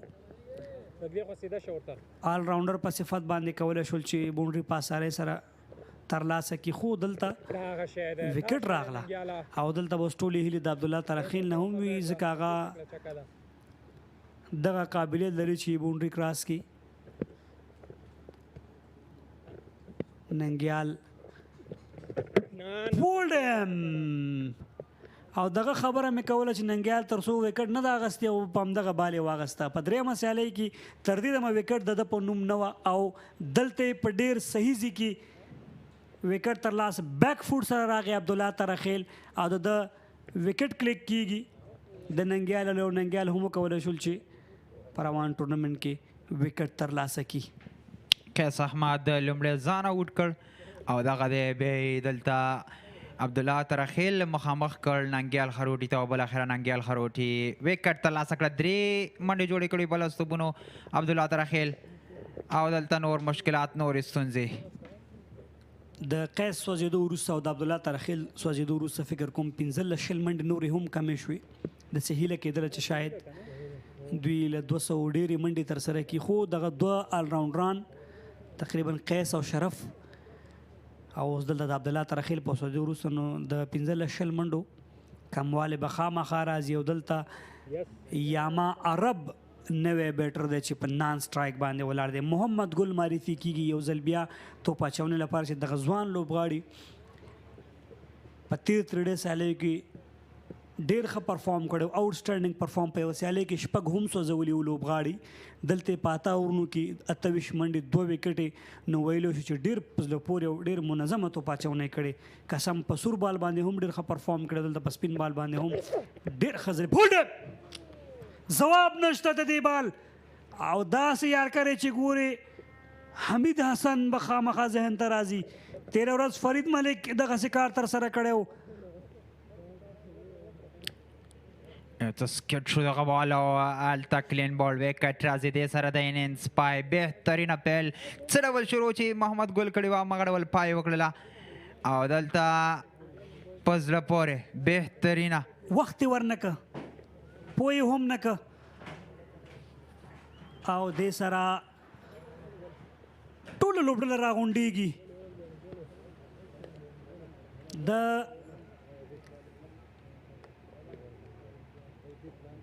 چیمپینز وروستی 4 وکټې که وګورو 3 وکټې یوازې البته هیڅ کومه منډه پکې ترسره نه شوه د قیس سوځېدو وروسته دسي ترخیل لاړو او دلته په راتګ سره نجات زی ډریسنګ روم ته 122 شپږ څلوېښت اشاریه یو ور په لوبولو 9 ایکسټرا راغلی وې 2 کړې وې صدیق الله اتل نعمان لس بهیر محبوب 28 آصف 2 علي احمد ناصر 25 نجیب الله زادران شپږ 10 شرف 10 منډې ملګرتیا وې لومړی 2 منډو 11 شپږ 10 ښه ملګرتیا وه 40 هم تقریبا ګزاره حاله 40 منډو ښه ملګرتیا وه 9 هم د قیس او شرف ترمنځ 14 د قیس او ترخیل ترمنځ او وروستۍ دواړو بیټرانو کومه ملګرتیا نه وه کړې وروستۍ 3 وکټې راغلې او هېڅ کومه منډه رانغله کرکټ داسې خپل رنګ او خوند او اړخ بدلی. منظم بالینګ تر سره کړ هندوکوش سټرایکرز 3 وکټې د محمد ګل لپاره لومړی سیالي په روان ټورنمنټ کې 2 فریدون داودزي دواړه فاست بالران په زړه پورې ننګیال هروټي وکټ ترلاسه کړ. همدا ډول خلیل ګربز وکټ ترلاسه کړ خو فیلډران نننۍ سیالۍ کې په زړه پورې ځکه 3 رن آوټ شپږ دېرش منډې نجیب الله نننۍ سیالۍ کې تر سره کړې وې. 8 توپونه که وګورو ملت 104 د لوبې په 40 اوور کې 9 سنګلې 8 ډبلې او 14 څلوریزې 2 شپږیزې هم شامل وي. نو ډاټ بالونو فیصدي بیا هم ډېره وه. هماغه و چې سر کې وکټ یې زر راغلی نه بیټرانو وخت واخیسته. له هغې وروسته واړه ملګرتیا غټه ملګرتیا ونه شوه. یو بیټسمین هم 500 ته لا نړو، یو بیټسمین هم داسې لانګ یا غټ اننګس پسې لا نړو. نو په ټوله کې ویلی شو چې د رحمت شاه لوبډل مشر چې خپل توپ اچوونکي په صحیح ځای کې استعمال کړل، پلس د دیو فیلډینګ ډېر مهم و چې 3 مهم رن آوټه دا هغه څه چې ډېر کم ټوټل په سکوربورډ باندې کېښودل شو د سټرایکرز لپاره. ډېر کم هم ورته نشو ویلی خو بیا هم هغه رقم ستونزمن به ډېر نه وي. 173 په 300 توپونو باندې انټو ډبل چیزینګ چې دوی په 2 سیالیو کې کړي هندوکوش سټرایکرز لوبډلې کې هماغه ډبل زی دوی به اسانه سره چیزینګ وکړي ځکه دوی ډېر هغه کلاسیک چیز څه ډبل چې اړتیا وه په وروستۍ سیالۍ کې چې شمس څه ډبل پای وکړله او په بیټینګ کې ډېر په زړه پورې صدیق الله اتل وکټ وه. البته کیچ ډراپ شوی په بخښنې او دلته اتل ډریسینګ روم ته ځي. ډېر په زړه پورې شاټ سلیکشن و. 4 منډې دلته راغلې وې. کوچون رحمت شاه ډېره هڅه کړې وه او دلته په وفي الله ترخیل ته کیچ ډالی و او دا هغه رن آوټ تر سره و چې آصف موسی ازې لږ څه مخکې لاړو.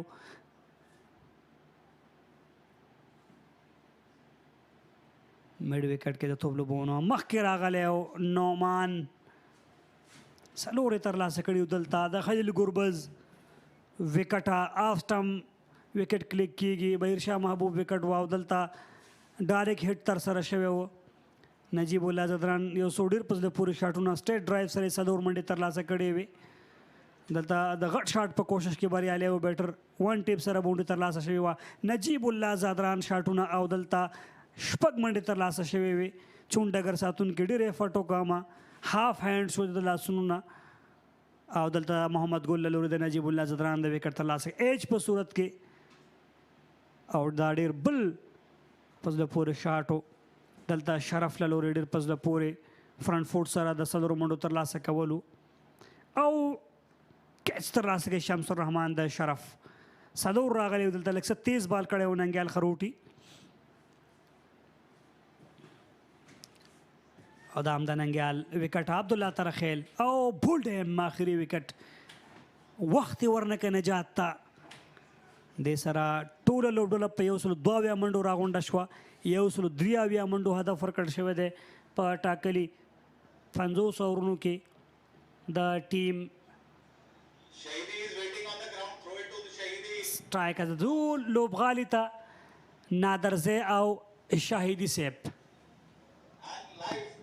بیا هم ښه راغلاست خوږو کتونکو. لومړی پاڼۍ پای ته ورسېدل. البته لومړی اننګز د میوند لوبډلې او همداشانه هندوکش سټرایکرز لوبډلو ترمنځ چې میوند چمپینز لوبډلې دومره جګ ټوټل ونه شو ټاکلی. 103 منډې هدف یوازې 102 منډې ترسره کړلې او 103 منډې هدف هندوکش لوبډلې لپاره وټاکو. هندوکش نن ډېره په زړه پورې توپ اچونه ترسره کړله او میوند لوبډلې دې ته پرېنښودله چې کوم هدف او پلان باندې دوی راغلي وو هغومره غټ ټوټل د دوی لپاره وټاکي. په لومړنیو کې شیبو کې البته صدیق اتل د پام وړ توپوهنه ترسره نه کړه. یوازې 2 منډې ترسره کړې. همداشان نومان شاه چې 10 منډې ترسره کړلې.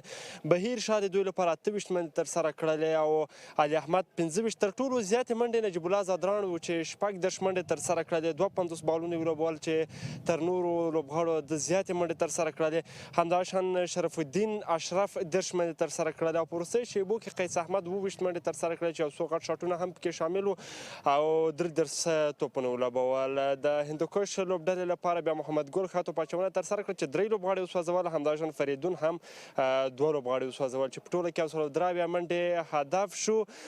نو د ننګیال خروټي هم یو وکټ ترلاسه کړل او خلیل ګربز هم یو وکټ ترلاسه کړله. وبګورو چې بیرته هندوکش سټرایکرز لوبډله په کوم شکل سره دغه هدف ته ځان رسولی شي او دغه هدف پوره کولی شي. نو سبا مسابقه به هم د ماهیپر او پامیر لوبډلو ترمنځ وي چې هغه به هم ښکلې لوبه وي. نو اوس موږ لنډه شانې دمه درڅخه اخلو، وروسته له دمې بیا هم 2 منیز به پیلېدونکی وي.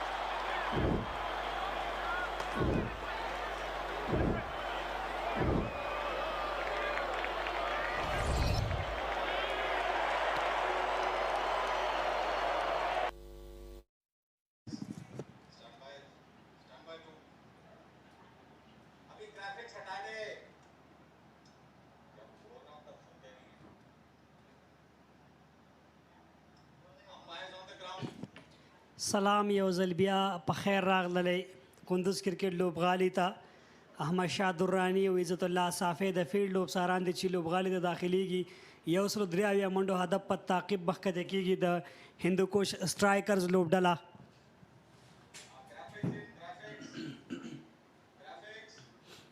په اثر کې د چیمپئنز لوبډله د ټاس ګټلو وروسته توپوهنې فیصله وکړه نجیب الله شپږ دېرش شرف دېرش اتهویشت بهیر شاه محبوب محمد ګل درې اتهویشت فریدون 2 دېرش خلیل ګربز درویش یوه وکټه 40 اوور کې ټوله لوبډله راغونډه شوه 104 ډاټ توپونه 9 سنګلې 8 ځلې 2 منډې 3 منډې نوې شوې 14 څلوريزې 2 شپږیزې دا د تیر اننګز هغه خلاصه وه چیمپئنز لوبډلې لوبغاړي هم لوبغالي ته داخليږي 2 پیاوړي بیټران د پیل لپاره د سټرایکر لپاره عبدالمالک او ورسره څنګه د بل ملګری وفي الله ترخیل په نن سیالۍ کې تغیرات دي د په دغه لوړ زبید اکبري په ځای وفي اخیستل شوی وفي ګورو چې څومره ښه ثابتېږي په تیر زرغونجام کې 92 منډو ډېره غټه پاڼۍ کړې وه په ایشیا کپ انډر 19 کې هم د شپږ منډو ډېره ښه پاڼۍ کړې وه ترخیل سټروک پلیر دی عاطف غرمه دې په خیر ډیره زیاته مننه ستاسو دې هم په خیر وي او سلام ټولو لیدونکو ته دا د عبدالمالک په دغو سیالیو کې منډې دي 112 منډې او 3 د هغه بیسټ یا ډېرې منډې دي او عبدالمالک هم فکر کوم په دوم مقام باندې د ډېرو منډو جوړونکو په دغو سیالیو کې او ورسره ګورو دلته نجات مسعود چې کوم چا چې 4 وکټې ترلاسه کړي دي په دغو لوبو کې او د هم 13 سیالۍ کې ښه بالینګ وکړه او د بیسټ بالینګ په دغو سیالیو کې 3 وکټو اخیستل 2 منډو په بدل کې نجات مسعود مصروف ښکاري د ډګر ساتنې د سنګارولو په برخه کې تھرډ مین فاین لیګ دواړه په ډیپ کې دي یو سلیپ سره توپ اچونه کوي میډ آن میډ آف بیکورډ پوینټ کور میډ وکټ او په لومړي بال باندې اسانه سره دغه بال ګایډ کوي تھرډ مین ته او دلته د منډو اکاونټ یا لړۍ پرانیزي عبدالمالک په لومړۍ پاڼۍ کې 102 منډې جوړې شوې دي 103 منډو هدف دوی له هماغه پیله د میوند اتلان په ستونزو کې وو په ځانګړې توګه دواړه اوپنران د محمد ګل همدارنګه د فریدون له لوري د دوی په وړاندې ډېر ښه اټیک ترسره شو او پرې نه ښودل چې ډېرې منډې جوړې کړي او په عین وخت کې دوی ډېر زر هدف وګرځول له هغې پس په منځنۍ برخه کې یو څو وړې ملګرتیاوې وشوې خو د غسلو بالرانو هم ډېر په زړه پورې بالینګ ترسره کړ نجات مسعود دلته د توپ اچونې لپاره انتخاب شوی دی د انسنګ توپونو لپاره مشهور دی هغه لاین ډېر ټایټ ساتي او ډېر ښه بالینګ کوي وګورو دغه 2 جوړه چې له یو اړخه وفي الله دی او بل خوا عبدالمالک دوی څنګه ثابتېږي خو هغه ډېر د پام وړ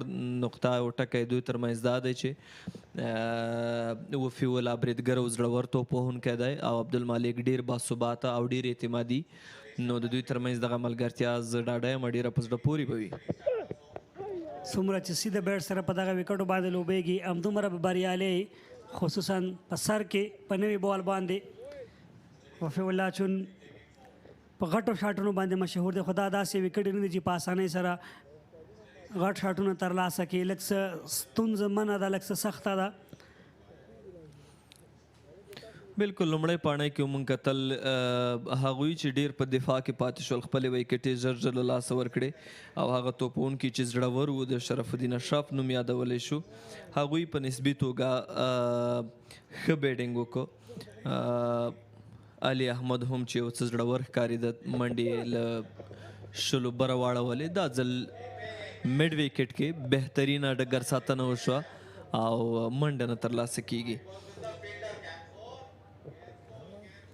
بهیر شاه محبوبو چې ډېره ښه ډګر ساتنې ترسره کړه ویل شو چې 4 منډې بچت کړي ځکه هلته ډیپ کې هېڅوک نه ښکارېدل نجیب الله زادران چې د دغې لوبډلې مشر دی په لومړۍ سیالۍ کې نه و په تېرو په تېره سیالۍ کې برخه واخیسته. نن هم د خپل لوبډلې پر ډېر ښه لګیا او خو د محمد ګل په بال باندې د کیچ ډالۍ کړ افسر خان زازي لاسونو ته. نجات اور د سټم نه لږ صاف سټم نه بهر بال لاندې هم پاتې شو. بالکل دغه لوبه کې ولیدل شول چې هم د تیزو بالرانو هم د سلو بالرانو توپونه یو څه لاندې پاتې شول، سکیټ شول او دغه څه هم په وکټ کې یوه مسله ده چې توپوونکي له ستونزو سره مخامخ کړي دي. لومړی پاڼۍ کې لوبډل مشر نجیب الله زدران په 36 منډو سره تر نورو مخکښ و او ډېرې منډې ترلاسه کړې او همدارنګه شرف الدین اشرف هم تر 13 ورسېد. قیس احمد 20 منډې جوړې کړې، 28 بهیر شاه محبوب او دغه وړې ملګرتیا باعث شو چې تر 103 منډو پورې هدف وټاکي. نجات دا ځل بیا هم ښه ځای کې توپ ترسره کوي. د مس فیلډینګ په پایله کې ډګر ساتونکي کوشش وکړو پوینټ کې اما بریالی نه شو او په اساس یې 2 منډې جوړیږي. کم ټوټل نه چې کله دفاع کې د ډګر ساتنې برخه چون په هر وخت کې ډېره ضروري ده، خو په دغسې حالات کې چې ټوټل کم وي یوه منډه بچت کول، یو ښه کیچ نیول، یو ښه رن آوټ کول د لوبډلې په بریا کې ډېر مهم رول لري. چون لومړی اور پای ته ورسېدو 3 منډې دي، کوم زیان نشته د سټرایکرز لپاره. نوې جوړه ده وفي الله راغلی نن د عبدالمالک سره. عبدالمالک هم په 13 سیالیو کې ډېر د پام وړ توپوهنه ترسره کړې ده او دا هم لوبډله ده د سټرایکرز عبدالمالک، وفي الله، افسر زازه، اجاز احمد، عبدالهادي، شمس الرحمن، ننګیال خروټ، یعنی غټ سټرونګ بیټینګ لاین تر ننګیاله پورې خلیل فریدون او محمد ګل بدري هغه توپ اچونکي دي چې ډېر ترې په توپوهنه کې تمه نه کیږي. بالکل وړاندې لومړی پاڼۍ کې د دوی ډګر ساتنه ډېره په زړه پورې وه، د دوی بالینګ ډېر عالي و او که چیرې د توپوهنې برخې ته هم د دوی نظر کوو نو ډېر زیات اعتمادي توپوهونکي د دوی په ترکیب کې شته چې کولی شي تر دغه هدف پورې ورسیږي. شرف الدین اشراف د یو فینګر سپینر په توګه وختي راغلی دی توپ اچونې لپاره. لومړی بال مخامخ لوبي چې د منډې فرصت نه برابرېږي، د لپاره ډیپ سکوایر لیګ کې فیلډر اخیستل شوی دی. همدارنګه د فاین لیګ فیلډر شارټ دی او په لانګ آف کې هم ډګر ساتونکی په بونډرۍ کې ښکاري. اشراف دا ځل بال لوبول کېږي، یوه اسانه منډه واخیستل شوه که څه هم ترو ترسره کېږي اما د دواړو ترمنځ ښه همغږۍ په پایله کې کومه ستونزه نشته د دوی لپاره. تیزه منډه وه، زړورتیا ښایي د نجیب الله زدران.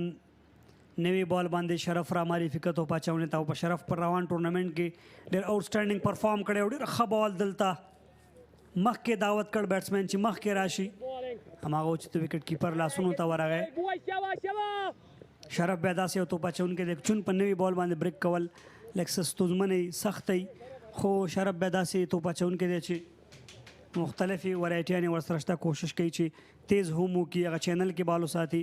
نجیب راځي دلته ګلی ته، آصف موسی عزیزي لومړي سلیپ ته تیز یې وکړه دلته پیډونو کې دننه. وکټ کیپر په ډېرې تیزۍ ورځي، د کومې منډې موقع نشته. د اتصالات لیست سیالیو په لړ کې دا 5مه لوبه ده چې نن ورځ د هندوکش سټرایکرز او میوند اتلانو لوبډلو ترمنځ ترسره کیږي. ټاس په نن لوبه کې لوبډل مشر نجیب الله زدران ګټلی و، لومړی توپوهنه وکړه خو ډېر کامیابه نه و بهرحال او دا ځل بیا هم په مړوند سره د ښکاره شو چې دغه بال ترسره کیږي. که څه هم شرف الدین اشراف یو فینګر سپینر دی، دغه سیالیو کې د توپوهنه او توپ اچونه ډېره عالي ده او له ډېر ښه حالت څخه تېرېږي.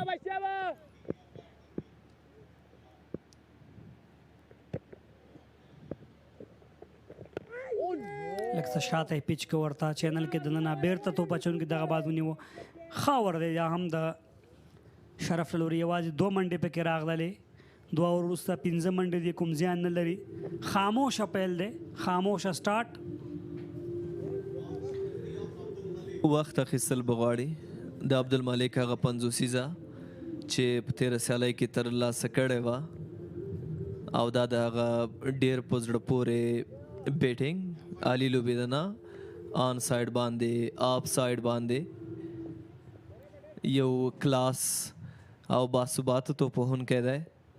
تل یې په کورني کرکټ کې ډېر په زړه پورې پرفارمنس کړی دی او دلته هم خپله وړتیا په ډاګه کوي. نن هم وفي دا ځل بال دفاع کوي او د منډې فرصت نشته. عبدالمالک که وګورو ډېر منډې په فرنٹ فوټ باندې ترلاسه کړي دي هاف سایډ ته او په دغه وکټو باندې چې د سپینرانو پر وړاندې خصوصا د لیفټ آرم پر وړاندې څومره چې فرنٹ فوټ باندې لوبېږي همدومره به سیف وي همدومره به اسانه وي درته. تېره سیالۍ کې چې 50 یې ترسره کړې وه لومړۍ سیالۍ کې هم ډېر ښه ځلېدلی و 48 منډو ډېر ښه پاڼه یې ترسره کړې وه. پرله پسې ډول باندې دغه لوبغاړی ډېر ښه ځلیږي. وفي الله نوی راغلی دی لږ څه وخت به اخلي په وکټ باندې هغه تاثیرات به څه ناسي لیول فرق کوي. نجات توپ اچوونکی دی نجات پر وړاندې به هم لږ څه ستونزمنوي څومره چې وخت اخلي همدومره بریالی ډرایو سره ځي. ډګر ساتونکی شته صدیق الله اتل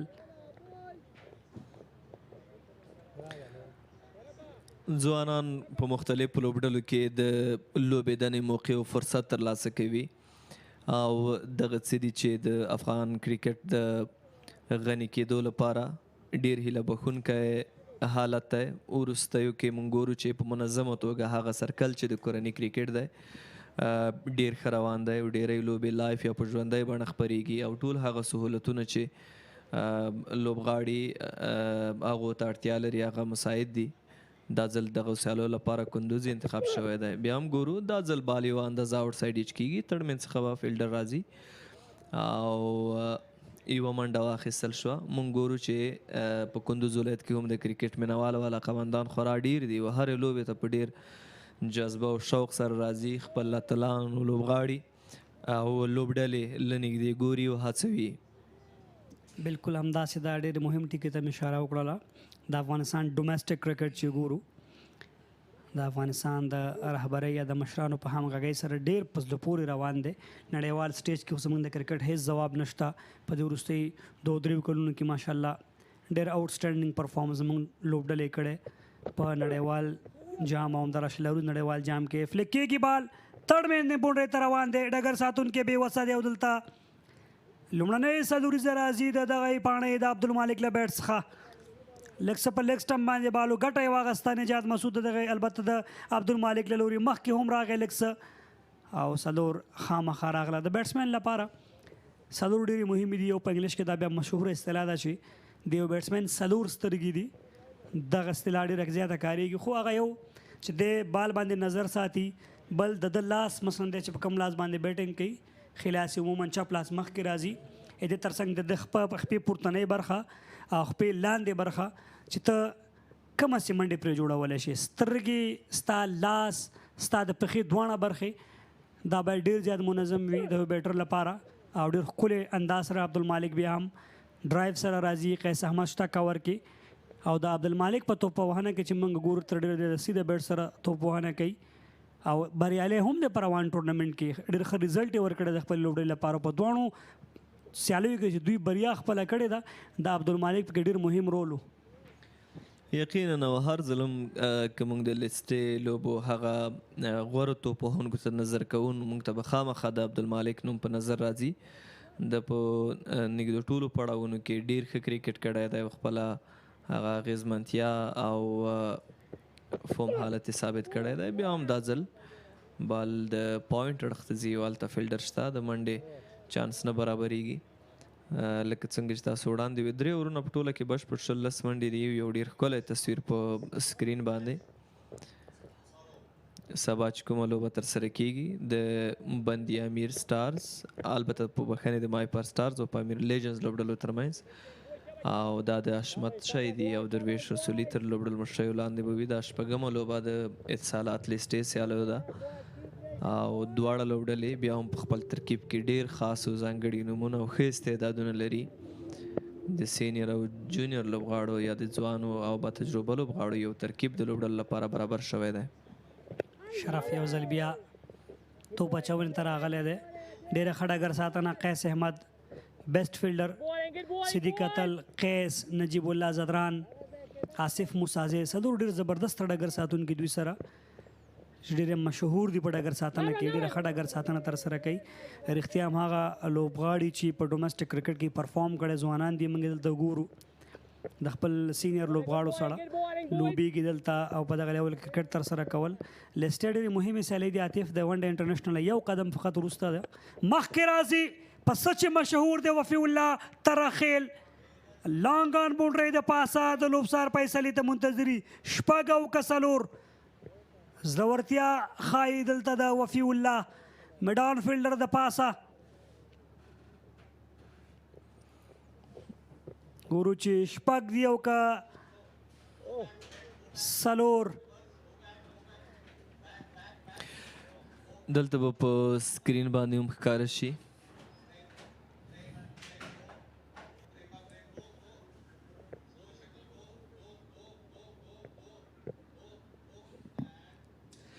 او داسې ښکاري چې شپږیزه به اوسي خو لا هم دغه تصمیم او پرېکړه کنفرم شوې نه ده او کله هم چې شپږ منډو اشاره وشوه د لوبڅار له لوري او دا یو ډیر په زړه پورې شاټ و د وفي الله تراخیل له لوري د هغه څه لپاره لکه چې وړاندې تاسو مشهور دی هماغسې یو ښه غوره شاټ چې نتیجه یې هم د شپږو منډو وه یو ځل بیا دا ځل بیک فوټ لوبونه ده او له فاین لیګ څخه ډګر ساتونکی البته سکوایر لیګ څخه راغی او بال یې ترلاسه کړ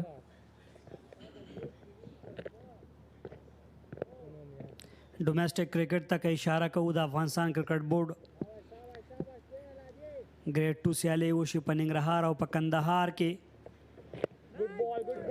همداراز ګریډ 1 سیالۍ وشوي بیا په کونړ او ننګرهار کې په غازي امان الله خان لوبغالي باندې پای لوبه وه او همداراز له هغې وروسته قشتپا ملي شلاوري سیالۍ وشوې تریډۍ سیالۍ وشوې دلته لسټۍ سیالۍ کیږي د کورنی کرکټ افغانستان گواه یک رویداد بزرگ فوتسالی فرصت برای افغانستان گل پنجم در راه صعود تاریخی تیم ملی فوتسال افغانستان ده تیم برای نزدیک به یک ماه زیر یک سقف با هم بخت آزمایی میکنند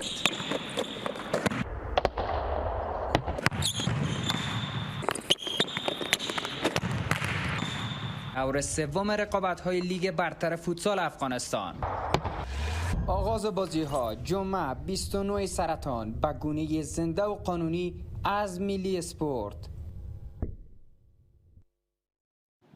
څومره چې زمونږ کورنی کرکټ پیاوړی وي همدومره به موږ ډېر نور ښه نومونه ښه لوبغاړي لاسته راوړو ځوان استعدادونه وفي الله ترخیل بیا هم په سټرایک باندې دی نجات د میډ اینډ نه بیک آف لین بالو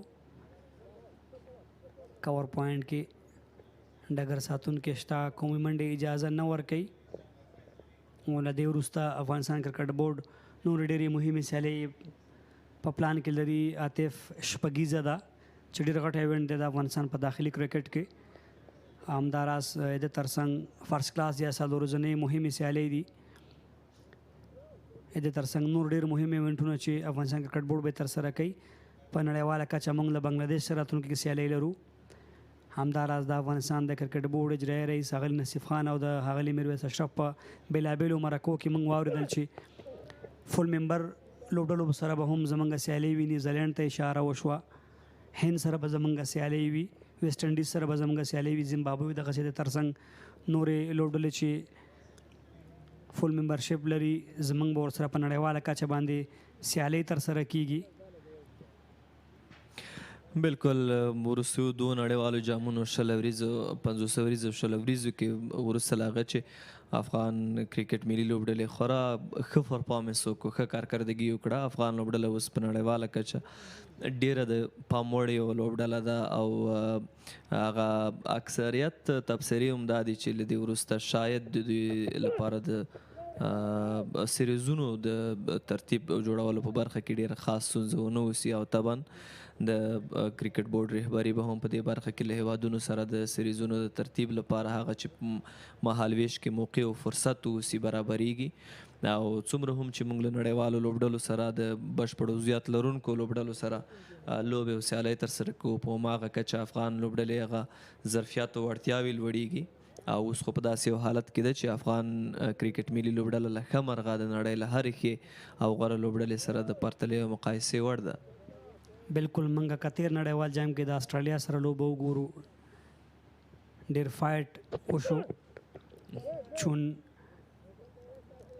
کشلاورز نړیوال جام باندې بیا نظر اچو سیمی فائنل ته راتګ دا د افغانستان د کرکټ په تاریخ کې لومړی ځل و چې موږ د نړۍ په 10 غوره لوبډلو څخه 4 غوره لوبډلو ته یا نیمه پایلو به لارو منده او په یو ورځنی نړیوال جام کې موږ هلته هم 4 غټې لوبډلې ماتې کړې وې چې نړیوال جامونه یې ګټلي وو.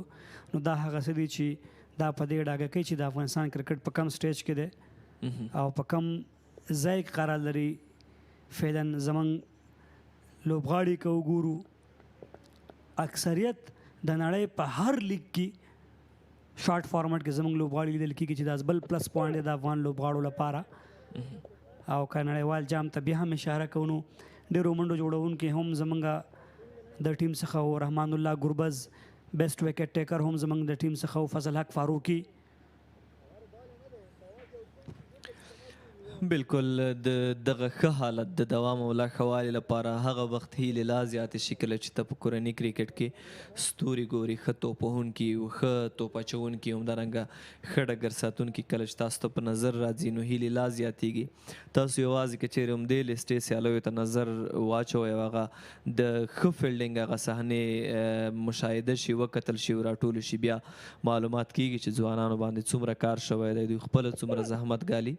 دا ځل بیا هم په آف سټمپ باندې لوبېدنه ده خو په کور کې ډګر ساتونکی اشرف شته او د منډې موقع نه برابرېږي. یو بل اوور هم پای ته ورسېدو، 5 اوورونو پای ته رسېدو سره 19 ته منډې رسېدلې دي او تر دې مهاله هندوکش سټرایکرز کوم وکټ له لاسه نه ده ورکړې.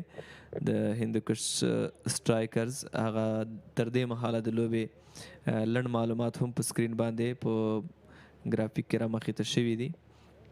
نو یقینا په کور دننه ډېر ښه لوبغاړي رابره کېدونکي دي او دوی ځلیږي، مسلسل ښه پرفارمنس کوي او په تدریجي شکل سره دوی ملي لوبډلې ته راځي او د ملي لوبډلې حصه ګرځي. په دې وروستیو لنډو کلونو کې موږ ګڼ مثالونه داسې لرو چې له همدې ځایه لوبغاړي راپورته شوي دي او دوی د افغانستان لپاره ښه کرکټ کړی دی په نړیوالو میدانونو باندې. د ترڅنګ چې زموږ کرکټ هم روان دی د دغسې ایونټونو په ترسره کولو کې هغه ډېر ملګري همکاران چې په سکرین نه ښکاري، یو ډېر قوي ټیم موجود دی دغسې ایونټ په ترسره کولو کې. هغه افغانستان کرکټ بورډ هغه اداري همکاران چې په بېلابېلو برخو کې هر څوک خپل دنده پر مخ وړي هغوی هم د ستایلو دي. یعنې د دغسې ایونټونو ترسره کولو شاته یو ډېر غټ ټیم دی. یاما عرب راغلی توپ اچونې ته چینل کې دننه بال وکټ ټو وکټ هغه هم د ښه بال احترام وکړو، په دفاعي انداز یې ولوبو. د ترڅنګ چې کرکټ ښه روان دی په نړیواله کچه او په داخلي کچه باندې د افغانستان کرکټ بورډ که په داخل کې وګورو په بېلابېلو اکیډمیانو باندې په بېلابېلو لوبغاړو باندې بیا رغونې چارې روانې دي چې دا یو بله پلس خبره ده، یو بل مثبت خبره ده د افغانستان کرکټ لپاره چې عملاً مثلا موږ نجیب الله ترکي لوبغاړي کې ګورو چې کار روان دی. سمه د مخکې په هلمند کې په اکیډمي باندې کار وشو، اکیډمي تکمیل شوه. خوست کې د رحمت ولي مسرور کرکټ اکیډمي فعاله شوه، پرانیستل شوه. د ترڅنګ په غزني کې، د ترڅنګ په نورو ډېرو ولایتونو کې د کرکټ د بهبود لپاره ساختماني کارونه روان دي. بالکل همدارنګه که موږ وګورو د خصوصي سکتور ونډه او سهم په کرکټ کې دا ورځ تر بلې په غوړېدو دی. خصوصي لیګونو جوړیږي او د دغو لیګونو سره د افغانستان کرکټ بورډ هغه ملاتړ ښیي چې د خصوصي برخې ونډه هم ډېره زیاته مهمه ده او د دغو لیګونو او مختلفو ایونټونو ترسره کول. بیا هم ګورو بال لوبول کېږي، یوه منډه ترلاسه شوه. نو یوازې که موږ وګورو د کرکټ بورډ له چوکاټه، البته په کرکټ بورډ په چوکاټ کې دي خو دغه سیالۍ چې په مختلفو ولایاتو کې ترسره کېږي او هغه کار چې شوی دی هغه هم ډېر د پام وړ دی. همدارنګه مالی ملاتړ کوونکو چې دي د هغو لیوالتیا هم له مختلفو لوبډلو سره ډېره زیاته شوې ده. هغوی غواړي چې که د شرکتونو او کمپنیو مالکین دي هغو دلچسپي پیدا کړې ده چې خپل کرکټ ټیمونه او لوبډلې ولري او د همدې لارې د خپل کاروبار او تجارت لپاره هم یو مارکیټینګ وکړي. په عین وخت کې دغسې لوبډلې فاینلي کې ته به لوبونه یي، ډګر ساتونکی شته. دغسې لوبې رایمي په خپله د لوبغاړو لپاره د انکم یوه ذریعه ګرځي. نو په اساس یې کرکټ لا وده کوي او موږ کولی شو لا ډېر نور ښه لوبغاړي له همدغو لوبو څخه پیدا کړو. بالکل موږ که داخل کې هر فارمټ کوو، که ټي 20 کوو کا ون ډے او کا ټیسټ کا موږ به د هر فارمټ لپاره بیلابیل لوبغاړي لاسته راوړو کو په ټوله کې ووایو ډېرې ښې لاسته راوړنې لري په دې وروستیو 2-3 کلونو کې افغانستان کرکټ بورډ له هغې وړاندې هم د افغانستان په کرکټ باندې خبرې کوو نو تدریجي ډول باندې قرار هره برخه کې کار شوی دی او دلته یاما عرب د افغانستان یو ځوان توپ اچوونکی یو چټک توپ اچوونکی د پیس ته که وګورو د سوینګونو که وګورو ډېرې ښې یارکري هم کوي دی هم د افغانستان د انډر 19 یا د 19 کلنې ملي لوبډلې ډېر مهم لوبغاړی پاتې شوی او ډېر صحیح ځای کې توپ اچونه کوي پیس هم ورسره شته دی او چې پیس سره ته سوینګونه ولري په خپل لاین او لین باندې کنټرول ولري بیا اسانه نه دی بیټر لپاره مخکې راځي عبدالمالک بیا هم همغه سیم فیلډر دی نجات یوه بله منډه هم ترلاسه کیږي بالکل دلته عبدالمالک هم ګورو چې ډېر ښه لګیا دی تاسو ګورئ په مسلسله توګه د بال مسیر چې پر هر لوري وي په هماغه طرف بال لوبوي او ډېر ډاډی لوبوي دی ترڅنګ اعتمادي ښکاري تر دې مهاله دا هم د سبانۍ لوبې هغه معلومات چې د پامیر لیجنز او مایپر ستورو ترمنځ به دغه لوبه ترسره کیږي دا هم ډېره په زړه پورې لوبه ده د دغو دواړو لوبغاړو چې اوس مهال په د هندوکش سټرایکرز لپاره دوی د لوبې پیل آغاز کړی دی تر دې مهاله پیل د دوی ډېر ښه دی هدف لکه څنګه چې مخکې مو وویل د 103 منډو هدف دی د همدغه هدف لپاره همدغسې څه کول پکار دي تر څو دوی وکټ باندې وخت تیر کړي او هدف ځان لپاره لا اسانه کړي عبدالله ترخیل معرفي کیږي توپ اچونې ته د میډیا اینډ نه د دغې لوبډلې لپاره لومړي ځل لپاره دی په نن سیالۍ کې لوبیږي چټک توپ اچوونکی دی هم فاسټ بولر دی اکشن هم ډېر ځانګړی دی لاسید ملنګا ته ورته او د تیره میاشت کې افغان ابدالیانو سره سریلنکا ته هم یو سفر کړی و د افغانستان کوم الف لوبډله چې د افغانستان انډر 19 کې هم پاتې شوی فرست کلاس کرکټر دی دی هم شپږیزه هم کړی دا د افغانستان تقریبا هر فارمټ یې کړی داخل په هیواد کې اوور د سټم نه توپ اچونه کوي ترخیل مخامخ لوبونه دا ټایمینګ سره لانګا نو لانګا باونډرۍ ترمنځ 4 منډې لومړی بال د دغه ور ډېر ښه ولوبول شو او مخامخ لوبېدو سره 4 منډې جوړې شوې تاسو وګورئ څومره په ښه توګه دغه بال میډل کیږي او نتیجه هم د 4 منډو که چیرې عبدالمالک پاتې کیږي نو موږ به د دغسې لا ډېرو نورو ښو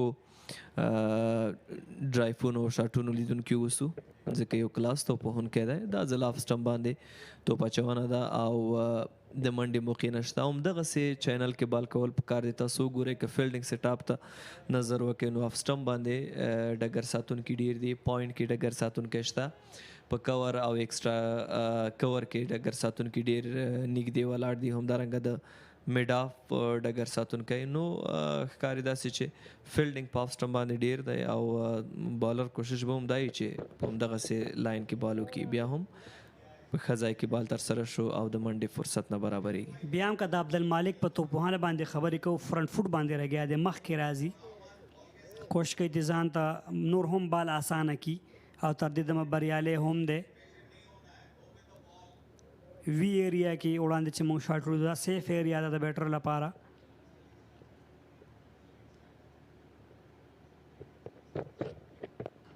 او ډېر ښکلي ټایمینګ سره تیزه منډه ترسره کیږي لوبډل مشر شته په میډ آف کې نجیب الله زدران په نتیجه کې یوه بله منډه هم ترسره کیږي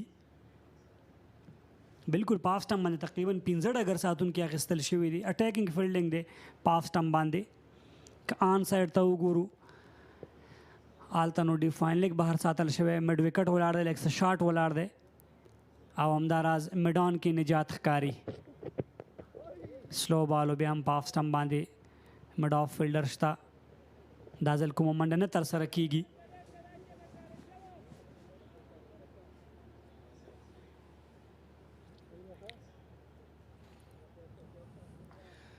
عبدالله دا ځل هم له مشورې وروسته بال ترلاسه کوي نجات مسعود هم له ده سره خبرې وکړې او طبعا د سینیر لوبغاړو مشورې ډېرې مهمې دي د ځوانانو لپاره. ویکټ توپ اچونه او دا ځل هم وفي الله په دفاع باندې مجبورېږي. اوه اورونه د لوبې بشپړ شول، 25 ته منډې رسېدلي په داسې حال کې چې هندوکش سټرایکرز هیڅ کوم لوبغاړی له لاسه نه دی ورکړی. خاور ورته ویلی شو که سم په لومړي بال باندې څلوریزه راغله، وروستۍ 5 بالونو باندې یوازې یوه منډه ورکړه. ډېر ښه راتګ یې وکړو، ډېره ښه واپسي وکړه. اوس رن ریټ 3.33 ریکوایر 3.48.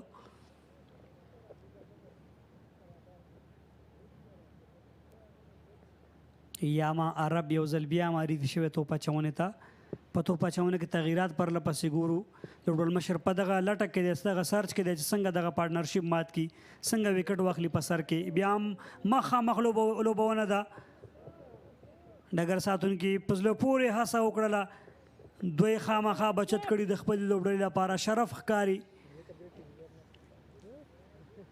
په میدان کې.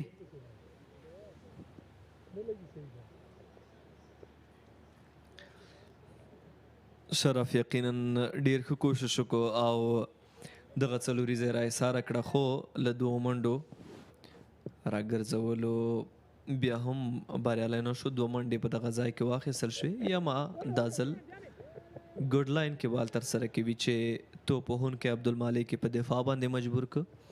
د ده لپاره بیا د فاین لیک او تړمن دواړه ډګر ساتونکي ډیپ ودرول شوي دي او پاتې ډګر ساتونکي په سرکل کې توپ نیونه کوي. لکه وړاندې چې تاسو ویئ یما عرب ځوان دی، د افغانستان د 19 کلونو ملي لوبډلې حصه دی. په زرغونجام کې د جونیئر چمپین لوبډلې سره و، یو 2 لوبې وکړې خو وروسته د انجري په اساس یو څه لرې شو له لوبو څخه، خو وروسته بیا راوګرځېده او هغې نه وروسته هم په کورني کرکټ کې خپل مزل روان ساتي او ډېر ښه کرکټ کوي. یما دا ځل بیا هم په لیګ سټمپ باندې وایډ ترسره کیږي او د عبدالمالک راتګ له دغه بال سره ډېر په زړه پورې و. که بال پلیک کېدی نو یقینا چې رزلټ به د هندوکش سټرایکرز لوبډلې لپاره ډېر عالي و. موږ وړاندې اور کې هم څو بالونه داسې ولیدل چې په لیګ سټمپ باندې د یما عرب له لوري ترسره شول او عبدالمالک هم په ډېره اسانۍ سره او په ډېره ښه توګه ولوبول. که چېرته ستا ان سوینګ کېږي ګوډ لین نه، ته که چېرته 4 او 5 سټمپ سره بال ساتې ډېر ګټور به وي. خو که چېرته ان سوینګ دې کېږي او په لیګ سټمپ باندې توپ اچونه کې نور هم اخوازي نو بیا دا تا ته کومه ګټه نه رسوي. که سوینګ کې دننه نو ګوډ لین سره ډېر بهترین ځای دی، سیف به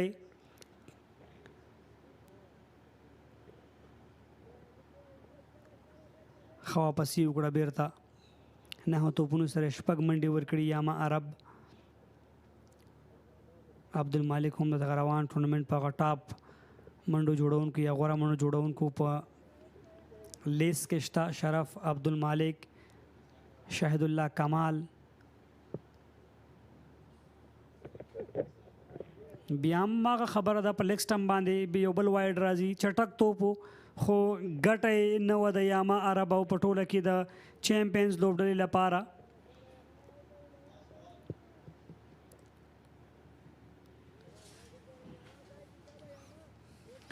تکرار کې بیا هم ګورو د یاما عرب دغه توپ لین صحیح دی، لاین صحیح نه دی. لین بالکل پرفیکٹ دی خو لاین په لیګ سټمپ باندې دی. که چېرته لږ څه چینل کې وساتي، لږ زیات د چینل نه بهر په آف سټمپ باندې وساتي، شاید ګټور تمام شي د یاما عرب لپاره. دا ځل میدان ته لوبونه ده، ډېره ښه ډګر ساتنه.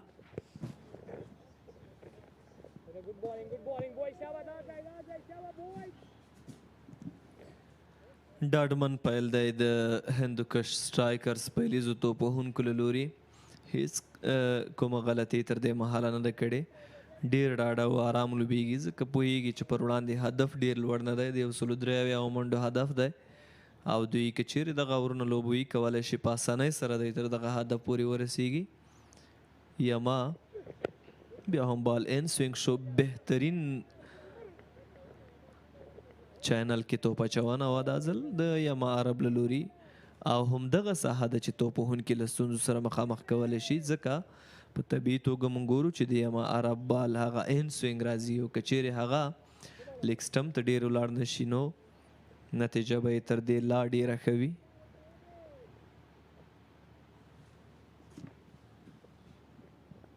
وروستی بال به کوي د اتم اوور.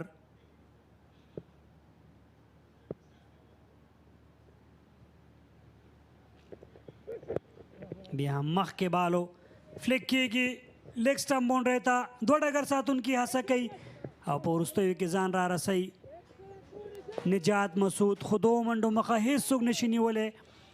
د سره د لوبې اتاوره پای ته رسیږي. 11 منډې دي، کوم زیان نه لري د هندوکوش سټرایکرز لوبډله.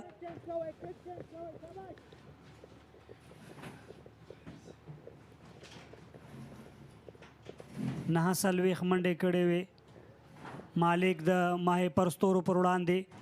3 منډې کړې د پامیر پر وړاندې. نن میوند پر وړاندې په 11 منډو ناسوځېدلی ولاړ دی. او دلته په کمنټري باکس کې هم تغییرات. دواړه احمدزیو ته ښه راغلاست. یامین احمدزی او حکیم احمدزی.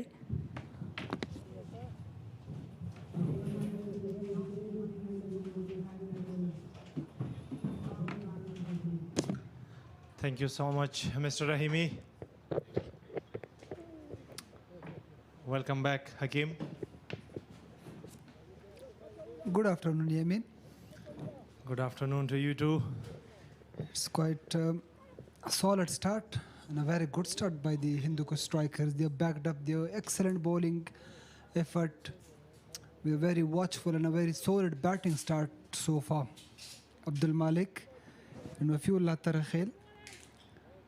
They've shared 32 runs in the first 8 overs so far and are looking really well.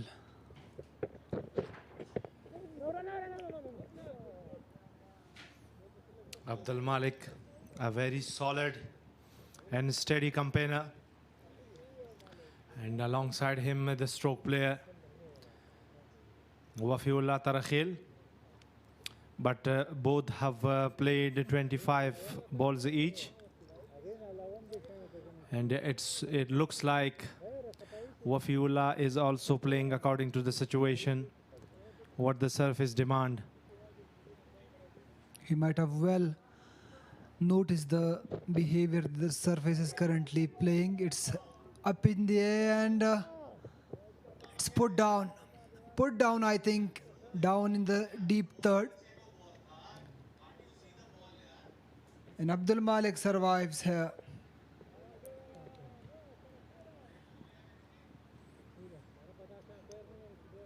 There was no need of playing that shot.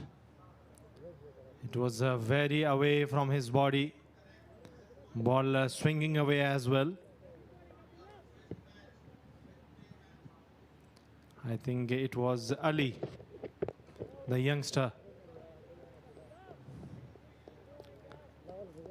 at the mid of, beg your pardon, on the third man boundary line. He's normally a very good fielder and keeps wickets also. But since there's a proper wicket keeper in place in the lineup in form of Numan Shaha, so he's been fielding in the deep. Good bowling so far, Abdullah Tarakhil. Yet another young fast bowling prospect coming through the ranks. But the action is quite different to the others, coming in a bit sling and a bit wide open from here. A bit similar to Lasith Malinga, an excellent bowler of cricket. He was part of the Afghan of the Island tour to Sri Lanka recently as well. That's such a big opportunity for the youngster.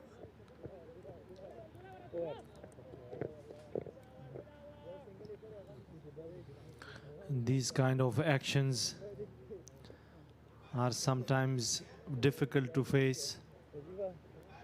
I remember Nurali Zadran, whenever he knew that in the opposition side there is a bowler, like his action is not similar to the others, he would have told me that how would I play this guy?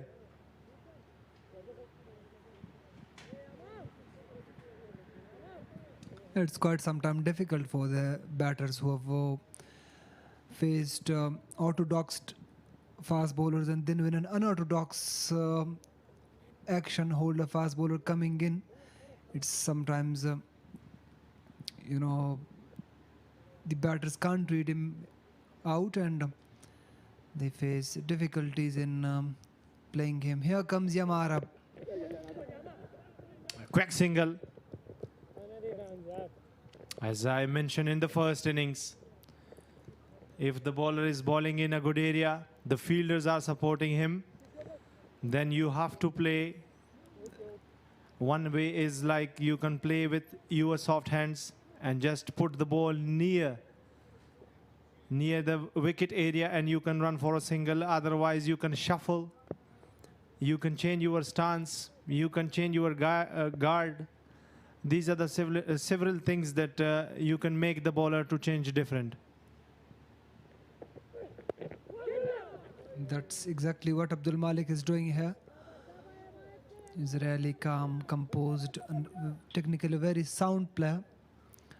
I remember one of the cricketers told me once upon a time he was a very good cricketer up to national level, that I would rank Abdul Malik in the top 3 openers in Afghanistan. I don't know how well you will be agreed with this, but this is his view, and just the elaboration that he had in this regard was that technically he is very sound. He's very a very profound opener that Afghanistan could get in the coming future. Exactly. I would rate him number 3 as well, because the way he performed from last 2-3 years, and he established himself. Before he was like, we all bowlers will be thinking of his wicket like in the start overs, and we used to call him a very slow player. But as we have seen him in last 1.5-2 years, now he is a different player. A very good running between the wickets by Wafiullah Tarakhil. Has nicely tucked that towards the square leg region and made sure he's safe home back. Excellent running and very good to see that.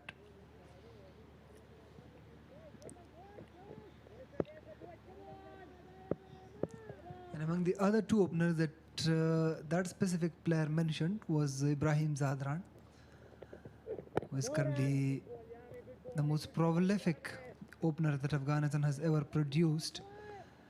And can you guess the third one? It's a left-handed, big, tall opener. I think you were talking about Mr. Siddiq. Yeah, you're right. That's what, these are the 3 names that that specific guy mentioned.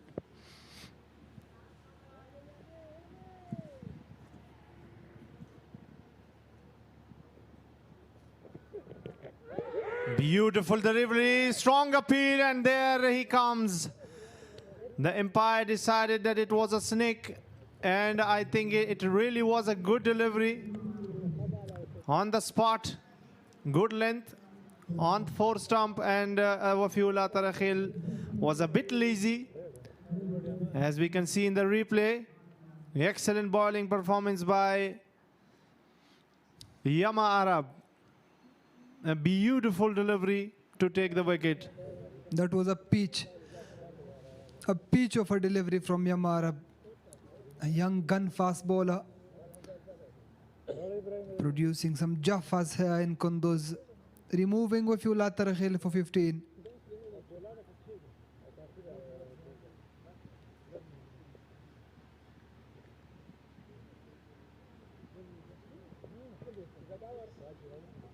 The new man in is the skipper himself, Rahmat Shah, Mr. Dependable.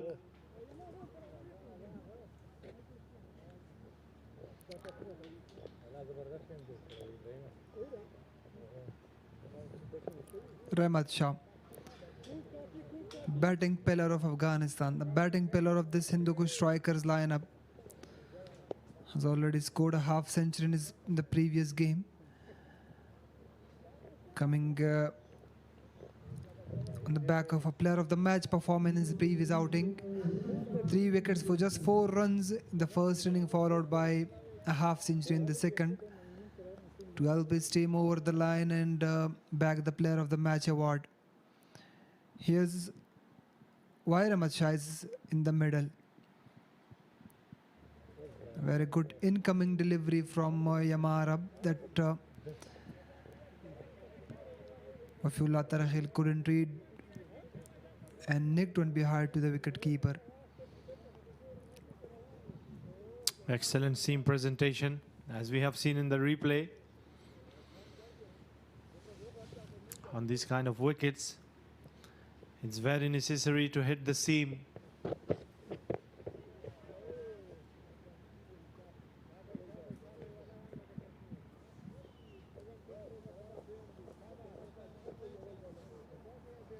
But this batting pair loves these kind of situations and love these contesting scenarios. Ramachaz Armati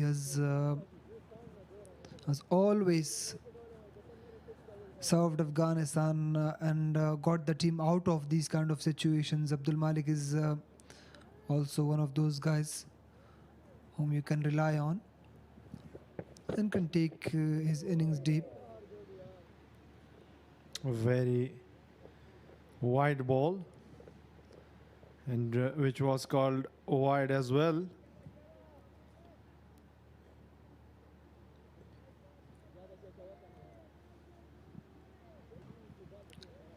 It happens, I mean, sometimes these kind of bowlers give too many extras and sometimes they're very hard.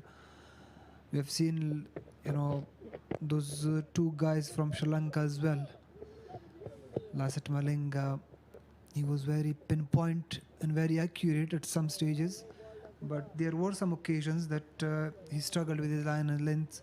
And now the newbie, Matisha Patirana, when he's coming in, he's also sometimes leaking very much extra runs. So is it all with the actions, or there is something to be worked in other areas as well? Yes, if we compare the bowling action of Lasith Malinga and Patirana, Patirana is much more slingy than Lasith Malinga, and that's why he struggled a lot with his liner length. And his head position is downfall while he's releasing the ball, and Lasith Malinga was a bit steady. His head position was a bit still than Patirana, and we witnessed some excellent bowling performances from Lasith Malinga in shape of bowling very good Yorkers, and once I heard from him that Yorker and a bouncer, these two are the balls that a fast bowler will put lots of effort to bowl. And I was used to practice 100 Yorker balls each and every day I practice.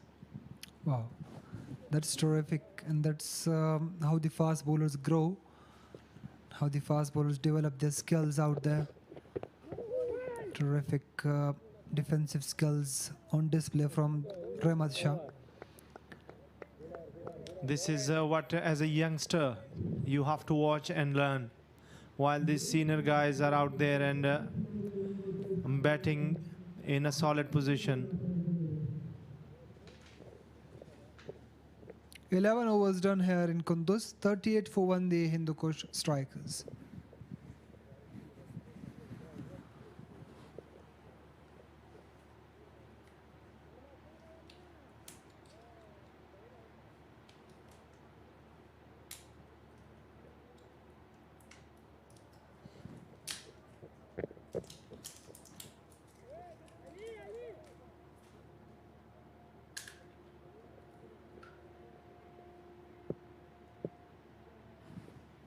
Yama Arab to continue from the academy end,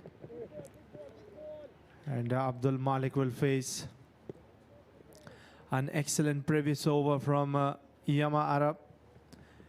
3.1 overs, a wicket and 12 runs he conceded up to now.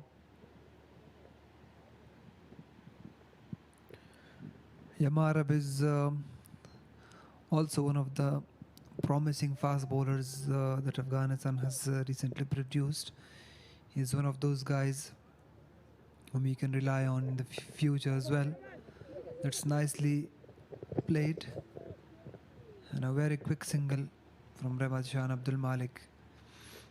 And when you see that plenty of youngsters, plenty of young fast bowlers coming in through the ranks, you'll surely feel comfortable and optimistic for the future of Afghanistan fast bowling. Yama Arab, Khalil Ahmed, Faradun Dawood, Zay Muhammad Gul.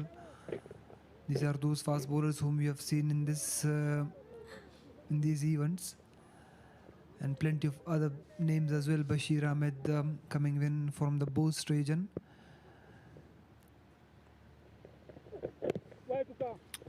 Khalil Ahmed, and he is another promising fast bowler, and I'll rate him high because he has improved a lot in these past 1 year or so regarding his liner length, his accuracy and his pace. Yama Arab is also improving day by day, as we have seen him in the under-19 side when he was playing in Green Cup of Afghanistan in Khost. He was a bit wavered in his liner lengths, and now, as we can see, he is putting his lots of delivery in the right areas. And not to forget Naveed Zadran. He's also the one who has a bright future upon himself, and some excellent cricket is looking forward to him in the coming years.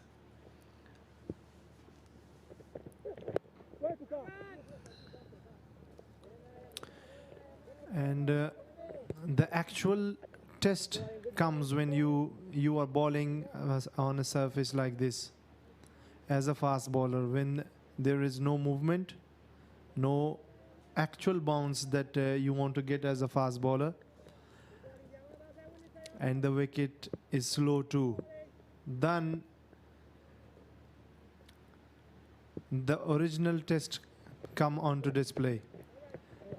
It's nicely played by Rehmat Shah. There's a fielder in place, but he can't get over the ball as the ball races away to the boundary. Beautifully played that.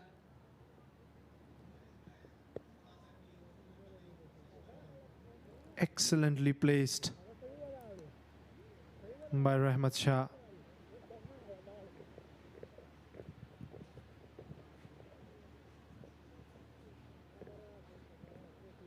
So on these kind of surfaces, as a fast bowler, if you are struggling, then you have to work on your liner length.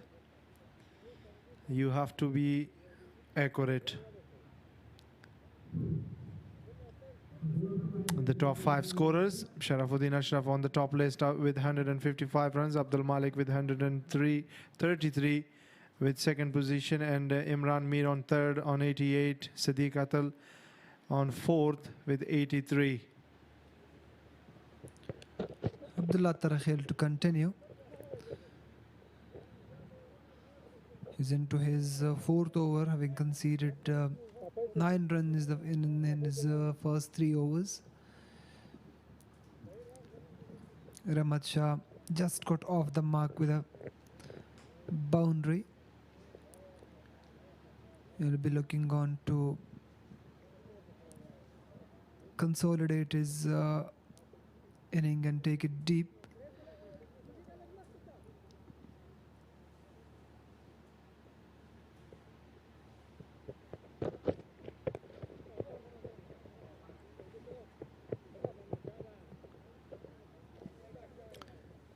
As a comparison, if we see the fielding side of the strikers with the champions,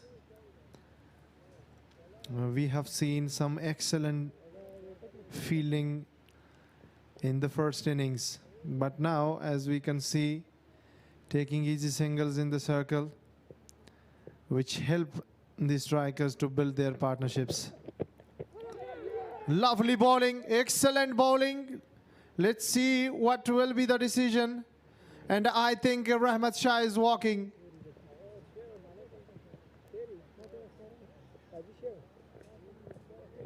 the umpires are confirming that was that a clean catch or not. But the champions are celebrating. Abdullah Tarakhil is emphatic. It was a slower delivery. Rahmat Shah wanted to drive that, got a thick outside edge. This is what when a slingy action comes to play. Sometimes it's hard to judge the slow ones they ball.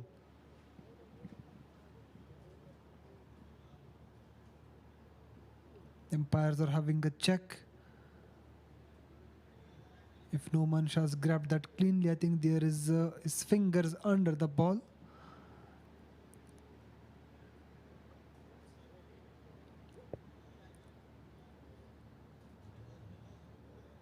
They are checking it from different angles out there,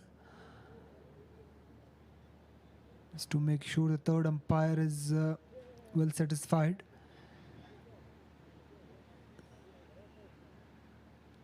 With the glimpses of how Noman Shah has grabbed that catch.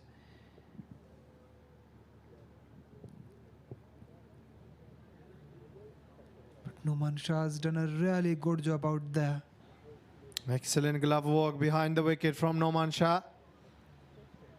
And it looks like the fingers are under the ball. He is confident. He was celebrating.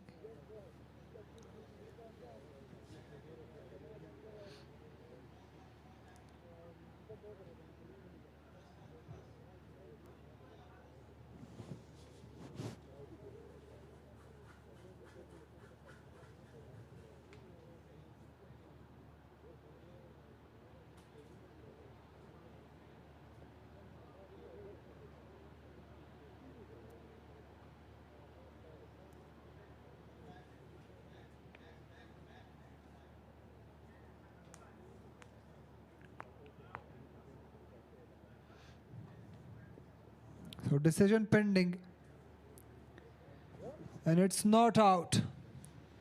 The green signal comes out. The umpire says it's not out. Noman Shah can't believe it. And Rahmat Shah survives.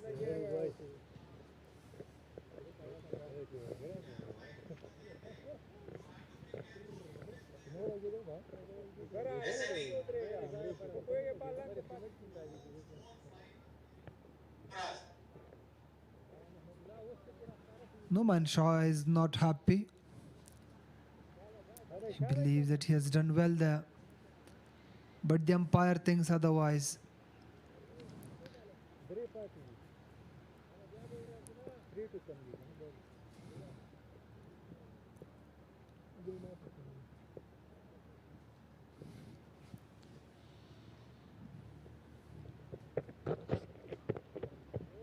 Excellent bowling again, right in the channel.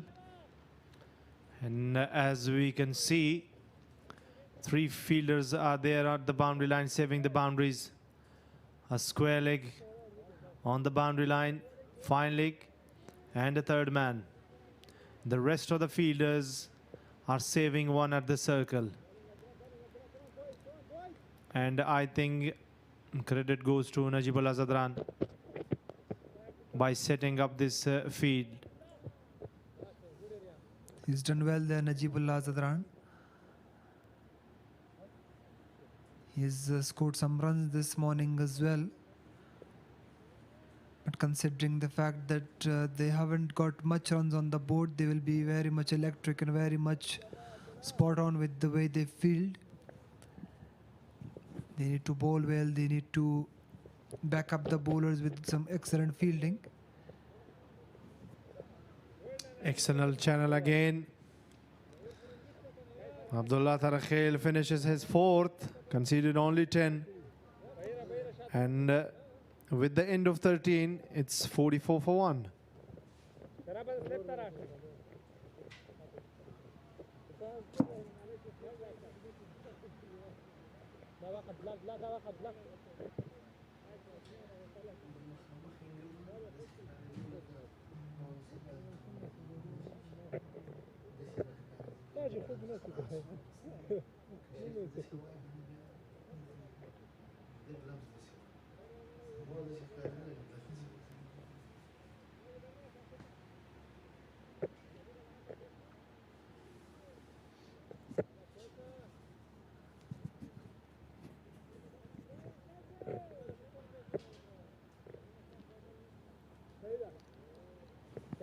Good morning, boys.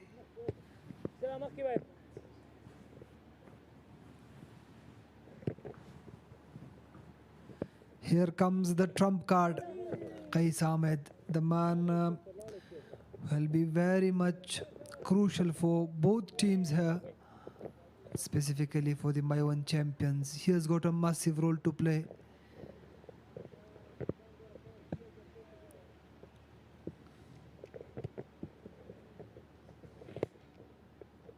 Good bowling. Exactly. His 10 overs are much more important for the champions. The bowlers put a great job with one drop chance at the third man, and another one, we should say, a bad luck, but they have put a great job in. Short runs, excellent throw, but Abdul Malik was quick enough to reach. A good cricket, good attacking cricket. This is in good running. He was well in, he was well safe out there. Abdul Malik.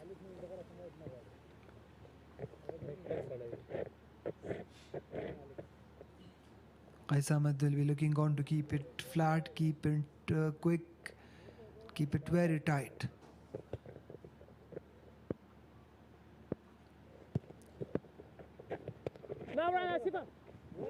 Excellent dive. Lovely fielding by Asif Musazai there at point. Definitely saved a certain boundary for his team. Yeah, terrific work. Terrific work from Asif Musazi. That's how you need to back up your bowlers. Full toss, driven straight. There's a protection comes in the form of Ali Ahmed, but the batters cross back for two. It was a slight chance of a run out there. First, Abdul Malik was thinking that it's a clear two there, but the fielder was quick enough to pick up the ball and throw back. Then he decided to run faster.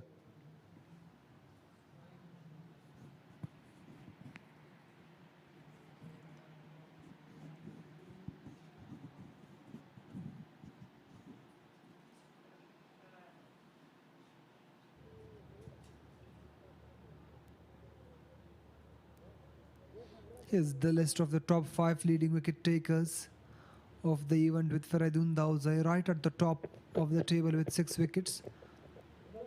That's played terrifically by Rahmat Shah once again. Guides one towards the deep third and comes back for second. Beautiful running this is. Putting pressure on the fielder.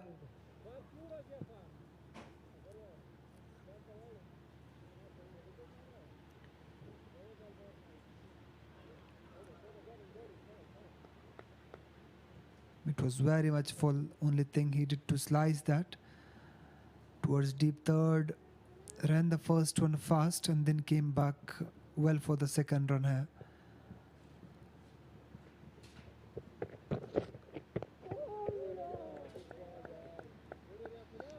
A good comeback from Abdullah Tarakhel.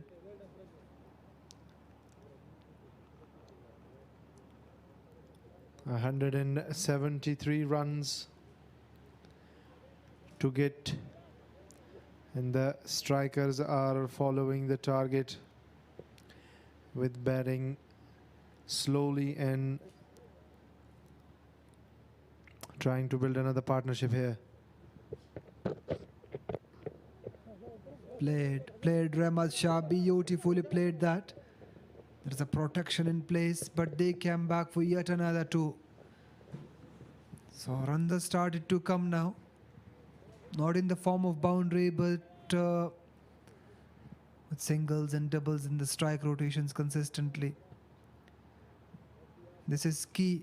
This is key to their success, and this is key to building a solid foundation for the rest of the batters and a very good partnership. He's keeping it very simple. Respect good deliveries, block out good deliveries, and just guide those who are wide enough for their width given by the bowlers.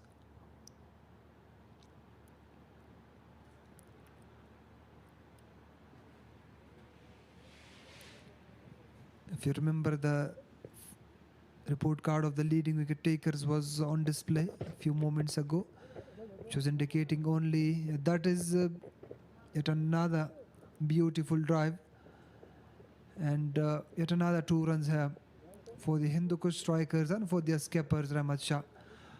Out of the 5 leading wicket takers, 4 of them were fast bowlers. Faridun Daud Zairat at the top with 6 wickets, followed by 3 fast bowlers.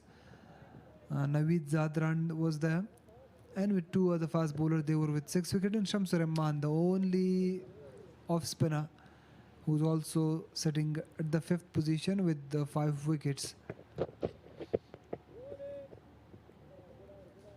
Farid Malik and Ibrahim Abdurrahim Zai were the other 2 bowlers. Exactly, those are the 2 names out there in the top 5. With the end of 15, 54 for 1.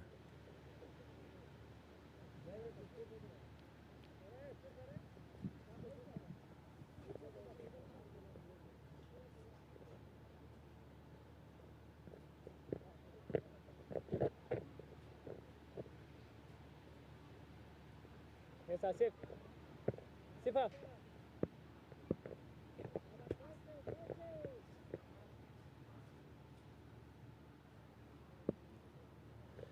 Qais Ahmed to continue.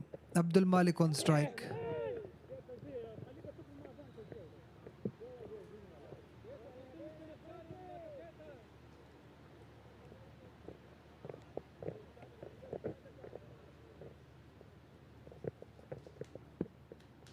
He's always in business. Serious cricketer, this Qais Ahmed is. That's driven beautifully, and the ball is not racing the boundary because there is some excellent fielding work out there on display. Abdullah Tarakhil puts on a terrific fielding to stop a certain boundary. He's an excellent fielder, as you can see. Excellent fielder of boundary line.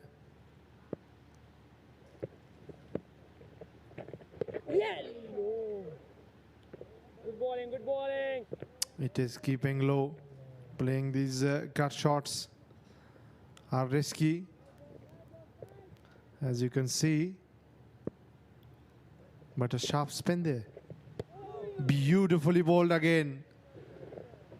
That's why we were talking about Qais Ahmed, that he will put a big impact on the game. That was a brilliant delivery.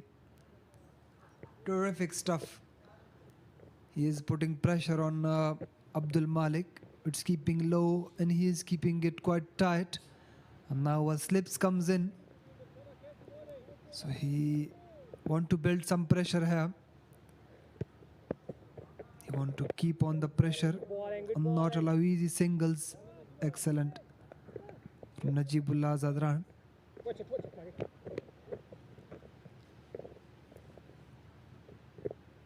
A brilliant example was the first innings.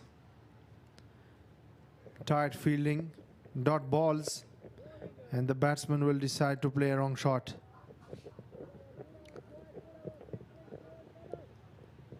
So 16 overs done here. It's 57 for 1, the Hindukush strikers.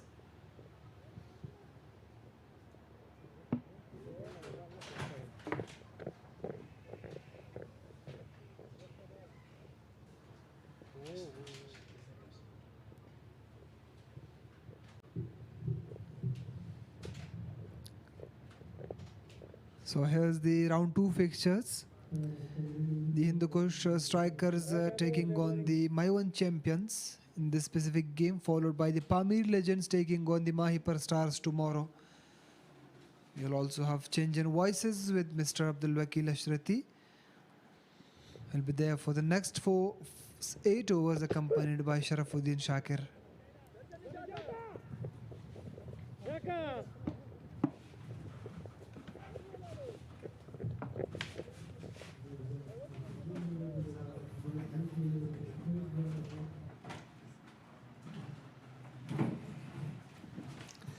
تشکر فراوان جناب یمین احمدزی و همچنان حکیم خان احمدزی. کتاب حال برای شما با زبان اینترنشنال انگلیسی البته کامنتری و تبصره داشتن بالای مسابقه امروزی.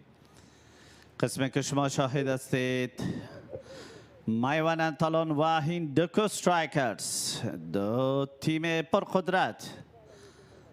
در ترکیب هر دو تیم بازیکن‌های خیلی مجرب جابجا شده است. در ترکیب تیم هندوکوش همچنان عبدالمالک، وفی الله ترخیل و رحمت شاه بازیکن‌های است. کتاب حالا در عرصه بیتینگ به توپزنیشان ادامه داره. البته وفی الله بازیکن بود که ویکت خود را از دست داد. با بک فوت خیلی به انداز خوبش. البته این بال پنچ میشه از طرف عبدالمالک به خاطر به دست آوردن یک دوش. و رحمت شاه بازیکن پرقدرت و مجرب تیم هندوکوش استرایکرز و همچنان سر تیم در کریس موجود است به خاطر پارتنرشیپ و رفاقت همراه عبدالمالک، بازیکنی که در تیم ملی کشور حیثیت ستون فقرات را دارا است.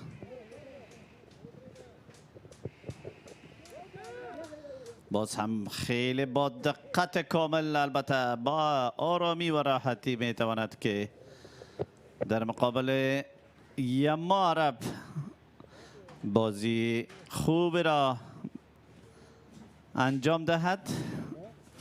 قسمی که میدانید هدف داده شده 173 است. نسبتا در 50 اوور هدف خوبی است به خاطر هندوکوش استرایکرز تا به دست بیاورد. ما هم به نوبه خود باز جناب ملت افغان میخواهیم که از اینها خوش آمدید بگوییم. ملت قسمی که میبینید تارگت و هدف البته 173 است. دو بازیکن مجرب تیم هندوکوش استرایکرز که عبارت از عبدالمالک و رحمت شاه در کریس موجود هستند. شما چی نوع ارزیابی میکنید بازی امروزی را؟ ډېر په زړه پورې پیل دی، لکه څه ډول چې موږ عبدالمالک باندې خبره کوو. په دغه ټورنامنټ کې ډېر ښه پیل وکړ، ډېره ښه شروع وکړه. د تېرې ونډ کې هم ډېر په زړه پورې او 2023 او دلته په یو ورځنیو سیالیو کې دغه ډېر ښه پیل دی. که وګورو د هندوکوش استرایکرز لوبډلې ته په روان ټورنامنټ کې په ټولو لوبډلو باندې حاکمه ده، نه یوازې په بالینګ، نه یوازې په بیټینګ، په فیلډینګ کې هم نننی فیلډینګ کې د نننۍ ډګر ساتنه کې دوی وګورو ډېره په زړه پورې وه. په هر حال 19 نه پای ته رسېږي. 3 منډې یو لوبغاړی له لاسه ورکړی. ډرینکس یا د اوبو دمه هم شته په لوبغالي کې. پایتخت افغانستان،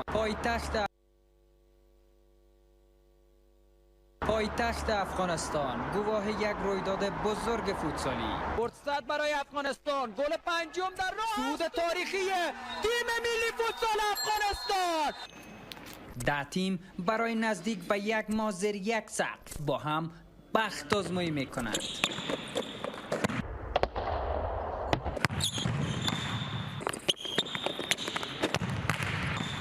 دور سوم رقابت‌های لیگ برتر فوتسال افغانستان. آغاز بازی‌ها جمعه 29 سرطان به گونه زنده و قانونی از ملی اسپورت.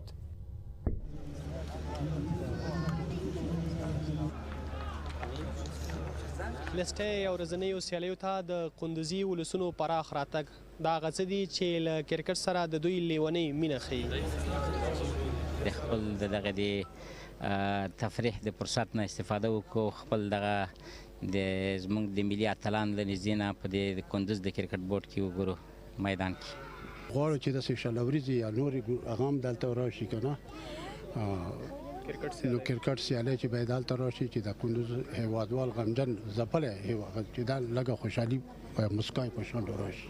ډېر خوشاله یو چې نږدې نه تشویق کوو اتلانو سره مینه لرو. داسې ډېر لیدونکي راغلي دي، تماشایان ډېر راغلي دي لیدلو دپاره. ډېر خوشاله یو. موږ ټول لوبغاړي سپورټ کوو، ولې موږ د مایوند چمپیونز مینوال یاستو. نجیب زدران لوبډلې بالکل نجیب زدران او شرف الدین اشرف چې پکې دي. دا دلته هم د نورو هیوادوالو سره هم خبرې وکړې، هغو زیاتره د نجیب زدران د خوښې ټیم علت به څه وي؟ نو دوی موږ ته ډېر ښې لاسرونه راوړي دي په وخت سره. نو ښه پلیر دی ځکه هر یو د خوښۍ احساس ورته لري.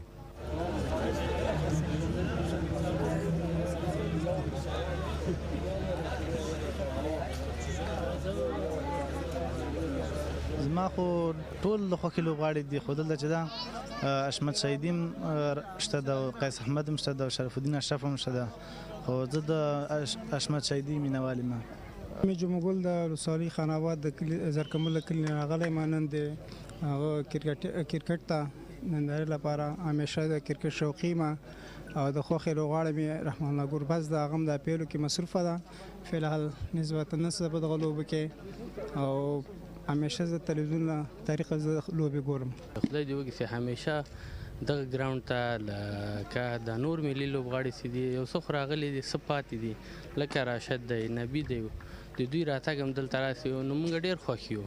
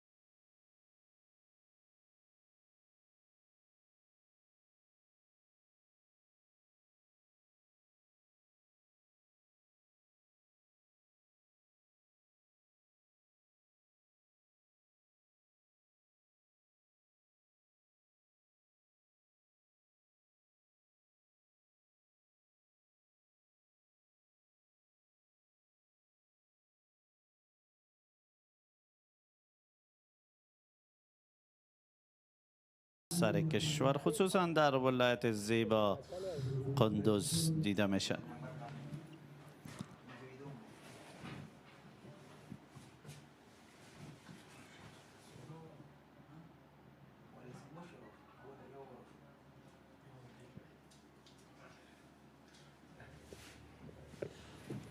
شاکر صاحب عزیز شما را هم خوش آمدید میگیم در کمیونټي باکس.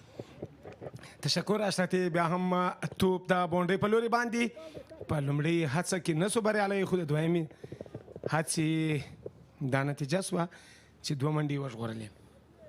فیلدینگ خوب در کل، البته فیلدر توانست همکاری خوبی داشته باشد با قیس احمد در عرصه بولینگ. همان طرف کار با دقت کامل اوپن فیس آف د بید. البته رخ زیبای بیت را به شکل ماهرانه البته نشان داد و بال و توانست که 2 دوش عمده دیگر اضافه کند. عبدالمالک و رحمت شاه بازیکنایی که با فرانکفورت و با دقت کامل سپینرها را خیلی به شکل درست و خوبش بازی مینماید. شاکر صاحب در کل امروز تارگت هم در 50 و 173 است. تارگت خیلی کوچکی است نسبتا، اما تیم و بازیکنهای تیم هندوکش خیلی قدرتمند هستند. 2 بازی پای در پای را برنده شدند. در ابتدا بالرایشان، آغازین بالرایشان که عبارت است از فست بالر فریدون و محمد گل توانستند آغاز خیلی خوب، یک آغاز بهترین را در عرصه بالینگ داشته باشد. بالکل اشرتي که وګورو داسې یو ستر هدف نه ده. د لومړۍ لوبې څخه پرته کومه لوبډله په دې ونه توانېده چې د 2.5 څخه زیاتې منډې هدف وټاکي.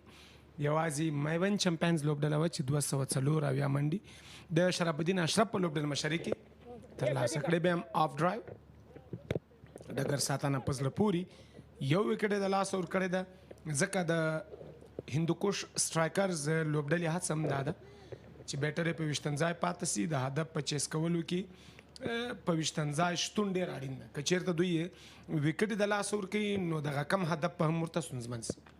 یقینا قسم که دیده شده در مسابقه قبلی در اینینگز دوم نسبتا آسان نیست کار. خیلی دشوار میشه وقتی که ویکت های خود را از دست بدهی و رفاقت یا پارتنرشیپ خوب را ساخته یا بل نتونی. دیگه اشاره هم کارم این بود که از هیچ نوع البته خطر اینها متقابل نشن و خطر را قبول نکند و هیچ نوع شرط غیر ضروری را انجام نده. د مایپر سټار په وړاندې 9 د پامیر لیجند په وړاندې 3 او د میوند چمپیونز په وړاندې 2 منډي جوړې کړې دي. عبدالمالک د ټولو لوبډلو په وړاندې ښه ځلېدلی ده، بالکل د یو پراپر د یو ښه ځیرک پرانیتګر توپوهونکي په څېر باندې همدغه کنسسټنسي ده د یو پلیر یا دغه دوامداره پرفارم چې په هر لوبه کې ته د لوبډلې لپاره داسې یو څه وکړې چې لوبډله د بریا هسکو ته ورسې نو 2 پیپټیانې دي په یوه منډه کم 2 پیپټیانې ورته ویلی سو. د درېیمې لپاره هم هڅې کوي. تر دا مهاله یې ښه توپوهنه کړې ده، کوم غلط شاټ کومه تېروتنه نه لیدل کېږي د عبدالمالک چې داسې خیلی بازیکن پرقدرت مجرب و دارای تجارب عالی است عبدالمالک. بازیکن است که خیلی اوقات میخواهد با فول فیس آف د بد یعنی حسی مابینی سیده و مستقیم بازی کند و چنین چیز تا به حال توانسته که کارکردگی عمده راز موفقیتش باشه در عرصه بیتینگ و از همه مهمتر چیزی که در مسابقات پنجاوره و تست مهم است شاکر صاحب حوصله داشتن حوصله و داشتن تمپرامنت است که بازیکن را با موفقیت های بلند خود و آرزوهای بزرگ خود رسانیده میتواند.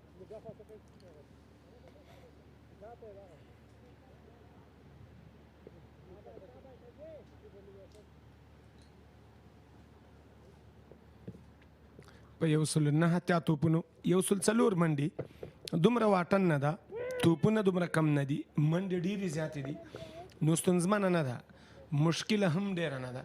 او که چیرې خپله بیټرز یا د هندوکوش سټرایکر لوبډله ځان ته ستونزې جوړې نه کړي یا مشکلات جوړ نه کړي دغسې هدف په 4 وروستۍ لوبې چې ترسره سوي دي 3 لوبې 3 سره په چیس ګټل سوي نو وګورو چې نن د 4مه لوبه هم په چیس ګټل کېږي.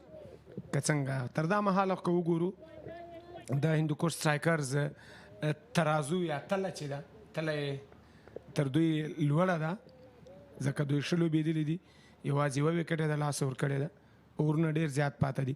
شرف الدین اشرف چې په لومړۍ لوبه کې د میوند چمپیونز لوبډل مشر و هماغه لوبه یې هم وګټله، د کیپټن انینګز یې وکړو سلیزه 2 ویکټې نو همدغسې چې ذمواري وانخیستل سي په یو لوبډله کې د یو لوبغاړي نو مشکله ده چې هغه لوبډله دي بریا ته ورسېږي.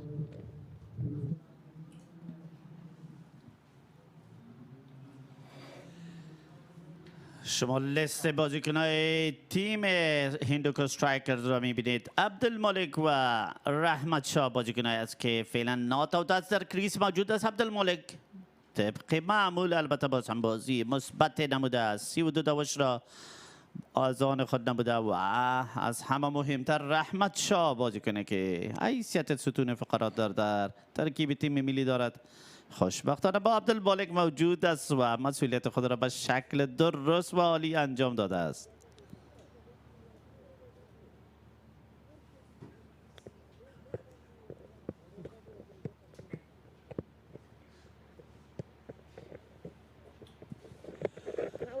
قیس احمد بولینگ خود را ادامه می‌دهد به خاطر انجام دادن اوور 20 از قیس احمد بولر مجرب. یقینا ضرورت است تا از تمام نقاط بزرگ و قوت خود استفاده کنید تا در مقابل این دو بیتسمن که خیلی مجرب است و از مهارت‌های خاص برخوردار است استفاده عظیمی و مثبتی داشته باشید.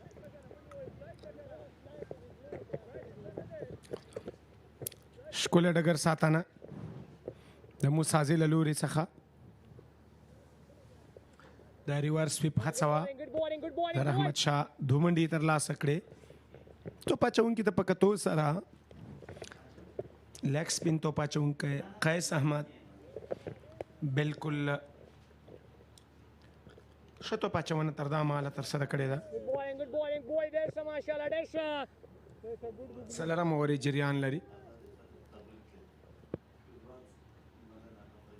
ځکه بیړه نسته ورته د هندوکوش سټرایکرز لوبډلې ته په یو دوه منډو باندې بسنه وکړي. یوازې په ویشتم ځای باندې شتون د دوی د بریا ضمانت ورکوي. د هندوکوش که دوی په ویشتم ځای پاتې سي توپونه ډېر زیات دي نو یو دوه منډو باندې او رحمت شاه او عبدالمالک دمال بالکل دواړو ته به سیټ بیټرز ووایو. وبګورو چې عبدالمالک خپل دویمه پنځوسیزه د میوند چمپینز په وړاندې په دغه سیالیو کې ترلاسه کوي که څنګه. یقینا تمرکز شما بالای رفاقت یا پارتنرشیپ خیلی خوب بوده و توصیه خوبی داشتن، امید خوبی هم داشتن تا بتوانند که دو بازیکن باید در کریس موجود باشد که با آسانی هدف را از آن خود نماید. 20 اوور به پایان رسید، 72 دوش است و یکی از بازیکن‌های جوان و حمله‌آور خود را تیم هندوکوش استرایکرز پس به پاویلین برگشتانده. میک پارتنرشیپ تو وین چمپیونشیپ، به خاطر بردن چمپیونشیپ یا هم مسابقه ضرورت رفاقت و پارتنرشیپ خیلی مهم و حیاتی است. ټاپ سکوررز یا د غوره توپوهونکي شرف الدین اشرف، عبدالمالک، عمران میر. شرف الدین اشرف په 155 منډو باندې په ټاپ کې ده. ټاپ سکورر د عبدالمالک په دویم مقام ده.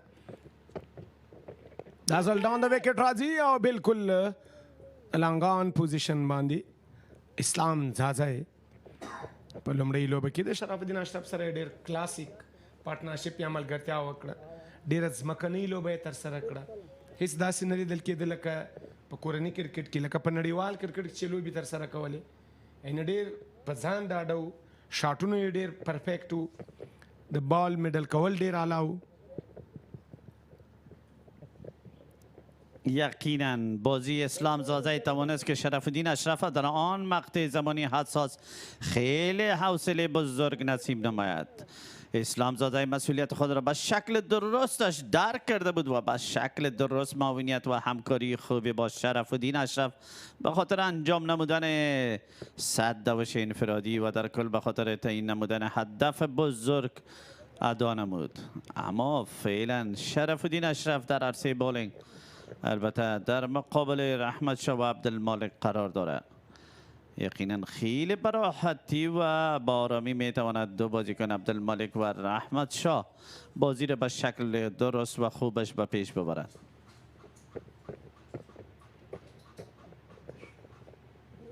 این هم لت کت از طرف رحمت شاه این بار انتظار بال شرف الدین اشرف را داشت. از سرعت و قدرت این بال شرف الدین اشرف و از موقعی که به طرف آف مساعد شد استفاده خوب می نماید. با آسانی دو دوش دیگر را از آن خود می نماید. شاکر صاحب چیزی که قبلا دیده شد 20 مهره تیم مایوند چمپیون نتونست به راحتی و آرامی البته بازی را با پیش ببرد. اما در این انگز دوم در مقابل فست بالر و اسپینر این دو بازیکن تیم هندوکوش استرایکر نشان می‌دهد و ثابت می‌سازد که اگر حوصله داشته باشی، مهارت داشته باشی و از همه مهمتر اراده راسخ باشه میتونی بالای این پیچ خیلی به راحتی و با آرامی بازی توپزنی را به پیش ببری. LBWP لوله سره د لوبڅار ګوته د اسمان په لور چتا. شرف الدین اشرف وکټ ترلاسه کړ. په زړه پورې توپ اچونه. البته اگینست اسپین میخواست بازی کنه در مقابل بالر اسپینر روی بیت خود به شکل درستش دور داده نتونست. اما سرعت بال شرف الدین اشرف در این بال خیلی زیاد دیده میشه و ما شاهد صحنه هستیم، شاهد تکرار صحنه را میبینیم که چقدر بال شاکر صاحب اگر نو بال نباشه یک دسته آورده بزرگ به خاطر شرف الدین اشرف. بالکل که انگل بدل سی یا زاویه بدل سی امکان لري چې د نو بال چې کوم ستونزه ده هغه په ښه ډول باندې بشکاره سي. دا هم د شرف الدین اشرف ګورو د لوبڅار د تھرډ امپایر د تلویزیون لوبڅار پریکړې ته چې دلته اوس ګرین سیګنل ورکوي او که ریډ که چیرته ګرین سیګنل ورکوي بخت او قسمت چې کومه شاپیري ده هغه به د بیټسمین په اوږو ناسته وي او که چیرې د بالر نو دلته نو بال فری هیټ بالکل ستونزه نسته د شرف الدین اشرف قسمت هغسې ونه ځلېده یقینا لکه څرنګه چې قسمت د بیټر قسمت یاری کرد با رحمت شاه زرمتای بازیکن که خیلی توانمندی خاصی دارد در انجام دادن بازی سولو و درک قوی دارد که در چنین حالات مسئولیت خود را به شکل درست و عالیش انجام دهد. اما در عرصه بیتینگ یک زندگی جدید نصیب رحمت شاه میگردد. یکی از بالای زیبا و خوبه که به شکل نوبل بالاخره اعلام شده از طرف داور مسابقه امروزی که یک فیصله خوب و بجا بود. ګورو چې د فری هیټ څخه عبدالمالک څنګه ګټه پورته کولی سي شرف الدین اشرف لا په ویلن آرټ څخه د شاټ هڅه دلته د ټایمینګ یا میډل کول د بیټ هغسې په زړه پورې نه و د بیټ ټک زیر دلچسپ و په زړه پورې و اما د باونډرۍ په لوري باندې نه. از این بال تحفه استفاده اعظمی میخواست بکنه عبدالمالک شارت قدرتمند و بزرگ را انجام داد اما در نتیجه کار تنها دو دوش را از آن خود نمودن. عبدالمالک بازیکنی که قسمت البته همراه شیاری بزرگ داشت.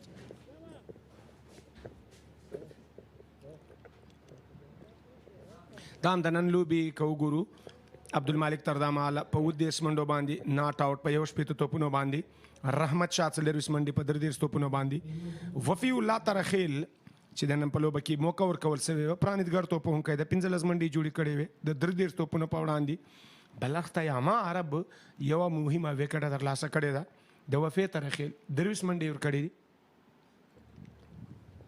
یقینا وفی الله ترخیل قسمی که در بازی کرکت معروف مشهور است با انجام دادن نمودن بازی های عملاور امروز هم در ابتدا توانست که شارت های بزرگ و عملاور را انجام دهد اما نتوانست که دوام شارت های بزرگ و عملاور را با خود داشته باشد. اما یما عرب توانست که این ویکت عمده و بزرگ را از آن خود نماید. باز هم قیس احمد است که با لند و لند فوق‌العاده خوب در مقابل بیتسمن های دست راست متواتر اوورای کامیاب و مثبت را انجام میدهد. با آسانی البته هیچ نوع فرصت را مساعد نمی‌سازد به این دو بیترهای تیم هندوکوش استرایکر تا در مقابلش بدرخشند.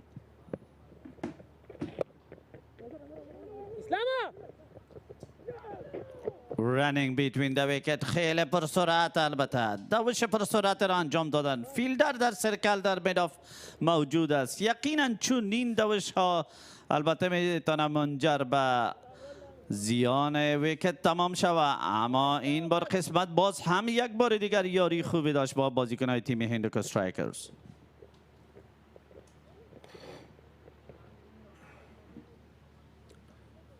د یو سل درې اویا منډو هدف دغه په تعقیب باندې دوه اتیا منډې د هندوکوش دا ځل بالکل په دفاعي توګه باندې دغه توپ ولوبول سو. قیس احمد تر دا مهاله 15 اوور ترسره کوي 18 منډې ورکړي دي. ډاون د وکټ راځي بالکل د لانګ آن پوزیشن باندې لوبول کیږي. حادثه دا ده د رحمت شاه چې په 20 ځای پاتې سي اما د شرف الدین اشرف یو ډېره ښه توپ اچونه خو چې نو بال و نو قسمت او بخت بیا هم د رحمت سره. یقینا رحمت شاه در صدد این است که در مقابل قیس احمد درخشش داشته باشه و تا حد زیاد به شکل دفاعی اوورایش بازی نماید. در بال قبلی دیدیم که استعمال قدم ها داشت بالاخره برقرار نمودن لند و لند عالی قیس احمد بیتسمن مجبور می سازد تا do something different چیز مختلف را انجام دهد.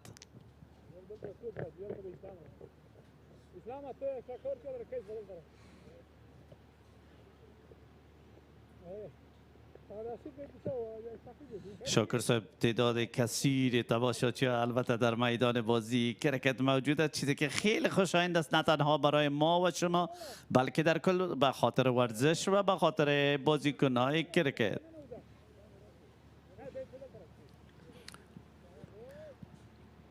د هغه لس غوره توپوهونکي د په سر کې بیا هم شرف الدین اشرف ده.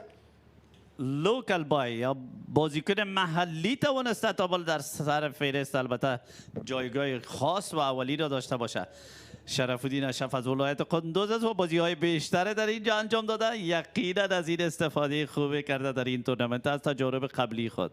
بالکل لکه څرنګه چې کرکټ کې اصطلاح ده چې هوم ایڈوانټیج ځینې وخت چاته ترلاسه وي، نو شرف الدین د هوم ایڈوانټیج څخه د کورني لوبغالي څخه په بشپړه توګه ګټه اخیستې ده. د افغانستان ملي لوبډلې ته چې راغلی ده د ولایتي لوبې د کندوز څخه کړې دي. د کندوز ولایت اوسېدونکی ده، د همدغه ولایت کې میشت و.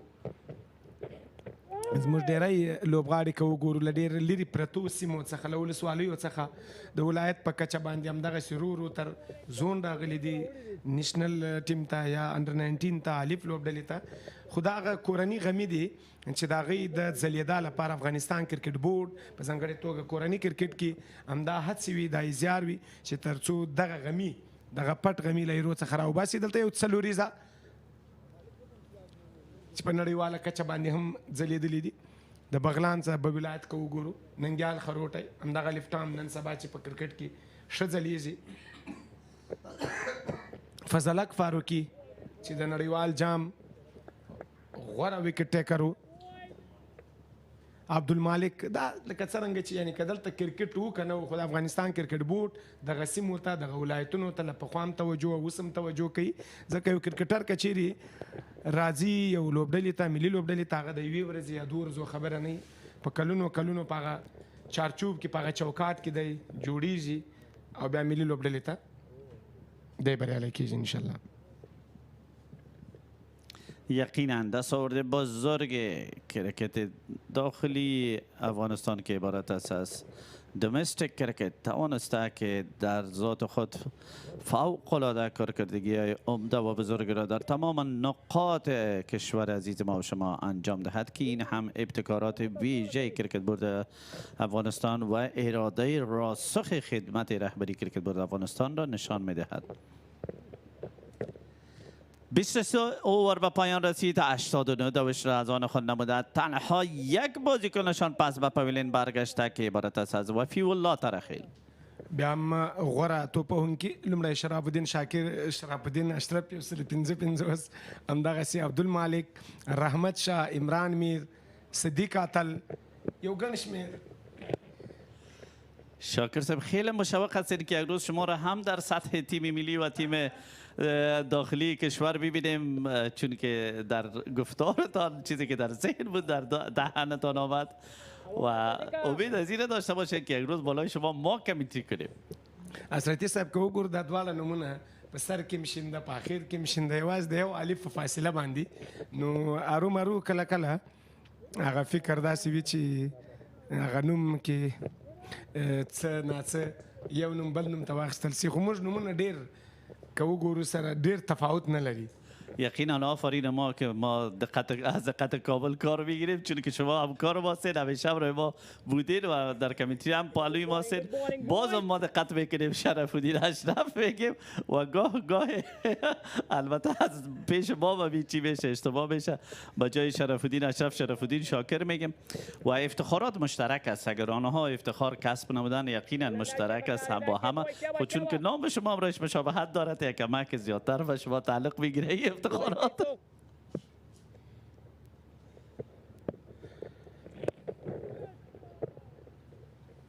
بیا هم دا یوې منډې لپاره توپوهنه که وګورو تر دا مهاله دغه دواړه بیټرز ډېره ښه توپوهنه یې ترسره کړې ده او د دوی هڅه هم د بریا لپاره ده. رحمت شاه غواړي چې کیپټن انینګز ترسره کړي، ځکه چې دوی د نننۍ لوبه ګټل ورته ډېر اړین دي. همکار دیگه ما ملت پشت سر ما شیشته میگن کسی که نامش در چین آغاز میشه اونا صفت فوق العاده خوبی می داشته باشه. یقینا این را ما هم تسلیم میکنیم و همیشه تسلیم کردیم که اینها دارای صفات ویژه هستند.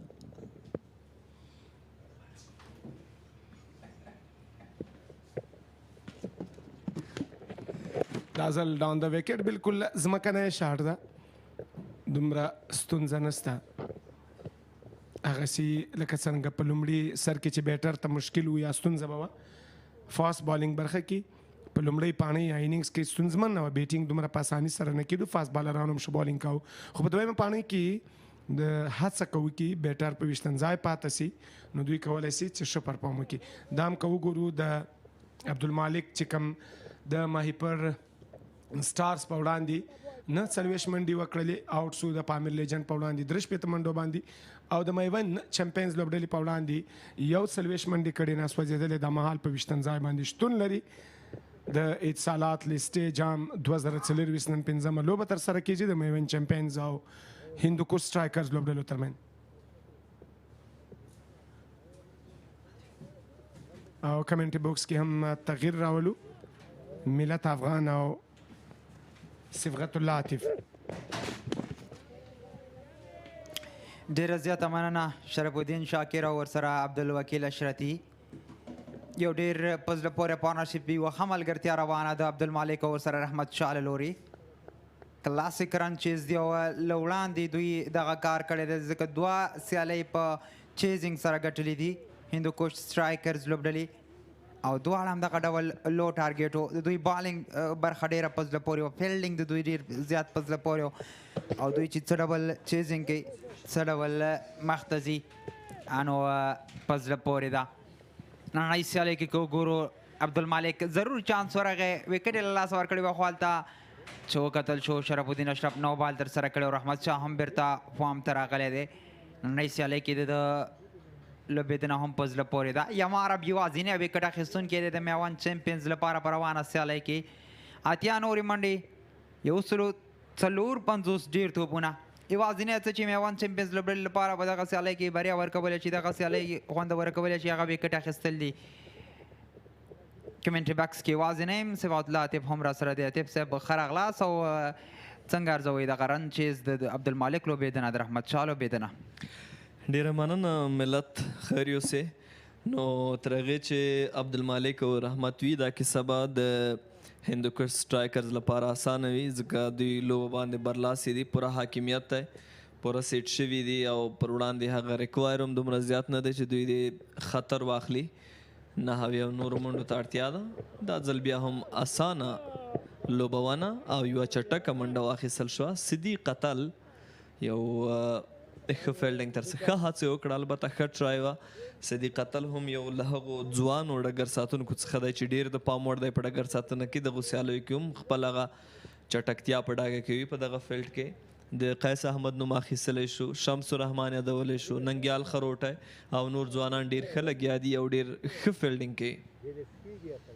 رښتیا هم همدغه مختلف وي تاسو وګورئ د عبدالمالک او رحمت شاه دغه لوبېدنه که څه هم منډې ډېرې کمې پاتې دي خو دوی رسک خطر لا نه اخلي هغه وضعیت ته په کتو لوبه کوي لا هم غواړي چې دغه سیالۍ یو څه ډیپ سي دغه هدف ته نږدې شي او په همدغه ډول سره سټرایک روټیټ سره یو دوه منډو سره او دغه هغه څه دي چې باید ترسره یې کړي اکثره موږ لیدلي وي ځوان لوبغاړي چې کله راځي دغه ډول وضعیت ورته پاتې منډې ورته کمې پاتې توپونه زیات وي شاته ورپسې وکټ هم وي هغو غلطي وکړي شاټونه پسې لاړ شي بیا ورپسې بل راځي هغه بله هم وکټ راشي همدغه ډول لوبډله ټوله وښویږي او بیا له ماتې سره مخامخ شي نو د رحمت شاه او عبدالمالک دغه هم مثال یې موږ ورکولی شو دوی دپاره یو ښه درس دی چې څه ډول باید دغه ډول هدفونه چیز کړي او ورپسې ورسیږي دا ځل فاین لیګ ته بال لوبول کېږي یو بله منډه هم واخیستل شوه او یما عرب دی یو ځل بیا موږ ګورو چې یو څه لیګ سټم ته دغه بال ترسره شوی و او ډېره ښه ګټه هم ترلاسه شوه 25 اورونو بشپړېدو سره منډې هم تر 9 ورسیږي او په دغو منډو بالونو کې که مختصره خبره کوو 90 ډاټس بالونه ترسره شوي دي 40 ځلې یو دوه منډه 14 ځلې دوه ځلې یو ځلې درې او څلوریزې یوه شپږیزه په دغه 9 منډو کې شاملې دي ډاټ بالونه ډیر دي نوي خو هلته که هدف ته نظر وکړو هدف دومره زیات نه دی دوی به طبعا خطر اخیستل نه غواړي او کوشش دا دی چې په اطمینان سره دوی دغه هدف ترلاسه کړي خو نور کیسه داسې ده چې په اوسني کرکټ کې ډاټس بالونه راوستل په کار نه دي د اوسني کرکټ تقاضا دا ده چې کوشش وشي له هر بال څخه منډه ترلاسه شي او یا دا چې ډیفنس کم اوسي په هر حال نو یو ځل بیا د ریورس سویپ کوشش و د عبدالمالک له لوري اما منډه ترلاسه نه شوه قیس احمد راغلی خپل ومه ورکوي او څه اقتصادي ثابت شوی دی خو هغه څه چې میوند چمپینز لوبډلو ته اړتیا لري هغه یې تر اوسه نه دي ترسره کړي ویکټ یې اخیستل باید ویکټ یې ترلاسه کړي او د ډاټ بال نه مو خبره کو نړۍ سیالۍ کې کو ګورو ډېر دقیق سټارټ ډېر ښه پیل وکړ سلو ځکه څه ډبل څه په کار و هماغه ډبل دوی پیل وکړ تر دې دمه وګورئ ډېر ښه مخته ځي یوازې 3 سنګل 4 سنګل ان شپږ سنګل راځي په اور کې او دا یو ښه کرکټ دی وضعیت ته په کتو نو نړۍ سیالۍ کې دوی ډېر ښه مخته تللي دي او کوم رسک یې نه دی اخیستی ځکه هر وخت لوبه بدلېدلی شي طب که وګورو یوه ویکټ راشي 2 ویکټ راشي ان هټریک وشي او بیا نو د لوبې اړخ بدل شي نو ته باید پوره اطمیناني اوسي چې باید سیالۍ یو څه ډیپ ایسي هدف ته بیخي ځان نږدې کړي او بیا وشي کولی بریا خپله کړي اوهو د دوهم پاڼۍ کې د لوبېدو غوښتنه همداسې ده څنګه چې عبدالمالک او رحمت شاه روان دي ښایست دا ځل د سویپ کوشش دی او به ګورو ډګر ساتونکي رسیږي او که یا خو ښکاري 4 منډې ترلاسه شوې بهترین او عالي لوبېدنه د رحمت شاه له لوري او دلته په دغه سویپ سره د یوې ښایسته څلوریزې په ترلاسه کېدو بریالی شو د سکوایر لیګ ډګر ساتونکي هڅه وکړه ونه رسېده او د فاین لیګ ډګر ساتونکي هم دننه په سرکل کې و له همدې خالیګاه په استفادې سره دغه 4 منډې ترلاسه شوې څه خراب بال په لیګ سټم باندې او په ډېر ښه ډول سره رحمت شاه د سپین بالینګ د سپینرانو لوبونه کې څومره مهارت سره همدغه یې ځانګړتیا ده همدغه یې ښه مثال دی امپرووایزیشن په ډېر ښه ډول سره کوي د سویپ لوبونه همدا ډول ریورس سویپ ترسره کول او دا هغه څه دي چې رحمت شاه په میډل په منځنۍ برخه د انینګز کې کامیاب کړی 26 اوورونه پای ته رسېږي 1 منډې یو لوبغاړی له لاسه ورکړی هندوکوش سټرایکرز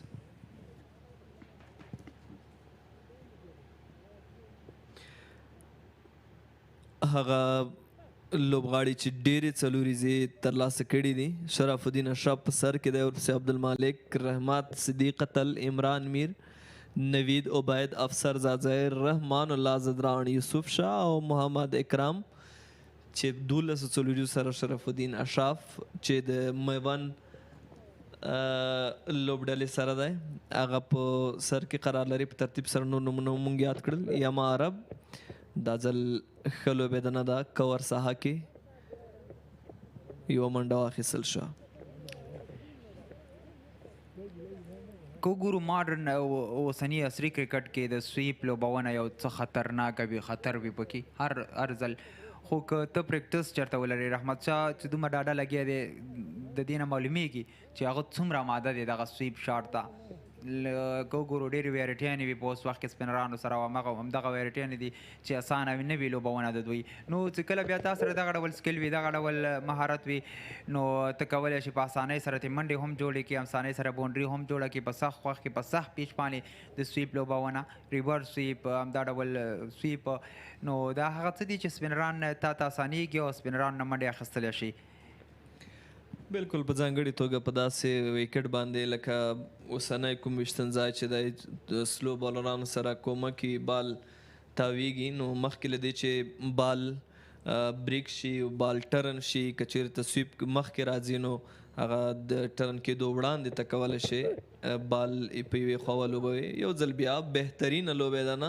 سکوایر کټ او نتیجه یې 4 منډې دا څه ښه لیدنه ده په دغه وخت کې د رحمت له لوري یوه بله څلوریزه هم ترلاسه شوه یو څه ریس سره منډې دي چټکیږي په وروستیو کې ود موجودو فاصله کې بالو او ټچ پلیر دی ډېر ښه او د اپ سایډ نه بیخي پیاوړی بیخي ښه لوبېږي څلوریزه راځي د اما عرب په وړاندې نږدې دی یوازې 15 منډې وروسته دی رحمت شاه یوازې 15 منډې وروسته دی عبدالمالک له نیمه سلیزو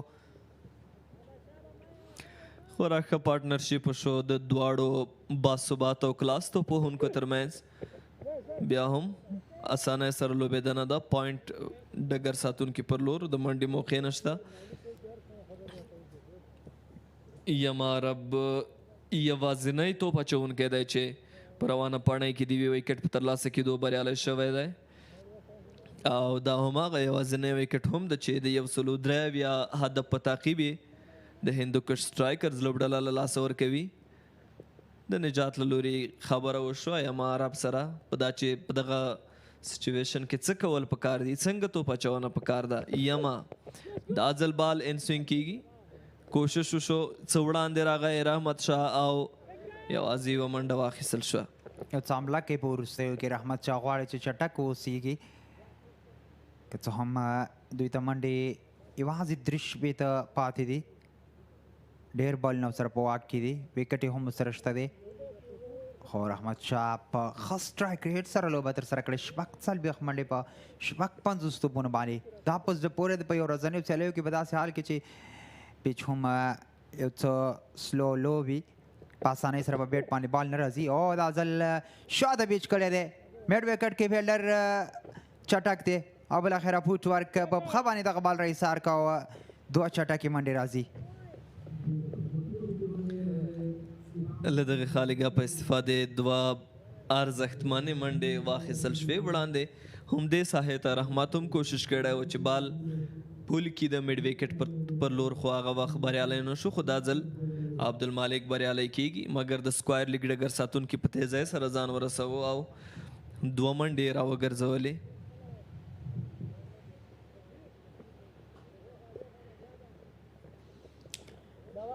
د رحمت شاه 50 کومه چې دلته تاسو ګورئ هغه شاټونه چې د دغه 50 په لړ کې ترلاسه کړي. پامیر لیجنس په وړاندې دغه نیمه سریزه جوړه کړې وه په 13 سیالۍ کې. څومره په زړه پورې کلاسیک ټچ پلیئر دی، اپ سایډ نه ډېر پیاوړی. کله چې د شاټ موقع وي شاټ ډېر ښه سټروکونه هم لوبوي. او دغه ته یوې بلې نیمه سریزې نه وروسته دی شرف الدین اشرف یوازې 18 منډې ورکړې دي 15 اورونو کې. خو وکټ ته اړتیا ده، که څه هم وکټ یې ترلاسه کړې وه، عبدالمالک یې اوټ کړی و. خو وروسته چې وکتل شو بیا یې نو لین کراس کړی و، هماغه و چې 9 بال و. د 9 بال په صورت کې عبدالمالک بیرته راغی. یوه ښه موقع وه عبدالمالک ته او د دغې موقعې نه اوس استفاده کوي. بیا هم ریورس په زړه پورې هلته فیلډر هم ډایو سره آصف موسازي یوازې یوه اسانه منډه راځي.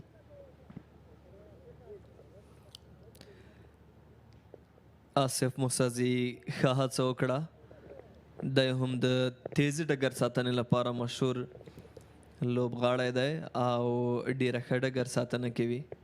شرف الدین اشرف دا ځل هم د پر وړاندې یوه منډه ترلاسه شوه او په ډېره اسانۍ سره ترلاسه شوه. اوس نو د 1 او 2 منډو اخیستل د رحمت شاه او عبدالمالک لپاره ډېر ستونزمن نه دي، ځکه دوی کافي وخت تیر کړی دی.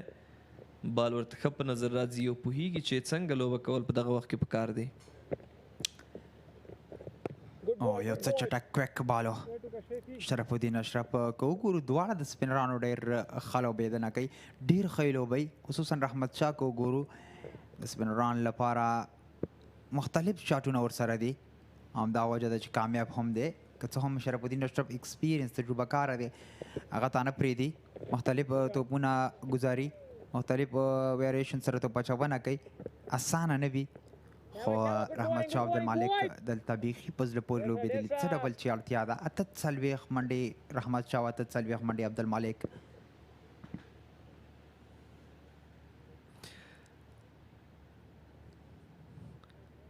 یقینا ډېره په زړه پورې ملګرتیا د دوی دواړو ترمنځ. شرف الدین اشرف ښکاري فیلډینګ کې د تغییراتو لپاره له ډګر ساتونکو سره په خبرو دی او دا چمتو شوی دی چې یو ځل بیا د عبدالمالک په وړاندې بال ترسره کړي او اپیل به هم کیږي. خو کیا بال لیګ سټمپ ته روان دی. چپلاسي فینګر سپینران د ښي لاسو لپاره مؤثر او اغېزمن وي او نن هم په ښه اکانومۍ سره شرف الدین اشرف لګیا دی او توپ اچونه کوي. دا ځل میډ اف کې فیلډر شته، قیس احمد دغه بال راخلي، د کومې منډې چانس ته شته. 28 اورونه پای ته رسېږي، 115 منډې یو لوبغاړی له لاسه ورکړی هندوکوش سټرایکرز. 2 منډې کپتان وروسته یې تر څو نیمه سلیزه جوړه کړي په دغه ایونټ کې او 2 منډې بیا عبدالمالک ته. هم هغه څلوریزې دي چا چې ډېرې څلوریزې ترلاسه کړي او شرف الدین اشرف په لومړۍ سیالۍ د دغه کال په سیالیو کې سلیزه کړې وه نو همغه همدا وجه ده چې هغه ټاپ دی په لومړي سر کې دی 11 څلوریزې بیا رحمت شاه عبدالمالک همدا ډول صدیق اتل 8 څلوریزې عمران میر هم 8 څلوریزې ترلاسه کړي دي نبید عبید 6 څلوریزې او همدا ډول افسر زازي او نور هغه لوبغاړي دي چې په دغه لیست کې ځای دي چا چې ډېرې څلوریزې ترلاسه کړي عبدالله تراخیل 5 اورونو کې 21 منډې ورکړې وې بیا هم غوره کیږي شارټ کور کې فیلډر شته او منډه به نه راځي دی هم لکه چې تاسو ګورئ له متفاوت او ځانګړي سټایل سره توپ اچونه ترسره کوي او د لپاره هم فکر کم په پیل کې یو چانس و چې ویکټ ترلاسه کړي خو ډګر ساتونکي همکاري ونه کړه سکیډي کسټمر دی سلنګینګ اکشن لري او ډېر په زړه پورې وروستیو کې د افغانستان الف لوبډلې سره سفر هم وکړ سریلانکا ته او دلته په سیالیو کې د میوند چمپینز لوبډلې برخه دی اکثرا دغه سلنګینګ اکشن یو څه سخت وي اسانه نه وي ځکه سکټ کېږي بال یارکر باندې ډېر فوکس کوي فل لین کې دا ځل مخکې پیچ کړی دی خو که وګورو ډېر زیات شوي دي په وروستیو کې خصوصا سریلانکا نه ډېر راځي پتیرانه که وګورو تشاره که وګورو ملنګه د دغه آغاز کړی او تقریبا ملنګه همدا ډول پاکستان کې زمان خان ترخیل دلته دغه ډول توپ اچونه کوي یو ځانګړی اکشن دی او ځانګړې توپ اچونه ده اسان هم نه وي خصوصا دې دورونو کې دا ډېر مؤثر وي دوی یارکرې ډېر په ښه ډول سره کوي دلته بالزي لانګان اړخ ته او ډګر ساتونکی بریالی نه شو نتیجې هم د 4 منډو ترلاسه کېدل دي دې سره عبدالمالک وتوانید په روانه لوبه کې 50 ترلاسه کړي ښه لوبې ده نه دلته بال ځي له میدان څخه تیریږي او 4 نورې منډې هم ترلاسه شوې نجیب زدران لوبډل مشر کوشش وکړو خو تر اوسه بریالی نه شو په زړه پورې عبدالمالک یوه بله نیمه سلیزه د هغه په نوم څومره ښه لوبېږي کنسسټنسي که هغه دوامداره دغه پارتنرشپ دغه ډول لوبېدنه وګورو دا ځل ډاون د ټرک په استعمال په زړه پورې سټریټ ډاون د ګراوند او یوه بله څلوریزه دوه پرله پسې څلوریزې راځي او څه ریز دلته اخلي منډو کې چټکوالی راولي څومره ښه کرکټ ترسره کوي عبدالمالک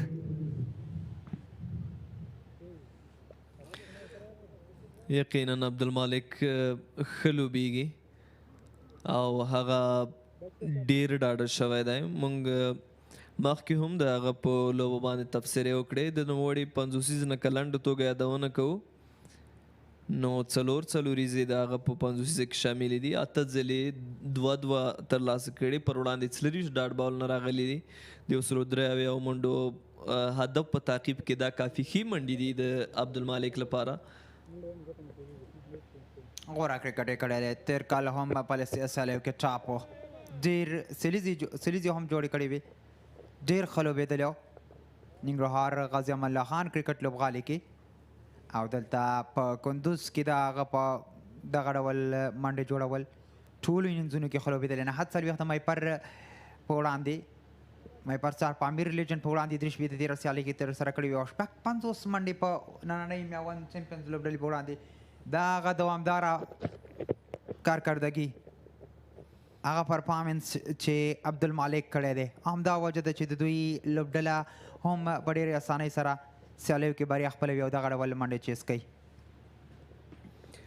9 اورونو په بشپړېدو سره 125 منډې رسېدلې په داسې حال کې چې هندوکش سټرایکرز یوازې یو لوبغاړی له لاسه ورکړی دی 48 نورې منډې هم په کار دي ټاپ 10 موسټ فورس هیټرز او هغه څوک چې ډېرې څلوریزې ترلاسه کړي دي هغه په سر کې اوس مهال عبدالمالک شتون لري د ډېرو منډو جوړونکو په سر کې هم عبدالمالک شتون لري شرف الدین اشرف شاته شو او 12 څلوریزو سره دواړو 12 څلوریزې جوړې کړي دي عبدالمالک د افغانستان د ملي لوبډلې حصه هم پاتې شوی دی د هغه په ښه کرکټ کولو کې د هغه په ثبات کې د هغه په اوږدو اننګزونو لوبولو کې هیڅ شک نشته اما یوازینی لامل به بدقسمتي وګڼو چې هغه په نړیوال کرکټ کې تر اوسه ډېر د پام وړ اننګزونه ونه کړل خو کیسه د هغه لپاره تمامه شوې نه ده هغه ځوان دی تازه راغلی دی ډېر محدودې لوبې ترسره کړي دي او هغه کافي وخت لري ترڅو دغه د په وجود کې شته استعداد په نړیوالو ډګرونو ثابت کړي او په اوږدو لانګ فرمټونو کې د افغانستان لپاره بهترینه کرکټ وکړي شپږمه سیالي به د اتصالات سیالیو سبا وي مایپر سټارز پکې پامیر لیجنډز په وړاندې لوبیږي درویش رسولي په کپټنسۍ کې پامیر لیجنډز لا تر اوسه بریا نه ده خپله کړې دواړه سیالۍ بایللې دي خو مایپر سټارز لوبډلې بیا 13 سیالۍ کې په وروستي اوور کې د ظاهر خان په څلوریزو سره بریا خپله کړه سبا یوه مهمه سیالي ده خصوصا پامیر لیجنډز ته تر څو خپل اکاونټ پرانیزي او بریا خپله کړي خو اسانه به نه وي دواړه پیاوړي لوبډلې دي عبدالمالک خبره تاسو کوله رښتیا هم هغه په کورني کرکټ کې ډېر په دوامداره توګه باندې ډېر ښه لوبېږي که هغه موږ په اوړیا کې وګورو په سوربال په څلور ورځنیو سیالیو کې وګورو فرست کلاس کې د هغه کارکردګي ډېره په زړه پورې ده خو نړیوال کرکټ یو څه پریشر وي اضافي پریشر وي هغه د یوې پروسې نه لاندې دی که مخکینیو د څو چانسونو چې ورغله دغه کې پرفارمنس کارکردګي ونه کړه راتلونکي کې ممکن هغه بیا ډېر غټ کرکټ ته راوګرځي یو ډېر غټ انینځونه ولوبوي دا به د هغه لپاره یوه زده کړه وي یوه د زده کړې پروسه به وي څه ډول کولی شي چې هغه د نړیوال کرکټ د ماحول سره ځان اډجسټ کې ځان جوړ کړي نو عبدالمالک رښتیا هم استعداد دی خصوصا سوربال او دغه ډول یو ورځنیو سیالیو کې د افغانستان لپاره یو ښه راتلونکی جوړېدلی شي بالکل اشرف یو ځل بیا ښکاره شوی دی د کوم چا پر وړاندې چې په دغه اوور کې په لومړي بال سره یوه منډه ترلاسه شوه رحمت سټرایک ته ځي هغه څوک چې یوازې د یوې منډې فاصله لري له خپلې پنځوسیزې څخه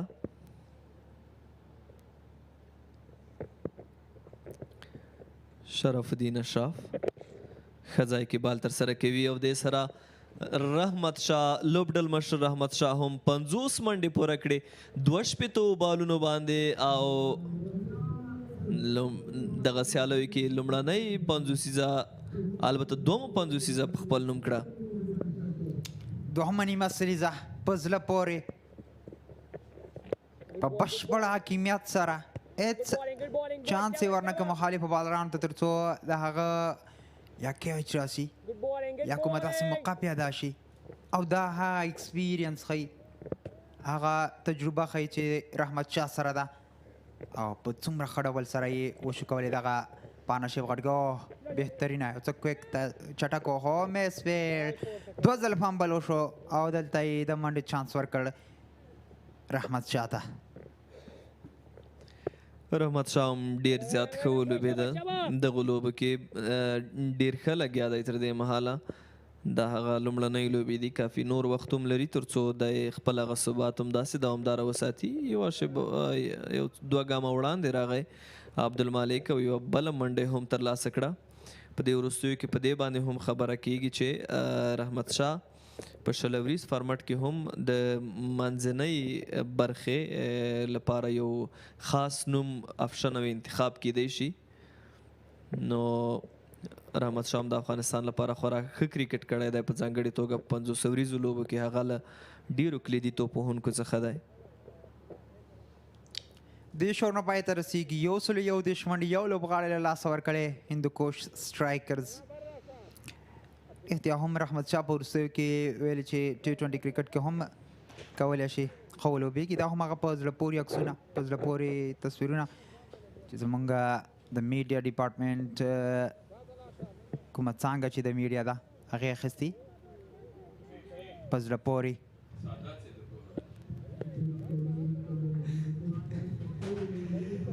یو ځل بیا هم یادونه کولی شو چې په دې وروستیو کې ټول ایونټونه چې دي د ACB په چوکاټ کې ترسره کیږي د هغوی هغه کیفیت ډیر لوړ شوی دی قیس پر وړاندې لومړنی بال دفاع شو او مختلفو برخو کې د هغې ډیر ښه مدیریت شوی دی که موږ د لایف خپروي برخه یاد کو که مونږ د لوبډلو سره د روزونکو برخه باندې خبره کو که مونږ د کمیونټرانو برخه باندې خبره کو که مالي ملاتړ یادو او که نور تخنیکي اړخونه دي په ټولو کې هم د ظرفیتونو د روزلو د ظرفیت لوړونې او د کدرونو د لا غوړېدا لپاره یقینا چې ډېره ښه زمینه سازي شوې ده ډېر ښه فرصت برابر شوی دی رښتیا هم په وروستیو کې دغه برخه هم په زړه پورې شوې ده لا معیاري شوې ده او په همدې هڅه کې د ACB کرکټ بورډ افغانستان کرکټ بورډ چې لا دغه برخه پیاوړې کړي تر څو وشي کولی نوي استعدادونه راوټو کېږي او په راتلونکي کې د افغانستان نمایندګي وکړي رحمت شاه کومه خبره چې کړې وه کوم وینا چې زه T20 کرکټ ته هم ځان جوړوم او په دې کار کوم او T20 کرکټ کې هم کولی شم د افغانستان نمایندګي وکړم تېر نړیوال جام کې البته د هغه تشه نه محسوسېدله په داسې حال کې چې لوب یې چونو میډل آرډر هغه ډول نه نو د دغه ډول یو توپوهونکي اړتیا وه ځکه تېر نړیوال جام کې چې ویسټ انډیز کې افغانستان لوبډلې کومې لوبې ترسره کړي یوازې د بال په سر منډه یا په بال باندې منډه جوړېدل پکار ورته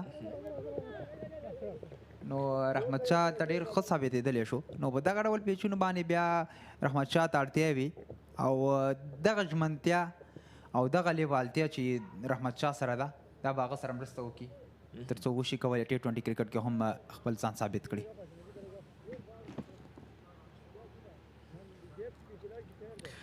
یقینا او رحمت له دې وړتیا برخمن دی چې هغه په ښه سټرایک ریټ سره په T20 کې هم خپل هغه وړتیا وښیي او تاسو کتل بال ډېر لاندې پاتې شو خو عبدالمالک تیار و د همداسې یو سکیټ بال لپاره هم چې ویلو به یوه منډه په اسانۍ سره اخیستل کېږي 1 اورونو بشپړېدو سره 130 منډې ورسېدې په داسې حال کې چې د یوې ویکټې زیان دی د هندوکش سټرایکرز لپاره او دا هم مایپر سټارز به راځي سبا لوبه به ترسره کوي او دا هم د مایپر هغه په زړه پورې سیمې په زړه پورې تصویرونه تېره ورځ د افغانستان د تهار ولایت یوه په زړه پورې سیمه وه فرخار ولسوالي ډېر خوندور که څه هم دا مایپر دی د مایپر سیمه خو فرهار چې وګورې نو د هغې هم په زړه پورې او د افغانستان هره سیمه جنتي ده هره سیمه ډېره په زړه پورې او د دې ځای دغه ویډیو طبعا تاسو ته ننګرهار یادوي یقینا ډېره ښکلې لاره ده او یو ډېره ښه ویډیو د رسنیزې برخې همکاران د تقدیر وړ دي چې دومره ښایسته ویډیوګانې چمتو کړي دي او دا مهال تر لیدونکو رسیږي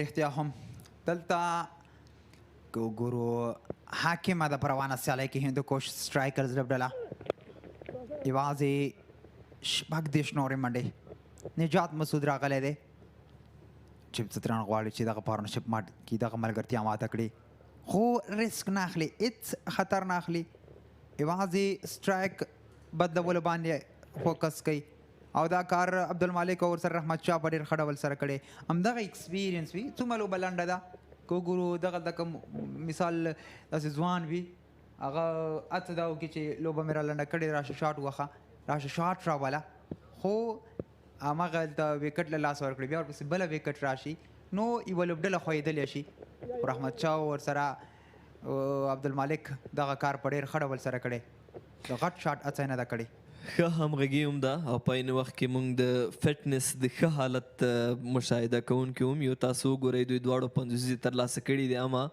رننګ بټوین د ویکټ ډېر عالي دی چټکتیا د دوی په منډه کې ډېره ښه ده او په ډېر لنډ ځای کې د وروستیو 2 سنګل یا یوه منډه تاسو وکتله چې ترلاسه شوه دغه څه دي کرکټ کې هم په فزیکي او هم په ذهني توګه تیاری دی هر وخت باید ته چمتو وي د هر ډول حالاتو لپاره بیا هم عبدالمالک دا ځل په لنډ ځای کې یو ځل بیا منډه ترلاسه کېږي په هغه څه چې موږ کیسه خبره کوله ښه هیله بخونکی حالت دی دواړه خورا فټ غښتلي او په ښه همغږۍ سره دوی لګیا دي یو او دوه منډې ترلاسه کوي هغه څه چې د لوبډلې اړتیا یې ده.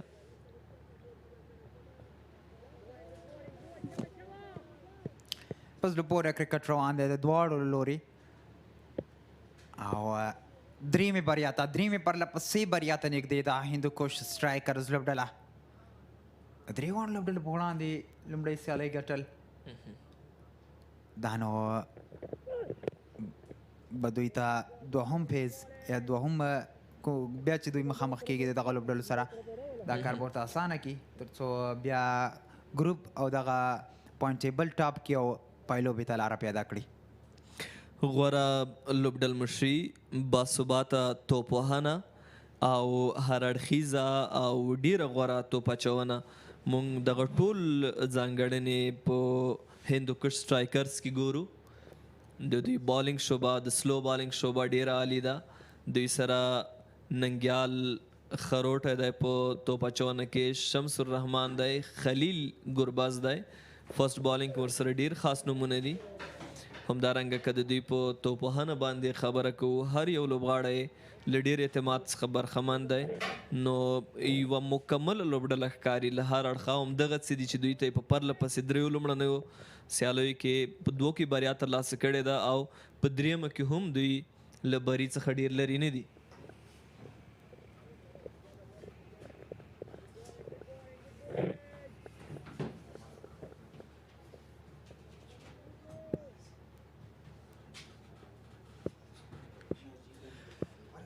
او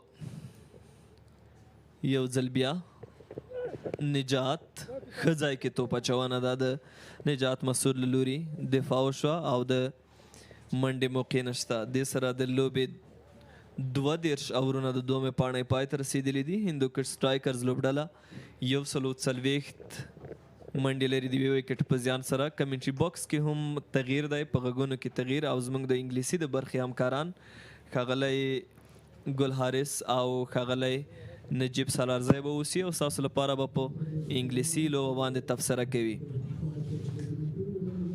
او دغه شیبه کې هم تاسو ته ښکلي تصویرونه ښکاري د مزار شریف روضه مبارک. د لوبې اړخ ته راستنیږو. ګل حارث تاسو ته ښه راغلاست وي، په خیر راشئ. Thank you very much, and it was a beautiful shot, a great welcome shot by Abdul Malik there. Now Abdul Malik has put his feet right on the accelerator, and now he is going to accelerate it, the runs there. It was really a fantastic shot down the track, smashed it down the ground for a boundary. Classic to watch.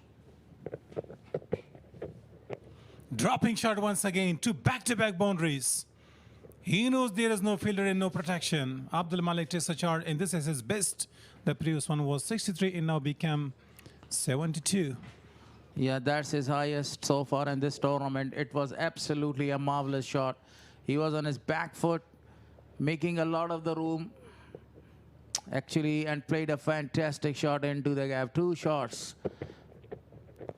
Third one, but this time the fielder is around there, and definitely only a single will be available there. Good running between the wicket and great fielding as well by Asif Musazai there. So Kasem, this is his 9th over. Still he's looking for a wicket and a breakthrough there, but on the other hand, this is a massive performance between these two guys.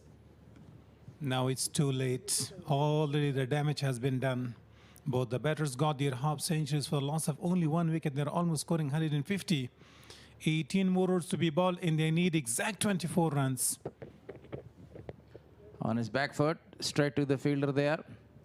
Yeah, they needed a big partnership around, and this was absolutely a marvelous performance after the wicket of Wafi Tarakhel. They came together and played some executive shots, some excellent timing, and some explosive biggies. Apart one chance there, it was really outstanding performance by both of these guys. After winning the toss, Maiwand champions decided to bat first. Early in the morning, we talked about batting second because 4 matches out of 4, 3 were chased down. And this is going to be the 4th one that they're going to chase. Big is going to be taken, or there is nobody, no protection here.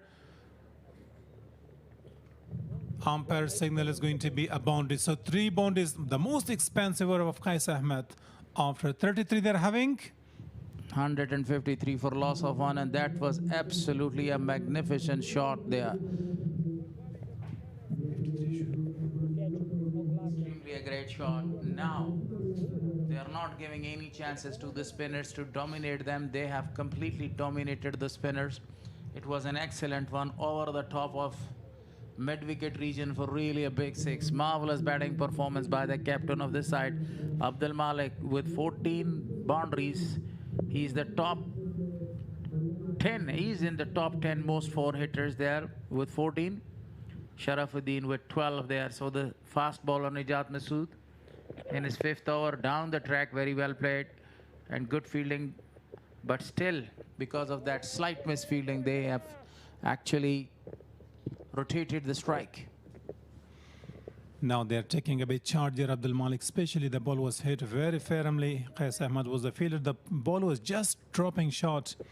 Never easy diving forward.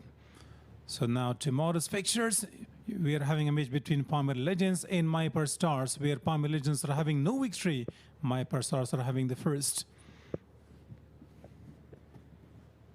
You mean to say they don't have any point on the table there, Palmer Legends? But right now, Nijat Masood is bowling to Rahmat Shah. Very good delivery, no chance to move a muscle. It was really a good toss to lose for the captain Rahmat Shah after losing the toss when he was called to bowl first. The bowlers did a great damage early from the first ball. It was excellent performance with the ball from both the bowlers, especially Mohammad Gul provided the breakthrough, and Faridoon from the other hand gave a lot of the handy wickets to the side. They restricted the they restricted the side just 173 runs, and now this is really easy for them to chase down that target. Good era to be bowled, but nothing worse at this stage of the game for Maiwand champions. Last match they lost in the last over. The hero for the team, Maiwand Stars, was Zair Khan Pakteen with the boundary against Nijat Masood. But today, Rahmat Shah and Abdul Malik, 2 proper batters and senior pro for the team, are doing a great job. Performance so far by Rahmat Shah there in this tournament: 8 in the first innings, 50, and then 61 followed by it. Excellent so far. 119 runs in the tournament, and this is the 3rd match. He's playing a marvelous innings, great performance with the bat, with the ball as well. Down the track, a lovely shot. Oh, shot of the fielder. I think couple of the bounces, it was almost going straight to his hands there, but the luck, the stroke of the luck has favored the batter there. It was really a perfect delivery, coming in delivery, slower one.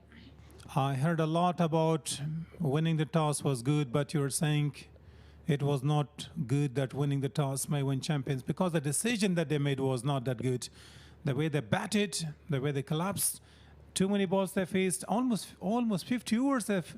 Just only in the first match, the team has actually set it a target and defended it very well. On the other 3 matches in the tournament, apart this match, all the targets are chased comfortably there. 187, 194, then 227, and now right here 173. So the history of this ground is telling you that if you win the toss, sometime you go and opt to bowl first there, because in the early stage of the game there is a lot of the moisture available on the pitch, and you can execute a lot of the swings from that moisture, and you can get a lot of the wickets. So this must be a plan change. But today the captain won the toss and elected to bat first. Was a very good sort of a decision at the start, but there was a collapse in the middle. 18 more runs needed of 96 deliveries after 34. They're having 155 for the loss of 1 wicket. In cricket terminology, it is called blessing in disguise. So it is. What a beautiful scene from Mazar-e-Sharif, the shrine, the holy shrine, you know, and a lot of the pigeons and doves live there and enjoy their life And the people, whenever they go there, they feed them with a lot of the seeds and different sort of a fruit, and as well as nuts. This is the center of the shrine, the blue shrine there. A magnificent area, quite near to us, I think. So it's around 2 hours traveling by car or by bus. Yeah, almost 3 more, because first you should go to Balan and then you should camp. There is another way to go, but almost 3.5. It's having borders with Kunduz, Takhar. It's all in northern Afghanistan. When you come to Afghanistan through Saling Tunnel, you are going to see 9 provinces here. One of the sacred places in Afghanistan there. So a lot of the people, a lot of the tourists come every year. They go there and they ask Almighty Allah for a lot of the wishes.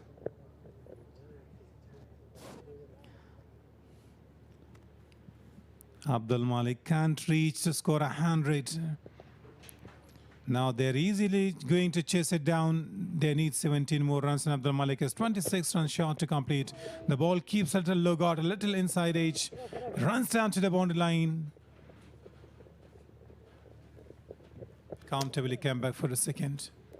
Good running between the wicket by these two guys, and this is absolutely a marvelous partnership between these two. The way they are playing, the way they are executing the runs and making a big partnership. Partnerships are always very vital at this stage of the game, especially whenever there is a low target given to you, because always the low targets create a lot of the problem and a lot of the pressure. One more there to the total.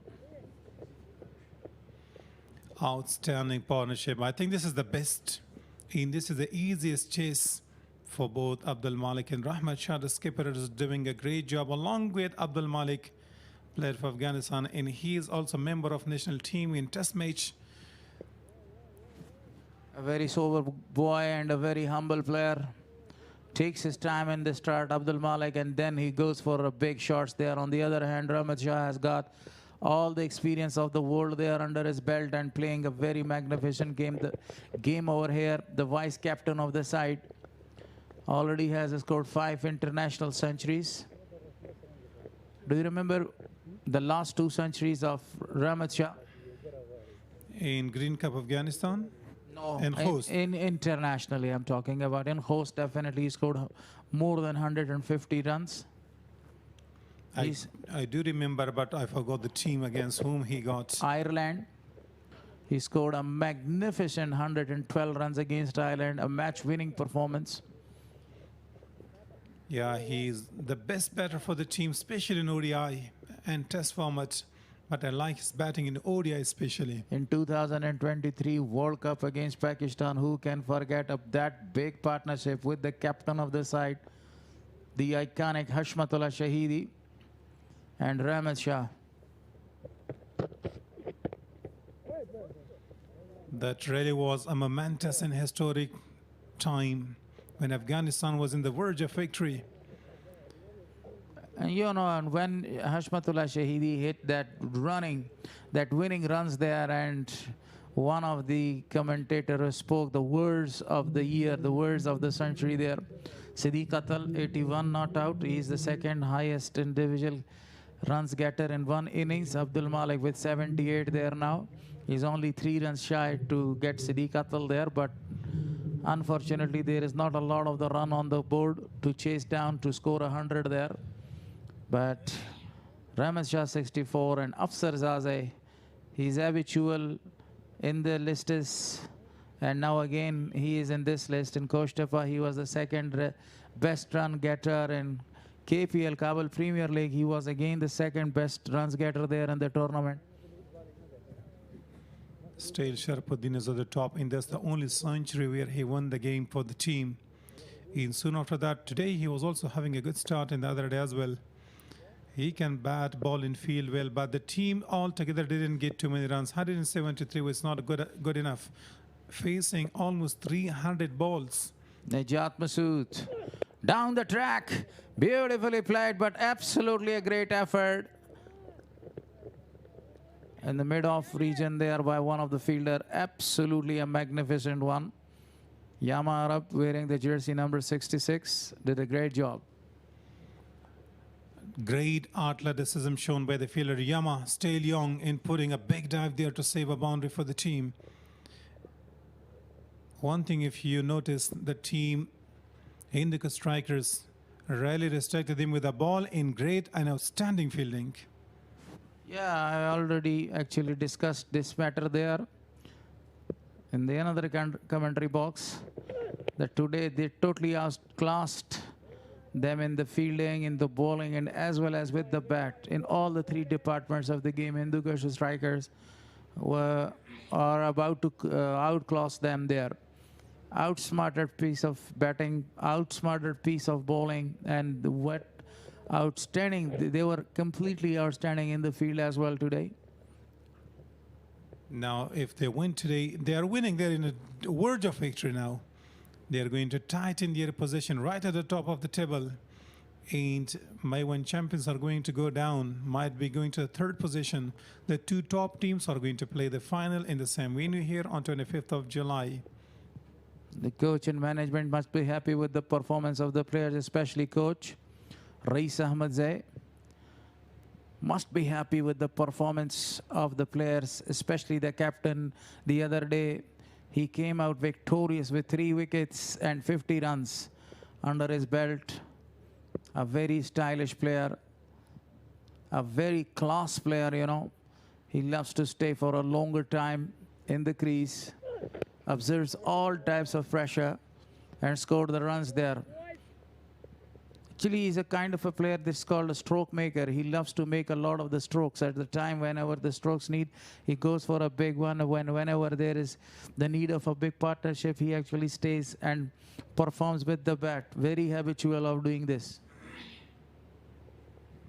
Yeah, most often you call him a man of crisis. In a difficult situation, he gets the team out of trouble. So today, Abdul Malik, along with the captain, did a great job, and so far well dominating, and they really are going to be finishing and getting over the line against Maiwand champions. Mr. Dependable, he pulled that, but there was a great effort behind the wickets by the wicket keeper. Definitely stopped certain 4. Yeah, was unable. Rahmat Shah this time, for the first time, having seen him full swing of the bat, got a little inside edge, and the keeper Noman Shah from behind the stump, a goalkeeping diving stop to save a certain boundary for the team. It doesn't mean you are going to lose, so not to try. Try your level best. You are in the world stage now. Even one single run at the end matters, you know, in net run rate.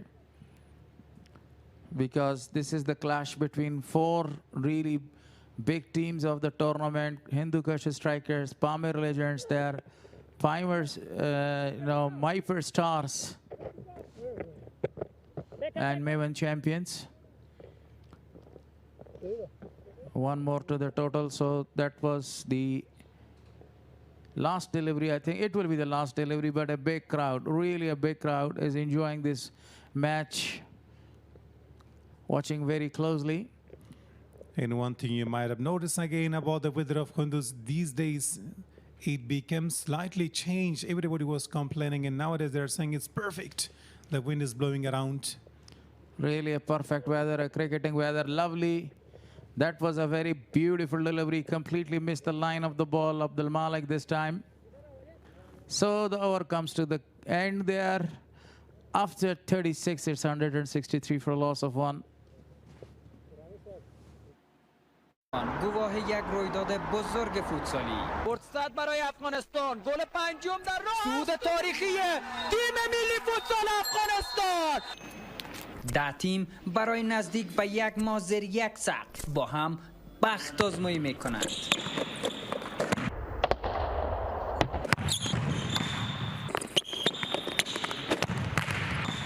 دور سوم رقابت‌های لیگ برتر فوتسال افغانستان. آغاز بازی‌ها جمعه 29 سرطان به گونه زنده و قانونی از ملی. It's hard this time, brilliantly athleticism, but the ball is running down to the boundary. We'll come back for the second. Good running between the wicket, no pressure on the batters. They are comfortably, actually, they are taking the singles and doubles and putting a lot of the pressure on Maiwand champions there. Abdullah Tarakhel still not providing any breakthrough apart the first wicket. They are searching for the breakthrough throughout the day. But it is really outstanding batting performance, anchoring very firmly both the ends. This time he squeezed it for a single. Now Abdul Malik is having a chance to go and get some runs, because if he gets more 3 runs, he's going to be the second individual scorer apart from Sharafuddin Ashraf, the only centurion of the tournament. Abdul Malik is having a golden chance today to complete, but only 7 runs needed. He cannot go for that. Lovely shot, beautifully played into the gap, and the ball is racing away, but the fielder was over there. For a while I thought that he has hit it right in the mid-wicket region in the gap, but there was fielder Siddiq Atul. One more there to the total. The match is just slipping away from their hands now. 6 runs needed of 81 deliveries. Abdullah is struggling with the ball to get a wicket for the team. Full toss. Rahmat Shah can quite easy to play the balls who were long gone in the fielder. Sharafuddin is standing there to protect that area. They are on the verge of another very big victory over there, and then they are on the verge of registering 2 other very vital points. Hindukush strikers striking properly in all the 3 matches from the top of his toes, and this time the ball has crossed the ropes for a boundary. Nobody was over there. It was really a great wrist work, and the ball has crossed the ropes. Outstanding. Just roll of the wrist, and the ball is out of the boundary line for 4. Only 1 run needed. Scores are level now. The equation says that the score is completely level there. They need 1 run to win this match of 79 balls there. Lovely shot. This is absolutely a magnificent one. It's out of the park to finish the match. What a performance by Abdul Malik and the captain Rahmat Shah there. They are hugging each other after this great victory, and this was really a deserving and a well-deserved hit over the top, for really a big one. Outstanding batting by both. Especially Abdul Malik did a great job. Last couple of balls went for a boundary in a maximum to finish and registered a 3rd victory and got 6 points on a points table. So shaking hands with opposition is going on. How happy both these 2 are. They will have their confidence very high for the next match as well. 9 innings victory, a big one there, really a marvelous one. But what a performance by both these guys, especially Abdul Malik scoring 90 runs there and the captain of the side. 2 50s, back-to-back 50s by both these guys there. First one, Abdul Malik scored 64 runs there in the previous match, and today he scored a 91. Abdul Malik, after scoring those 2 50s, must be happy with his performance. And here is the captain of the side right on the screen, scoring a 50 and followed by 64. Both of them did a great job. That's why they are having their 3rd victory in a row. Unbeaten team so far, right at the top of the table. Rahmat Shah, while Sharafuddin soon came after the winning, checked his bat that with this bat he's playing, so how can I? So Sharafuddin was a good man as well, but the team contribution was not good in the favor of the team Maiwand champions. After winning the toss, the decision didn't come true in the last their 2nd match, Maiwand champions. And today there was no need of Afsar Zazai to come and to finish the match. That's a good news. He's given a little rest in the batting. He's always a man of the crisis, coming, playing a very vital role there for the side, and always tries to finish the match in a style. But today Abdul Malik didn't give him any chance there. So that's the, so far, extras, only 4 extras given in 37 overs, 178 for loss of 190 runs scored of 101 balls by Abdul Malik. He was marvelous with the bat today. Wafiola Tarakhel was the early man to go, and the first only wicket, 15 runs he scored of 33 balls. Took a lot of the time there, but on the other hand, the captain was in a great form. If we talk about Maiwand champions bowling performance, Najat Masood bowling 6 over 15 runs wicketless. Sharafuddin Ashraf a bit expensive again once more. 33 of 7. 7 overs by Yama Arab. And he is the man who only conceded only 1 wicket of Wafiullah Tarakhil. The others are not doing a great job. So result is in the favor of Hindukush strikers. Yeah, that's the report card so far. Abdul Malik, 90 of 101. Rahmat Shah, 69 of 89.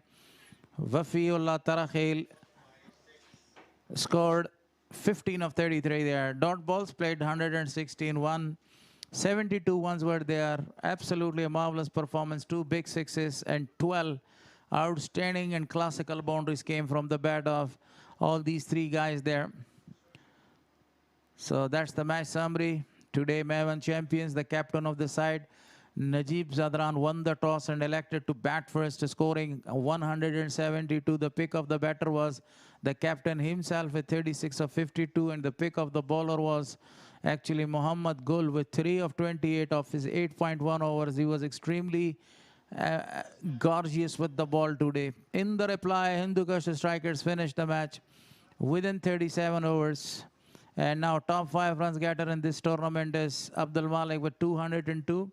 Sharafuddin Ashraf with 155, 4 away from him. And Rahmat Shah is very close to Sharafuddin, 127. Imran Mir with 88 there. So top 5 wicket getters are these guys are the top 5 wicket getters, you know. Faridun Daudzai has got 6 wickets there. Ibrahim Abdul Rahimzai has taken 5 wickets. Naveed Zadran with 5 wickets as well there. That's the fixture for the round 2. And today was the first match. Hindukush won by 9 wickets there. And tomorrow is the match number 6. And that's a very crucial match for both the sides there. Palmer Legends versus the Maiwand Stars. And day after tomorrow is another one. And that's also a very important one. So it's Salat List A Cup 2024. Tomorrow's match, a very important one. You know, Palmer Legends versus Maiwand Stars. It starts exactly at 9:30 o'clock from the same venue, but the pitch will be a different one.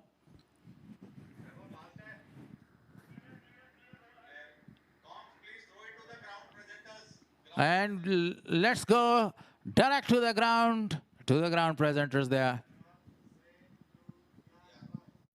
ډیره زیاته مننه د خپلو درنو همکارانو نه چې په لوبه باندې در سره تبصره کول. یقینا ډیره زیاته په زړه پورې او جالبه سیالي ترسره شوه چې د 2 پیاوړو لوبډلو هندوکش سټرایکرز او میوند چمپیونز ټاس خپله نجیب الله زدران ګټلی و. د توپوهنې پرېکړه وکړله چې د ټولو لوبغاړو په سوځېدۍ 103 منډو هدف وټاک په ځوابي لوبه کې یقینا د رحمت شاه عبدالمالک په زړه پورې توپوهنې سره وشي کوله چې دغه هدف په اسانۍ سره پوره کړي. شاهدي یقینا دغسې کرکټ دغه سیالي ترسره کېږي. حتما مونږ او لیدونکي په ټوله کې میدان ته چې کوم راغلي د کرکټ مینوال هغې به حتما ترې خوند اخیستی. بله ډېره ښکلې او په زړه پورې سیالۍ وه د هندوکش سټرایکرز او میوند چمپیونز ترمنځ. بیا هم د هندوکش لوبډلې د بریاو لړۍ همداسې روانه ده او پرله پسې درېیمه بریا وه چې دوی ترلاسه کړه د رحمت شاه زرمتي په لوبډل مشري باندې.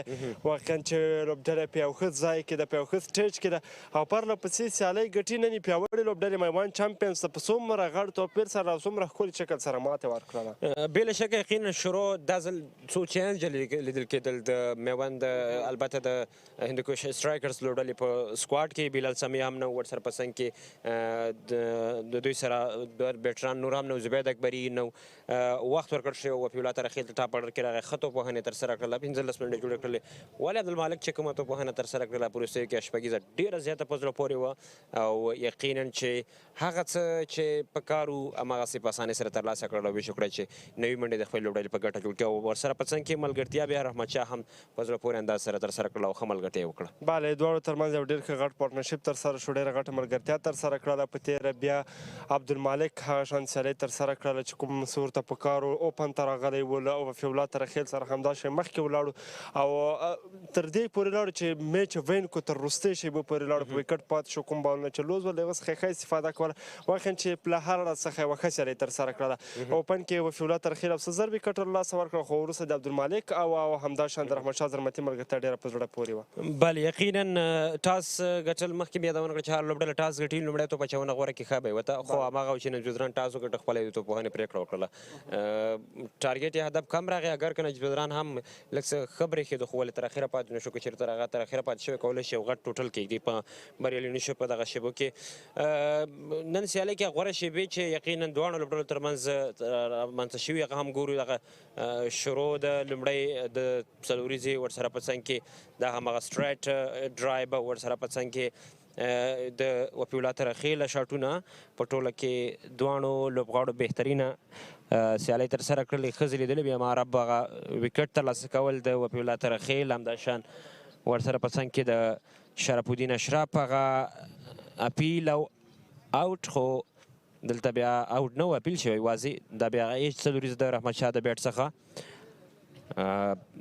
بیا ورسره آن سایډ ته سپاین لیګ باندې بله څلوریزه او دا هماغه میډ وکټ ته د څلورو منډې ترلاسه کړلې رحمت شاه ورسره په څنګ کې نجیب زدران ډېره هڅه کړې وه خو توپ یې راونه شي ګرځول دا هم سټرایټ مخامخ شاټ د څلورو منډو لپاره عبدالمالک او دا هم بل شاټ د عبدالمالک لړخه دوه پرله پسې بهترینه سټرایټ شاټونه هم د نجات مسعود دغه توپ اچونه او بهترینه فیلډینګ دلته بیا د ډیپ پوینټ په طرف باندې منډه یقینا چې بهترینه پارټنرشپ دواړو لوبغاړو ترسره کړ په دغه سیالۍ کې او د دغه پارټنرشپ د دې لامل چې په وروستیو کې سټریټ مخامخ هم شپږ ځې ترسره کړي په عبدالله ترخیل باندې نو دغه وروستۍ شیبې وې چې بریا ترلاسه کړله په دغه شیبو کې د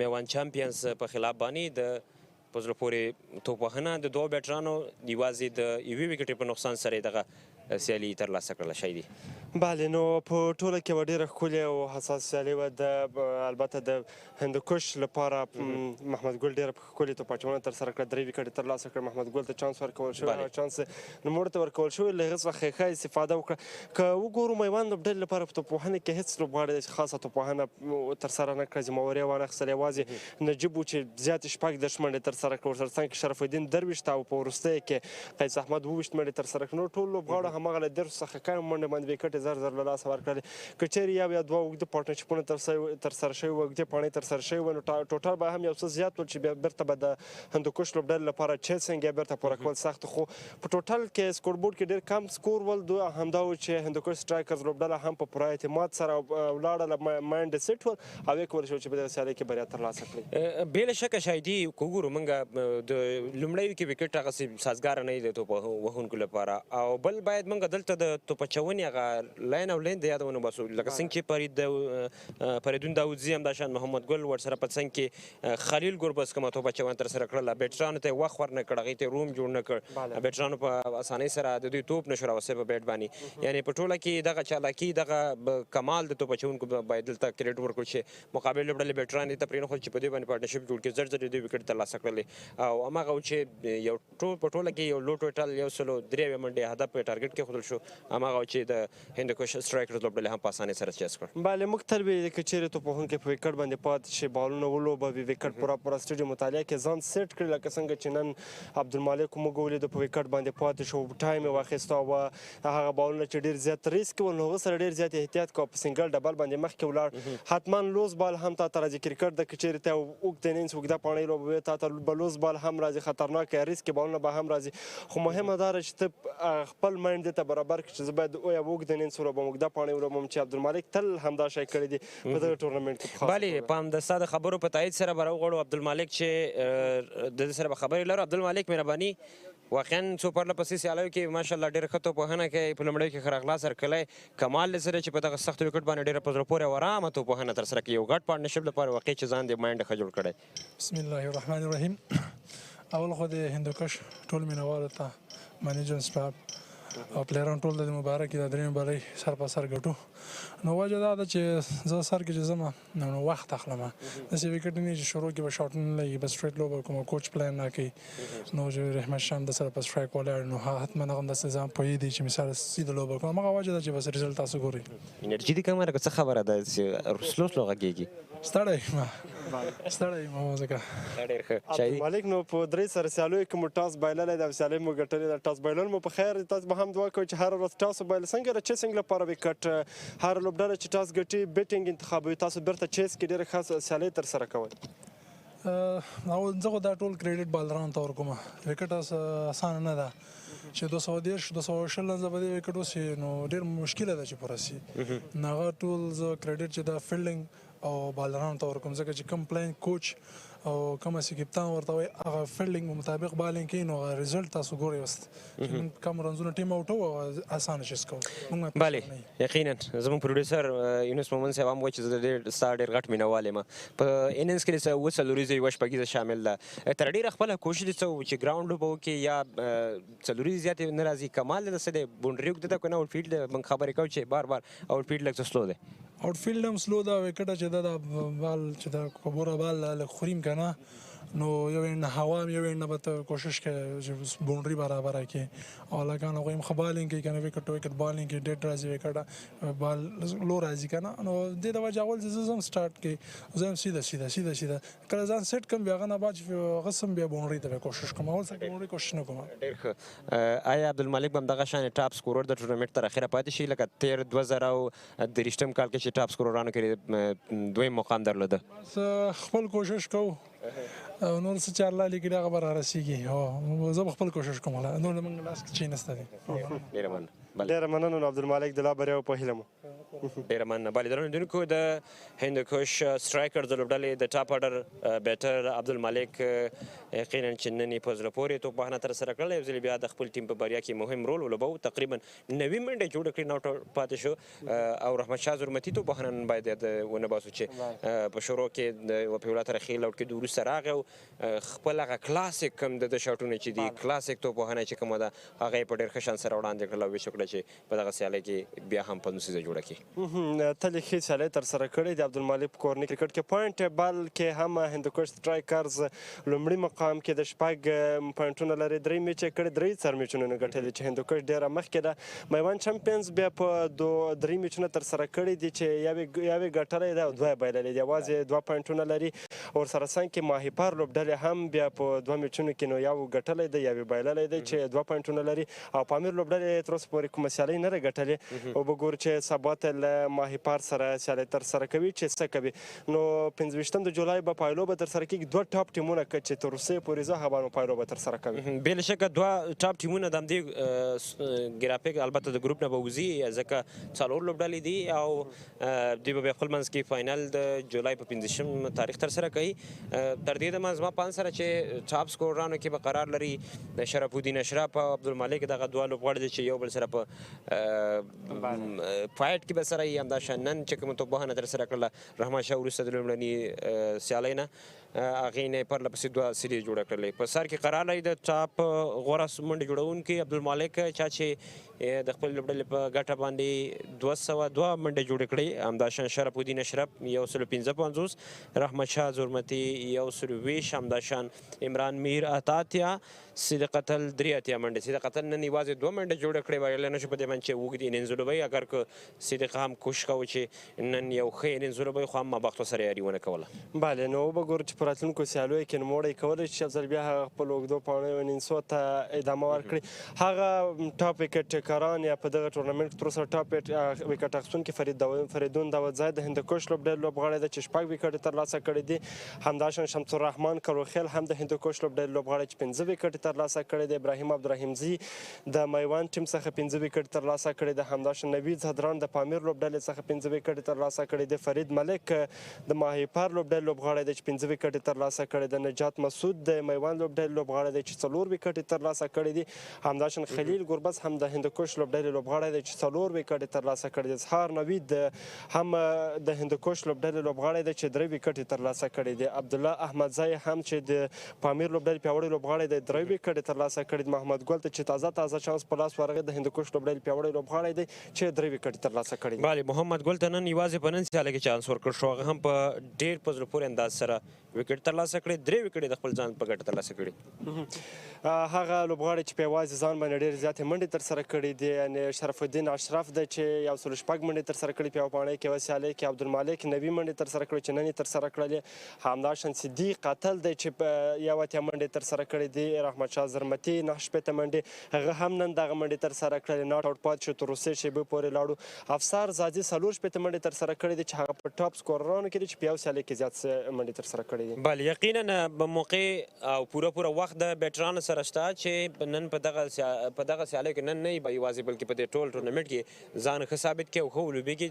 15 ټاپ هټران چې زیات څلوریزې وهلي په دغه ټورنمنټ کې عبدالمالک لومړی مقام لري 15 څلوریزې. ورسره په څنګ کې رحمتشاه 12 همداشان شرف الدین اشرف د هم 12 څلوریزې ترسره کړي.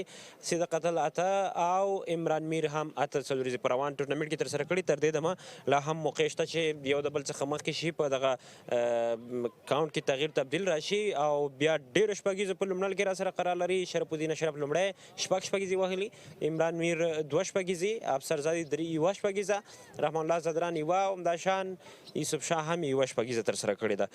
په ټوله کې د ټورنمنټ چې کله ترسره کېږي دغسې یو ایونټ دغسې یو لیګ مختلف اړخونو کې هر یو لوبغاړی مخکې وروسته کېږي. که هغه د وکټو برخه ده، که هغه د زیاتو منډو څلوریزو شپږیزو یا هم د کیچونو برخه ده. دغه ټول اړخونه چې په ټولو برخو کې د دې ریکارډ ثبتېږي. په 3 سیالیو کې د عبدالمالک هغه 3 مسابقو کې تقریبا مهیپر په خلاف 9 څلوېښت منډې جوړې کړې وې. د پامیر په وړاندې 3 منډې ترسره کړې ده او نن یې 90 منډې ترسره کړې چې ډېر زبردست انینګز یې ولوبه او ښکلې سیالۍ یې ترسره کړه. عبدالمالک تل موږ په کورني کرکټ کې او همداشان د افغانستان لوبډلې سره لوبېدلی ده. په مختلفو ایونټونو کې ښې سیالۍ ترسره کړې دي. د کورني کرکټ یو ډېر پیاوړی لوبغاړی دی. کله چې د یوه پاند ته راځي نو ډېرې ښې سیالۍ ترسره کوي چې په دغه ټورنمنټ کې هم په خورا ښه فارم کې دی. بله رحمتشاه بیا په 3 سیالیو کې په لومړۍ سیالۍ کې په 8 منډې آوټ شو د مهیپر په وړاندې. په دویمه سیالۍ کې 50 منډې جوړې کړلې او ورسره په څنګ کې نن یې 9 منډې جوړې کړې. ناټ آوټ پاتې شو. په دویمه سیالۍ کې خپله دویمه سیالۍ کې البته کومه چې 15 جوړه کړې وه هغه کې بیا مین اف د میچ هم شو چې 3 وکټې هم ترلاسه کړې وې د خپل ځان په ګټه باندې. سبا ته به هم بهترینه سیالۍ ترسره کېږي. 2 پیاوړي لوبډلې به بیا په همدې میدان باندې یو بل په مقابل کې لوبېږي او هغه به هم خپل بخت ازموینه کوي. په هغې لوبډلو کې به وګورو چې کومه لوبډله بریا ترلاسه کوي او په دغه ټورنمنټ کې د مخې تګ چانس د خپل ځان په ګټه باندې نور بله سبا هم 2 پیاوړي لوبډلې ته یادونه وکړله ماهیپر او همداشان پامیر. دوی به ګورو چې کومه لوبډله تر بریا پورې رسېدلی شي او کوښښ به د دواړو لوبډلو دا وي چې بریا ترلاسه کړي. ماهیپر به هم غواړي چې مخکې ولاړ شي او د مخکې تګ لپاره او پامیر تر اوسه کومه سیالۍ نه ده ګټلې نو ضرور به دوی هم غواړي چې په دغه سیالیو کې ضرور یوه بریا ترلاسه کړي. د دوی لپاره یوه بریا ډېره زیاته ضرور ده چې تر څو یې ترلاسه کړي او تر څو مخکې ولاړ شي. لا هم چانس لري. لوبډلمشر یې ځوان دی ورسره لوبډله ځوان ده او کولی شي چې ښه مخکې ولاړ شي.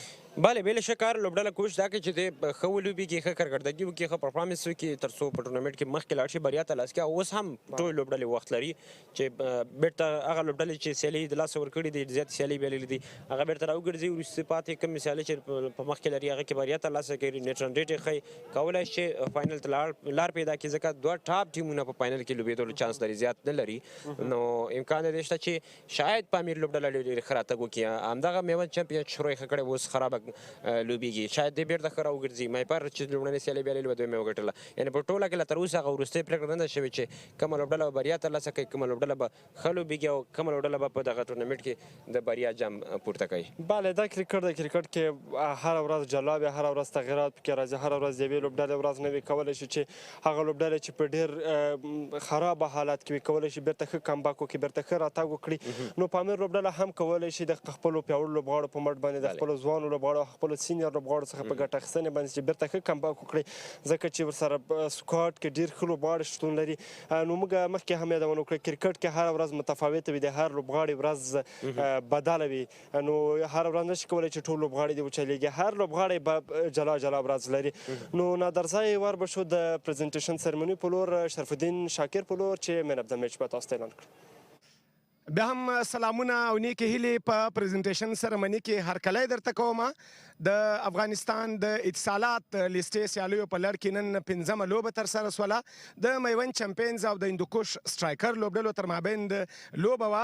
که څه هم د میوند چمپینز لوبډلې ته د هندوکوش سټرایکر لوبډلې په 9 ویکټو باندې ماتې ورکړله. په زړه پورې توپونه د رحمت شاه او د عبدالمالک ډېره په زړه پورې توپونه یې وکړله.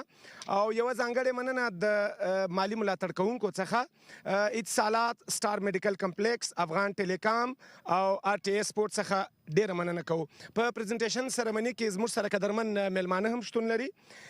محمد داود سلیمي د کډوالو لپاره د UNHCR یا د ملګري ملتونو د عالي کمشنري د شمال ختیځ زون مسؤل، او د کندوز د کرکټ خدمتګار عبدالحکیم رحماني د افغانستان کرکټ بورډ د عمومي ریاست رئیس دفتر. دواړو ته په پریزنټیشن سرمني کې هرکلی وایو.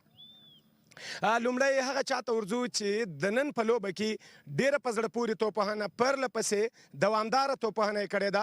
په لومړۍ لوبه کې 9 په دوهمه کې 3 او په درېیمه لوبه کې 9 منډې یې کړې دي.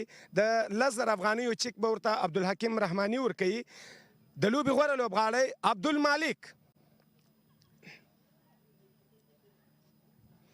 د په نننۍ لوبه کې 9 منډې د خپلې لوبډلې د بریا لپاره کړې دي. ډېره په زړه پورې توپونه یې ترسره کړه او ټراپي به ورته محمد داود سلیمي ورکوي.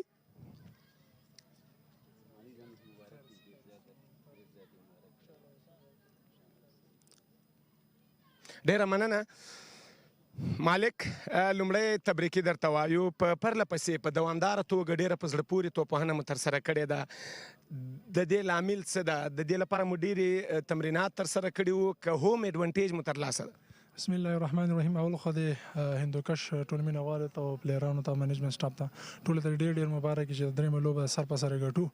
نو وجه دا ده چې حتما یو ایونټ چې راځي نو هغه ته ورته حتما خواري کوي، محنت به کوي. خواري محنت هم ورته کړو. نو بیا داسې ده بل چې د نو وکټو مطابق باندې زو پلان چې کوم کوچ راکړي دغه پلان عملي کوو. نو همغه وجه ده چې رزلټ تاسو ګورئ. درېیمه لوبه ده چې هندوکوش سټرایکرز په چیس باندې لوبه ګټي. که څه هم په دغه لوبغالي باندې چیس دومره اسانه نه ده، خو تاسو 3 سره لوبې په چیس ګټلې دي. څه لامل ده؟ وروسته پاڼۍ کې توپ اچوونکي هماغسې توپ اچونه نه ترسره کوي که بیټسمینان په ښه توګه باندې توپونه کوي؟ پیچ ته په کتلو سره خو چې دا هغوی ډیسیشن ښه هم کوي که نه، نو زه ټول کریډټ د بالرانو ته ورکړم او موږ فیلډینګ ته به ورکړم. ځکه چې هغه کومه چې بالینګ کوي د فیلډینګ مطابق بالینګ کوي، نو کوچ او کم کپتان چې پلان ورکوي چې د فیلډینګ په مطابق بالینګ وکړي، همغه وجه ده چې رزلټ تاسو ګورئ. او په دې باندې بیټینګ کول اسان نه ده. موږ خو سر کې همدغه وایو که نه، موږ پلان هم دی چې پارتنرشپ هغه پارتنرشپ چې وکړي به هغوی هغه ډاون کېږي، بس همغه رنز راځي اسانه. لن جواب په 3 لوبو کې په لومړۍ کې 49، په دویمه کې 63، په درېیمه کې 90 منډې. په کومه پاڼۍ مو ډېر خوند واخیست؟ په همدې پاڼۍ مې ډېر خوند واخیست. ډېره مننه مالک. خیر اوسه، مننه. او اوس هم د لوبې د بایلونکې لوبډل مشر که څه هم اوس به رحمت شاه ته ورسو، ځکه درېیمه پرله پسې لوبه یې ګټلې ده. د نننۍ لوبې ګټونکی لوبډل مشر رحمت شاه. رحمت، لومړی خو تبریکي درته وایو. درېیمه پرله پسې لوبه مو وګټله. ایا ستاسو په دغه سیالیو کې وګورو چیس مو کړی ده، که څه هم په دغه لوبغاړي باندې چیس ستونزمن وي، لامل یې څه ده؟ بسم الله الرحمن الرحیم. مننه. که تاسو وګورئ چیس موږ ته بالران ډېر اسانه کي. 3 میچ موږ کړي دي، 3 سرو کې بالرانو ته چې کوم موږ پلان ورکړی ده د فیلډ مطابق باندې وکټ کې هر رقم چې سپورټ نه، نو په دغه وکټ کې به تاسو وکټ بال کوئ، نو ځکه دا لو ټوټل موږ لپاره اسانه سي. ستاسو لپاره لومړی توپوهنه شوه او که د دویمه توپوهنه؟ تر دا مهاله خو مو 3 سره لوبې په چیس باندې ګټلې دي. آیا که لومړی توپوهنه وکړئ هم ستاسو بیټینګ لاین به داسې توپوهنه ترسره کړي؟ نه، هغه به لږ مختلف وي. ظاهره خبره چې کله ټارګټ ورکوې، زیات ټارګټ به ورکوې، مخالف ټیم یې چیس نه کړي، نو دا هغه د ټارګټ په حساب باندې د وکټ په حساب باندې موږ توپوهنه کوله. 3 مو ګټلې دي. راتلونکو 3 لوبو ته مو څه پلان ده؟ که مو دلته درته وویلې بیا نور زده کوي راچې. ډېره مننه رحمت. مننه. او اوس هم نجیب الله زدران راغواړو د نن د لوبې د بایلونکې لوبډل مشر. نجیب، ستونزه نشته. لومړۍ لوبه مو وګټله، دویمه پرله پسې لوبې مو بایلولې، علت یې څه ده؟ رښتیا موږ بیټسمنانو ذمهواري وانخیستله څنګه چې په کار ده. خاص کر موږ سینیر زه خپله دومره 13 رنزو باندې ولاړم او ځان مې آوټ کړ نو ریسپانسیبلیټي باید ما ډېره اخیستې وی او بل ټاپ آرډر ډېر مهم دی دلته په نوي بال باندې نو هغه دا 2 میچ ده چې رنزونه نه کوي نو دغه علت یو چې موږ یو ښه ټارګېټ ورنه کړ په لومړۍ لوبه کې په دغه سیالیو کې تر ټولو غوره ټارګېټ چې دی یا زیات هغه میوند چیمپینز ټاکلی ده نو ستاسو په اند باندې چې په دغه ویشتن ځای باندې په دومره کم هدف کې ستاسو بیټینګ لاین کې په میډل آرډر کې ستونزه ټاپ آرډر کې کوم ځای کې ستونزه ګورئ ما په خیال که وګورئ موږ میډل آرډر 4 5 شپږم اووم اتم دغه لوبغاړو هغه څومره چې په کار وه نسبتا ښه یې کړي دي له ټاپ آرډر نه زموږ ټاپ آرډر دغه 2 میچ ده چې 50 شپېتو کې زموږ 4 5 وکټې ځي نو دوی ټاپ آرډر ډېر مهم دی دلته نو انشاءالله کوشش کوو او بل موږ هدف هم همدا ده چې لوبغاړو ته چانسونه ورکړو نوي لوبغاړو لوبو نن هم 3 چینجز کړي شاید بل میچ کې هم چینجز وکړو نورو لوبغاړو ته چانسونه ورکړو موږ او ACB ټولو هدف همدا ده چې خپل لوبغاړو ته په خپل وخت کې چانسونه ورکړو ډېره مننه نجیب مهرباني له پریزنټیشن سرمني څخه خدای پامانۍ کوو او ځو دواړو همکارانو ته شهیدي او نادرزي ته ډیره زیاته مننه شرف الدین شاکر چې نن ورځې پریزنټیشن پروګرام کې راسره مصروف وو یقینا چې عبدالمالک د ښې توپوهنې له امله په نن سیالۍ کې بیا هم د لوبې غوره لوبغاړی وټاکل شو چا چې په نن سیالۍ کې د 20 شپږیزې او 7 څلوریزو فورمټ باندې نوې منډې جوړې کړې وي یقینا چې د ده مینهوالو په ټوله کې د هندوکش لوبډلې هغه طرفدارانو به دغه سیالۍ حتما خوښه کړې او د خوښې وړ به ګرځېدلې بله نن ډېره ښکلې سیالۍ وه ډېره حساسه او په زړه پورې سیالۍ وه د میوند او همداشان هندوکش لوبډلې ترمنځ لکه څنګه چې یادونه وکړه د عبدالمالک مینهوالو او همداشان د رحمت شاه زرمتي مینهوالو چې ډېره په زړه پورې سیالۍ رحمت شاه هم ترسره کړله واقعا خوند به یې ترې اخیستی بله یقینا موږ ته هم اجازه راکړئ درنودونکو بلې د دې سیالۍ هغه غوره شیبې راسره د په وروستیو کې ورسره په څنګ کې د دې سیالۍ په اړه نور معلومات راسره په 6 بجې د 24 په خپرونه کې راسره کتلی لیدلی او تعقیبولی شئ موږ ته اجازه راکړئ د نن سیالۍ غوره شیبې ګورو تر بیا ښې چارې الله مو مل ښه وخت خدای پامان